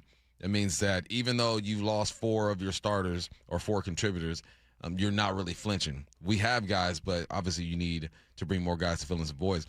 So, no, I look at this as like a MLB draft. We'll see him for real in a couple of years. You see some guys where it's like, okay, he's got some – it's a Reek Wallen transitioning from wide receiver to corner. Let's see what he's got kind of draft. Yeah, and it doesn't mean towards the end of the year that – one of these guys can elevate themselves and get some real playing time, but I'm not expecting it because of the foundation of this team. So, yeah, this is a developmental draft for me. I think it sounds like what you're saying is what you're watching is what's Nick Imanwari doing for this defense in year 2 and a little less like, who's at 32? Yeah. Okay. Yeah. I mean, that's going to be incredibly important for what this team tries to do. I'm so curious about how they replenish that running back room especially. Because when you talk about, I don't think you're going to find starters in this draft. I like the take, and I agree with the take, but who's the starter in the running back room right now? Unless you get Jadarian Price. At 32. At 32, which if you get Jadarian Price, all right, he'll be a starter. I think he'll be a starter. But other than that, no. You either get Jadarian Price at 32 or I think you trade back and you get your developmental guys. Yeah, someone said, I'm telling you, they're going to trade the 32 this year and a first from next year to trade up and get that Notre Dame running back. I wouldn't be mad. I wouldn't be mad at it. I know, but you do have to trade up. Up. Curtis, do you have the draft order? I almost said memorize. I got it right here. Thank you. Okay, what are we looking at? Who might take? You're going to need to get top 5 undoubtedly. You got to get in front of Tennessee. If you want love, you got to get in front of Tennessee. So then you're trading with Arizona at 3? Yeah. Arizona's going to... They're not trading. They're not giving you no love. No. No love. Sure, let's make you better. The Jets probably aren't trading number 2. Nope. You're not getting Jeremiah Love. It's not looking I love the conversation. Here's what I love about the conversation. I don't think that they trade up to do it, nor do I think that they can. Somewhere John Schneider would be like, challenge accepted. But what I like about it is it entirely becomes a conversation about what is your team maybe still missing. Mm-hmm. If you're very into trading up for Jeremiah Love, you don't think there's enough in the running back room? No, or you just see a talent that you really, really want. And that you really need. Yeah. I think, I don't know. I know hope whose it does draft work out. I'm really going to be watching, hater. though? The Jets have so many picks in the first 4 rounds. Yeah. Like, I can't wait to see what the Jets You mean that Geno could take them to the promised land? To the promised land. The Jets aren't doing anything. It doesn't matter what the Jets do with their draft picks this year. I hate to say it. Like, I do not have faith and confidence in the Jets to be able to turn this thing around. I don't. I'm sorry to the Jets. Disrespectfully, I don't think that they can figure this out. Disrespectfully, and I'm very sorry about that. I like the take, though, about, like, it's a slightly different look at this draft. Mm-hmm. And I feel like we've been spoiled with the last couple, looking at who's going to be number 5 overall. And, oh, my God, we're looking at 15. We're looking at 16. We're looking at, Charles Cross at 9. It's kind of, they didn't have 15 in there, just 16. And now it's a very different look at it. It's a position you're happy to be in, but it's a different approach. It's an approach where we're standing on top of the balcony with our nose up. Yeah. Looking down and people like, go ahead and pick. Yeah. We'll wait for our 32 and see what's left over. Someone said, we don't need a run-stuffing D-end. We need pass rush specialists like Averill. Sure, yeah. Yeah. I agree. Why don't they just get Cliff Averill out there? Yeah. Just get an edge. That's all I'm saying. No, I thought it was it was just an interesting thing. I forgot to include it when we were talking about some trends and numbers earlier, that the position groups they've taken, you want to look at tackles. They've taken 3 tackles in the first round under John, I think. And then obviously Zabel on the interior, but they've not really gone after like top tier edge rushers, which you always hear, like first round, that's where they are. You have to find them there. But yeah, because when you had a top 10 pick, you needed something else. Mm-hmm. You wouldn't get that. And that you tackle. chose not to get in a defensive lineman and Jalen Carter. Yep.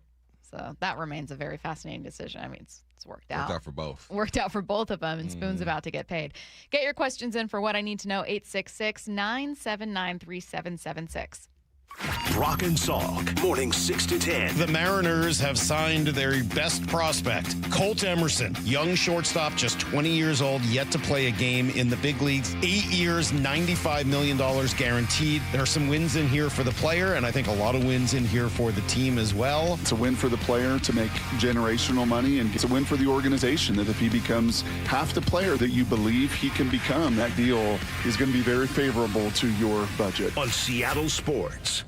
Hey, Brock Heward here with Shannon O'Kelly, President and CEO of IRG Physical and Hand Therapy, inviting you to come work with IRG. And Shannon, what kind of staff are you looking for at IRG? Brock, we're looking for all kinds of clinical staff, physical therapists, occupational therapists, athletic trainers, certified occupational therapy technicians, physical therapy assistants, you name it on the clinical side. We are looking for those folks. But we are really looking for folks that want to come to an organization that want to be part of our culture and change the culture and work with us to provide the best care and service we can to our patients, our team, and our community. So those clinical people out there, we're looking for you. We also provide advanced certification. We want to provide you mentorship. We want you to grow personally and professionally here at IRG. And with over 40 clinics throughout the Pacific Northwest, you've got the opportunity to work in the city you want. Just head over to irgpt.com/careers. That's irgpt.com/careers. Hey, it's Mike Salk here for my friends at Snoqualmie Casino and Hotel. Celebrate Mom with Snoqualmie Casino and Hotel's Mother's Day weekend giveaway. You could win one of 100 designer handbags filled with prizes on Saturday, May 9th and Sunday, May 10th. Don't forget to book a stay at the new hotel. It's awesome. Elevate your next getaway by combining effortless style with the utmost in relaxation. Head to snocasino.com for details. It is Seattle's closest Snoqualmie Casino and Hotel. Please game responsibly. Gold demand is skyrocketing to record highs. As more Americans rush to preserve their savings, will there be enough gold? I'm Dr. Ron Paul, and I believe physical gold is the only way to truly protect your 401k or IRA savings. Gold offers tangible security that can't be tracked, stolen, or inflated. That's why I strongly advocate for gold IRAs. To learn more, text the word SECURE to 989898 now. Birch Gold Group will send you a free info kit on gold IRAs. Birch Gold is the only gold company I trust, and their thousands of great reviews prove I'm not alone. So don't wait another second. Protect your retirement savings today and see how easy it is to move your IRA or 401k into physical precious metals. Text SECURE to the number 989898 for your free gold IRA info kit. Again, SECURE to 989898. Message and data rates may apply. Your windows and doors play a huge role in your home's efficiency and comfort. Choose Lake Washington Windows and Doors for windows that are up to 25% more energy efficient than Energy Star standards and reduce noise by up to 50%. Visit LakeWashingtonWindows.com today. Guys, your testosterone level impacts your energy, drive, weight, hair loss, and even ED. Revive Men's Health Seattle will check your T level for free. For your free T level check, exam, and consultation, call 206-529-1111 or visit ReviveMen'sHealth.com. The Mariners are all about giving you more baseball for your buck. With Mariners Value Games, you can score seats for less than $12 on select dates all season long. Plus, be sure to check out the biggest ever value menu and beer lineup. Available every game and featuring 36 items, from ballpark classics like hot dogs, nachos, and refillable sodas to canned brews starting at just $5. Go to mariners.com/value to grab your value game tickets and check out the full slate of value options at T-Mobile Park. Mariners and Angels in Anaheim tonight. First pitch at 6:38, 5:30 pregame. Hear every pitch live for free on the Seattle Sports app. 1-877 Cars for Kids. KARS Cars for Kids. 1-877 Cars for Kids. Donate your car today. Call 877-CARS for Kids to reach a friendly live agent. Donation is super easy, and your car can be picked up as soon as tomorrow. Call us now or go to carsforkids.org. 7 Cars for Kids. Donate your car today. Did you know you can donate real estate too? Underestimating the trucking industry is one of the biggest mistakes I see victims and other lawyers make. Trucking companies have an army of lawyers and experts who act quickly after an accident to protect the company. Only an experienced trucking accident lawyer can navigate the complicated federal and state laws to protect your rights. If you or a loved one has been injured in a trucking accident, call Davis Law Group today for a free consultation or get my free book on trucking accident law at WashingtonAccidentBooks.com. Seattle Sports has your last shot to participate in the madness. Head to seattlesports.com/win to fill out your 4-team bracket. It's one final chance to join in on the Seattle Sports Bracket Bucks, presented by Muckleshoot Casino Resort. And the winner of the 4-team competition will win a $250 Visa gift card. Register and find complete rules at seattlesports.com/win. Seattle Sports Bracket Bucks, presented by Muckleshoot Casino Resort. This April, the Pacific Northwest is All Elite. Experience the action and excitement of All Elite Wrestling live. On Wednesday, April 15th, 2 huge shows, one incredible night. AEW presents Dynamite and Collision. As the dust settles after AEW Dynasty, the best wrestlers on the planet return to Everett for the first time in almost 2 years. AEW Dynamite and Collision, live from Angel of the Winds Arena. Wednesday, April 15th. Tickets on sale now starting at just $20 at AEWTIX.com. From the Quantum Fiber Studio, This is Bump Stacy. weekdays 10 to 2. On Seattle Sports and 97.3 FM HD2. Get your questions in for What I Need to Know, 866-979-3776. What I Need to Know. I did not know that this is a thing. What I Need to Know. Have you ever cheated a stoplight by taking a right, doing a U-turn, and then taking another right? Yes, most definitely. I've never thought to do that. Yeah. Mm-hmm.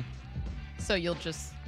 Make that Why right, not just boom. wait for the light Buster, to you change? Bow, because I got things to do. Okay. That light's taking too long. Yeah, I guess. I'll like cut through a parking lot. I've done that before. I know that's illegal, but look, sometimes you got places to go, people to see, places to be. Exactly. 866-979-3776. What I need to know, at what point do you say the Mariners are in trouble? They said they have a couple questions. I'm going to get to the others, but do you have a date? What's the April? End of May. Start of June. Anime. Anime. They said, can Randy Arozarena carry the team? He's been better than Cal so far. No. Randy has the capability of doing it for like a week. Yeah, he's streaky too. Not for a whole season. Yeah. Bump said he could take 40 goats. What? This is the same person. They had notes from this week. Bump said he could take 40 goats. What? They're vicious, but that would be one hell of a barbecue. If I have a bat, I'm clocking the heck out of them goats. Bow, bow, bow, righty and lefty. I don't think you could take on 40 goats. Nah, probably not. And I say that knowing you'd take on more goats than me. If I was in my playing shape and I had a lot of space, you could outrun them. I maneuver, ba ba ba ba, maneuver, ba ba ba. Yeah, actually, you know what? Catch me at 25. How fast do you think a goat can run? I looked it up. 15 miles per hour. Wow, that's like exactly right. Because I know goats. No goats. When are we going to see Emerson, says the 206. Not the only person to ask, by the way. No, we're going to see him next week. Next week? Next week. We'll see him next week. What? I think he would debut at home if he did. We got a game next For week? sure. The only game they play at home next week is Friday and Saturday against Houston. What do they got going on around the first week, second week of May? That's a good question. Because that's what Buster Olney said. He said before, near, or May 15.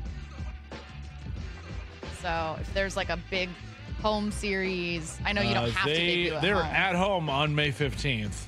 Start of a series against the Padres. You get it exactly right. They have a 7-game road trip, Mother's Day weekend, White Sox and Astros. Okay. Prior to that, they are home May 1st through the 6th, Royals and Braves. Next week. Next week? Next week. Against the Astros on that Friday night? Yep. Next week. I'm already bringing in donuts Monday. Hey. If Cal hits a home run tonight. And only tonight. Get your coupon ready. 425. Is a goat a bear? Foxes are bears. Gotta play that. Foxes are bears. I just want to say for the record that I know a lot of animal facts, and I thought for sure that foxes, you know how sometimes there are animals that fall into interesting categories where you're like, oh, I didn't know it was part of that animal family. That's so interesting. I didn't know this animal was a marsupial or whatever.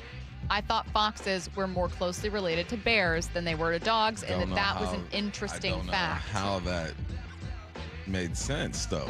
I think I just got something else is bears. Got overwhelmed. Something else is bears. Maybe you're thinking of the bear fox. That's what messed you up. I think Stacy thought she had us in that moment. She was like, they're not going to expect this. Yeah, no, I was like, I said it really confidently. Yeah. No, Like, aren't foxes bears? That was Are bears outside? When did I say that? That was following up. bears? Are foxes bears? Are bears outside? I didn't say that. That's not Aren't me. bears outside? Aren't bears outside? Do you just save everything we say? What's your favorite cut of Bump? Why are you trying to get me into it? Oh, it's nighttime, dark time. Let me find that. Yeah. Hey, who said it, And though? then do your favorite of Curtis.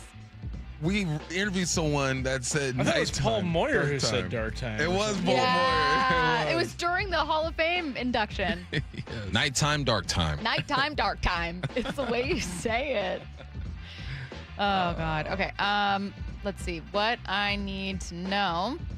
My daughter just got her first 2 pigs to show at the fair this year. We're in disagreement on names. I'm a big fan of middle-aged male names like Greg and Gary. Well, she is not. What's the best name idea for a male pig pair? Peguito. Pigito? Peguito. I like Timmy for one of them and Tommy for the other. Timmy and Tommy. Timmy and Tommy. Like Peguito. Curtis, Matt, do you guys have suggestions? Matt, is there like a cool Marvel pairing name that these pigs could have? Is there like a Marvel pig, maybe? One of my favorite duo acts in the Marvel universe is Cloak and Dagger. One of them's Cloak, one of them's Dagger. One of them's Cloak, one of them's Dagger. Okay, good suggestion. Good answer. Good answer. Curtis, do you have one? I do. Jimmy and Oscar. Jimmy Dean Bacon and Oscar Mayer Bacon. Someone said Chris P. and Bacon. Oh, no. Ben and Jerry. Lukey and Dookie. Yeah. No, his name is just Lukey. Just Lukey. But there's a second pig here. There's a second It pig. could be Dookie. Chicharron. Someone said, I resemble that middle-aged name Greg remark. Greg from Eatonville. Greg. Someone said I totally said Timmy and Tommy. So we got Timmy and Tommy, Cloak and Dagger, Peguito. And what? Peguito and Peguita. Oh, okay. Mhm. They're 2 boys, though. Oh, the 2 boys? Oh, Yeah. Peguito and Peguit. Peguit Row. Too hard. Too hard to say. All right. 866-979-3776. I found my favorite Curtis clip. Yeah. And I don't remember the context. Okay. Choo choo, baby. Choo choo, baby.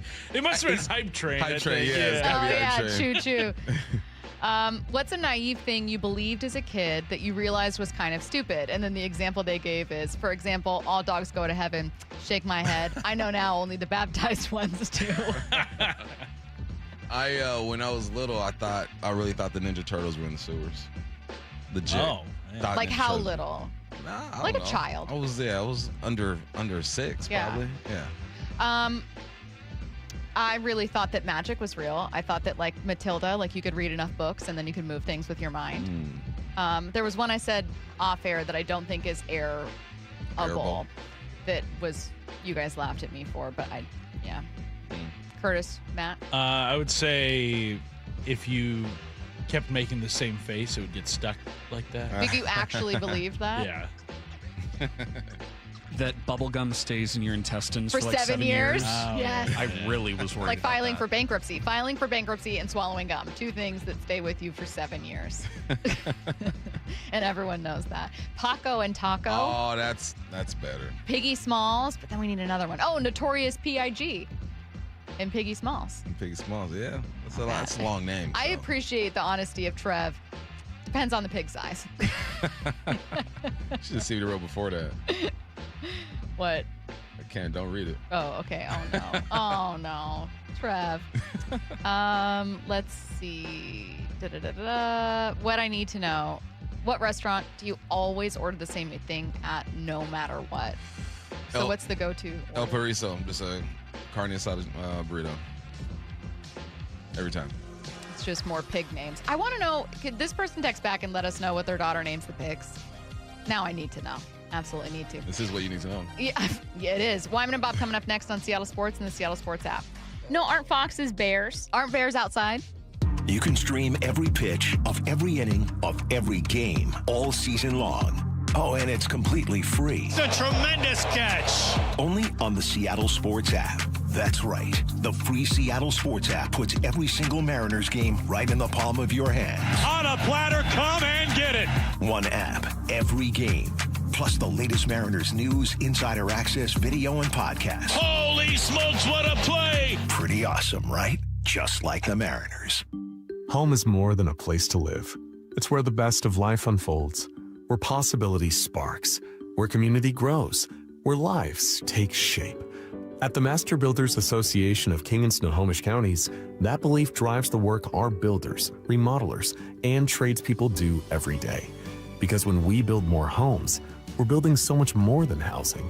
We're making room for what matters most. Learn more at roomforwhatmatters.com.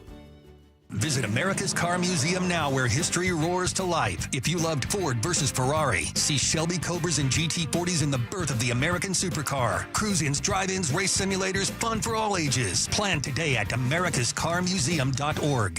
How does your roof look after this winter? Justin Shirley, CEO of State Roofing and Exteriors. Spring into action today. Save $3,000 on a new roof, siding, deck, or windows. Call 866-ROOF-ROOF or visit stateroofing.com. By texting 64,000, you agree to receive recurring automated marketing messages from IQ Bar. Message and data rates may apply. No purchase required. Terms apply. Available at eatiqbar.com/policy/terms of service.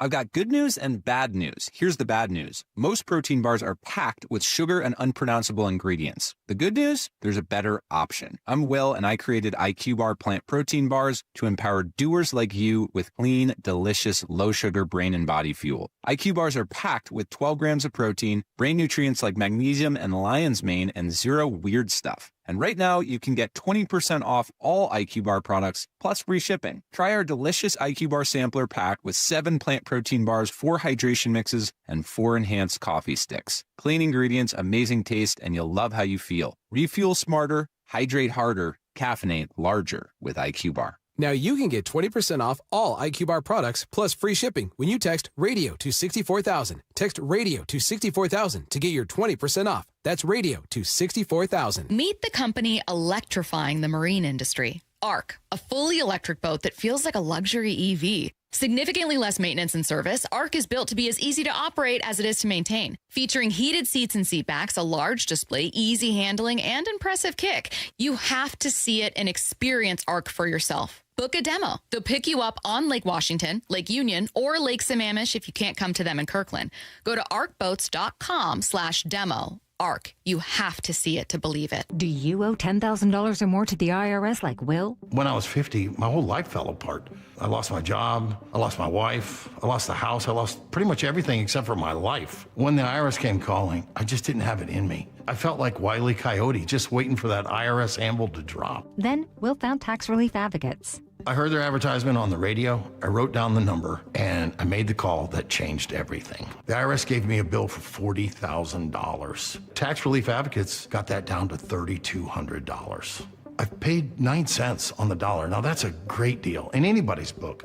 If you owe 10 or even hundreds of thousands of dollars to the IRS, don't lose hope. Do what Will did and call TRA for a consultation. But for me, the real win is I got my life back. Visit TRA.com or call 800-488-2578. 800-488-2578. That's 800-488-2578. Hey there, Dawn Riley with Olympic Hot Tub. Make the arrival of spring even sweeter with a healthy, relaxing saltwater soak every night. During our Sweet Spring Savings event, you can save up to $3,000 on the hot tub of your dreams. Experience the incredible wellness benefits of natural salt water right in your own backyard. Ends April 14th. Learn more at OlympicHotTub.com. Better you, better life. Olympic Hot Tub. Running a small business means juggling a lot. Your network has to handle it all. That's where a fiber-only provider falls short. You need a partner who gives you a greater advantage. Introducing the Total Solutions Advantage only from Comcast Business. A first-ever combination of the largest, fastest fiber-powered network, the most reliable Wi-Fi, gig speeds with equipment and security included, and a 5-year price lock. Plus, it's all backed by a 30-day money-back guarantee. The Total Solutions Advantage only from Comcast Business. A new standard for small business with reliability, security, and savings in one. Switch today. Get started with a great offer as low as $60 a month. When you add it all up, no one does business like Comcast Business. Offer ends 6/1/26. New customers only. Requires 300 megabits per second internet and security edge. 1-year agreement, eco bill, and auto pay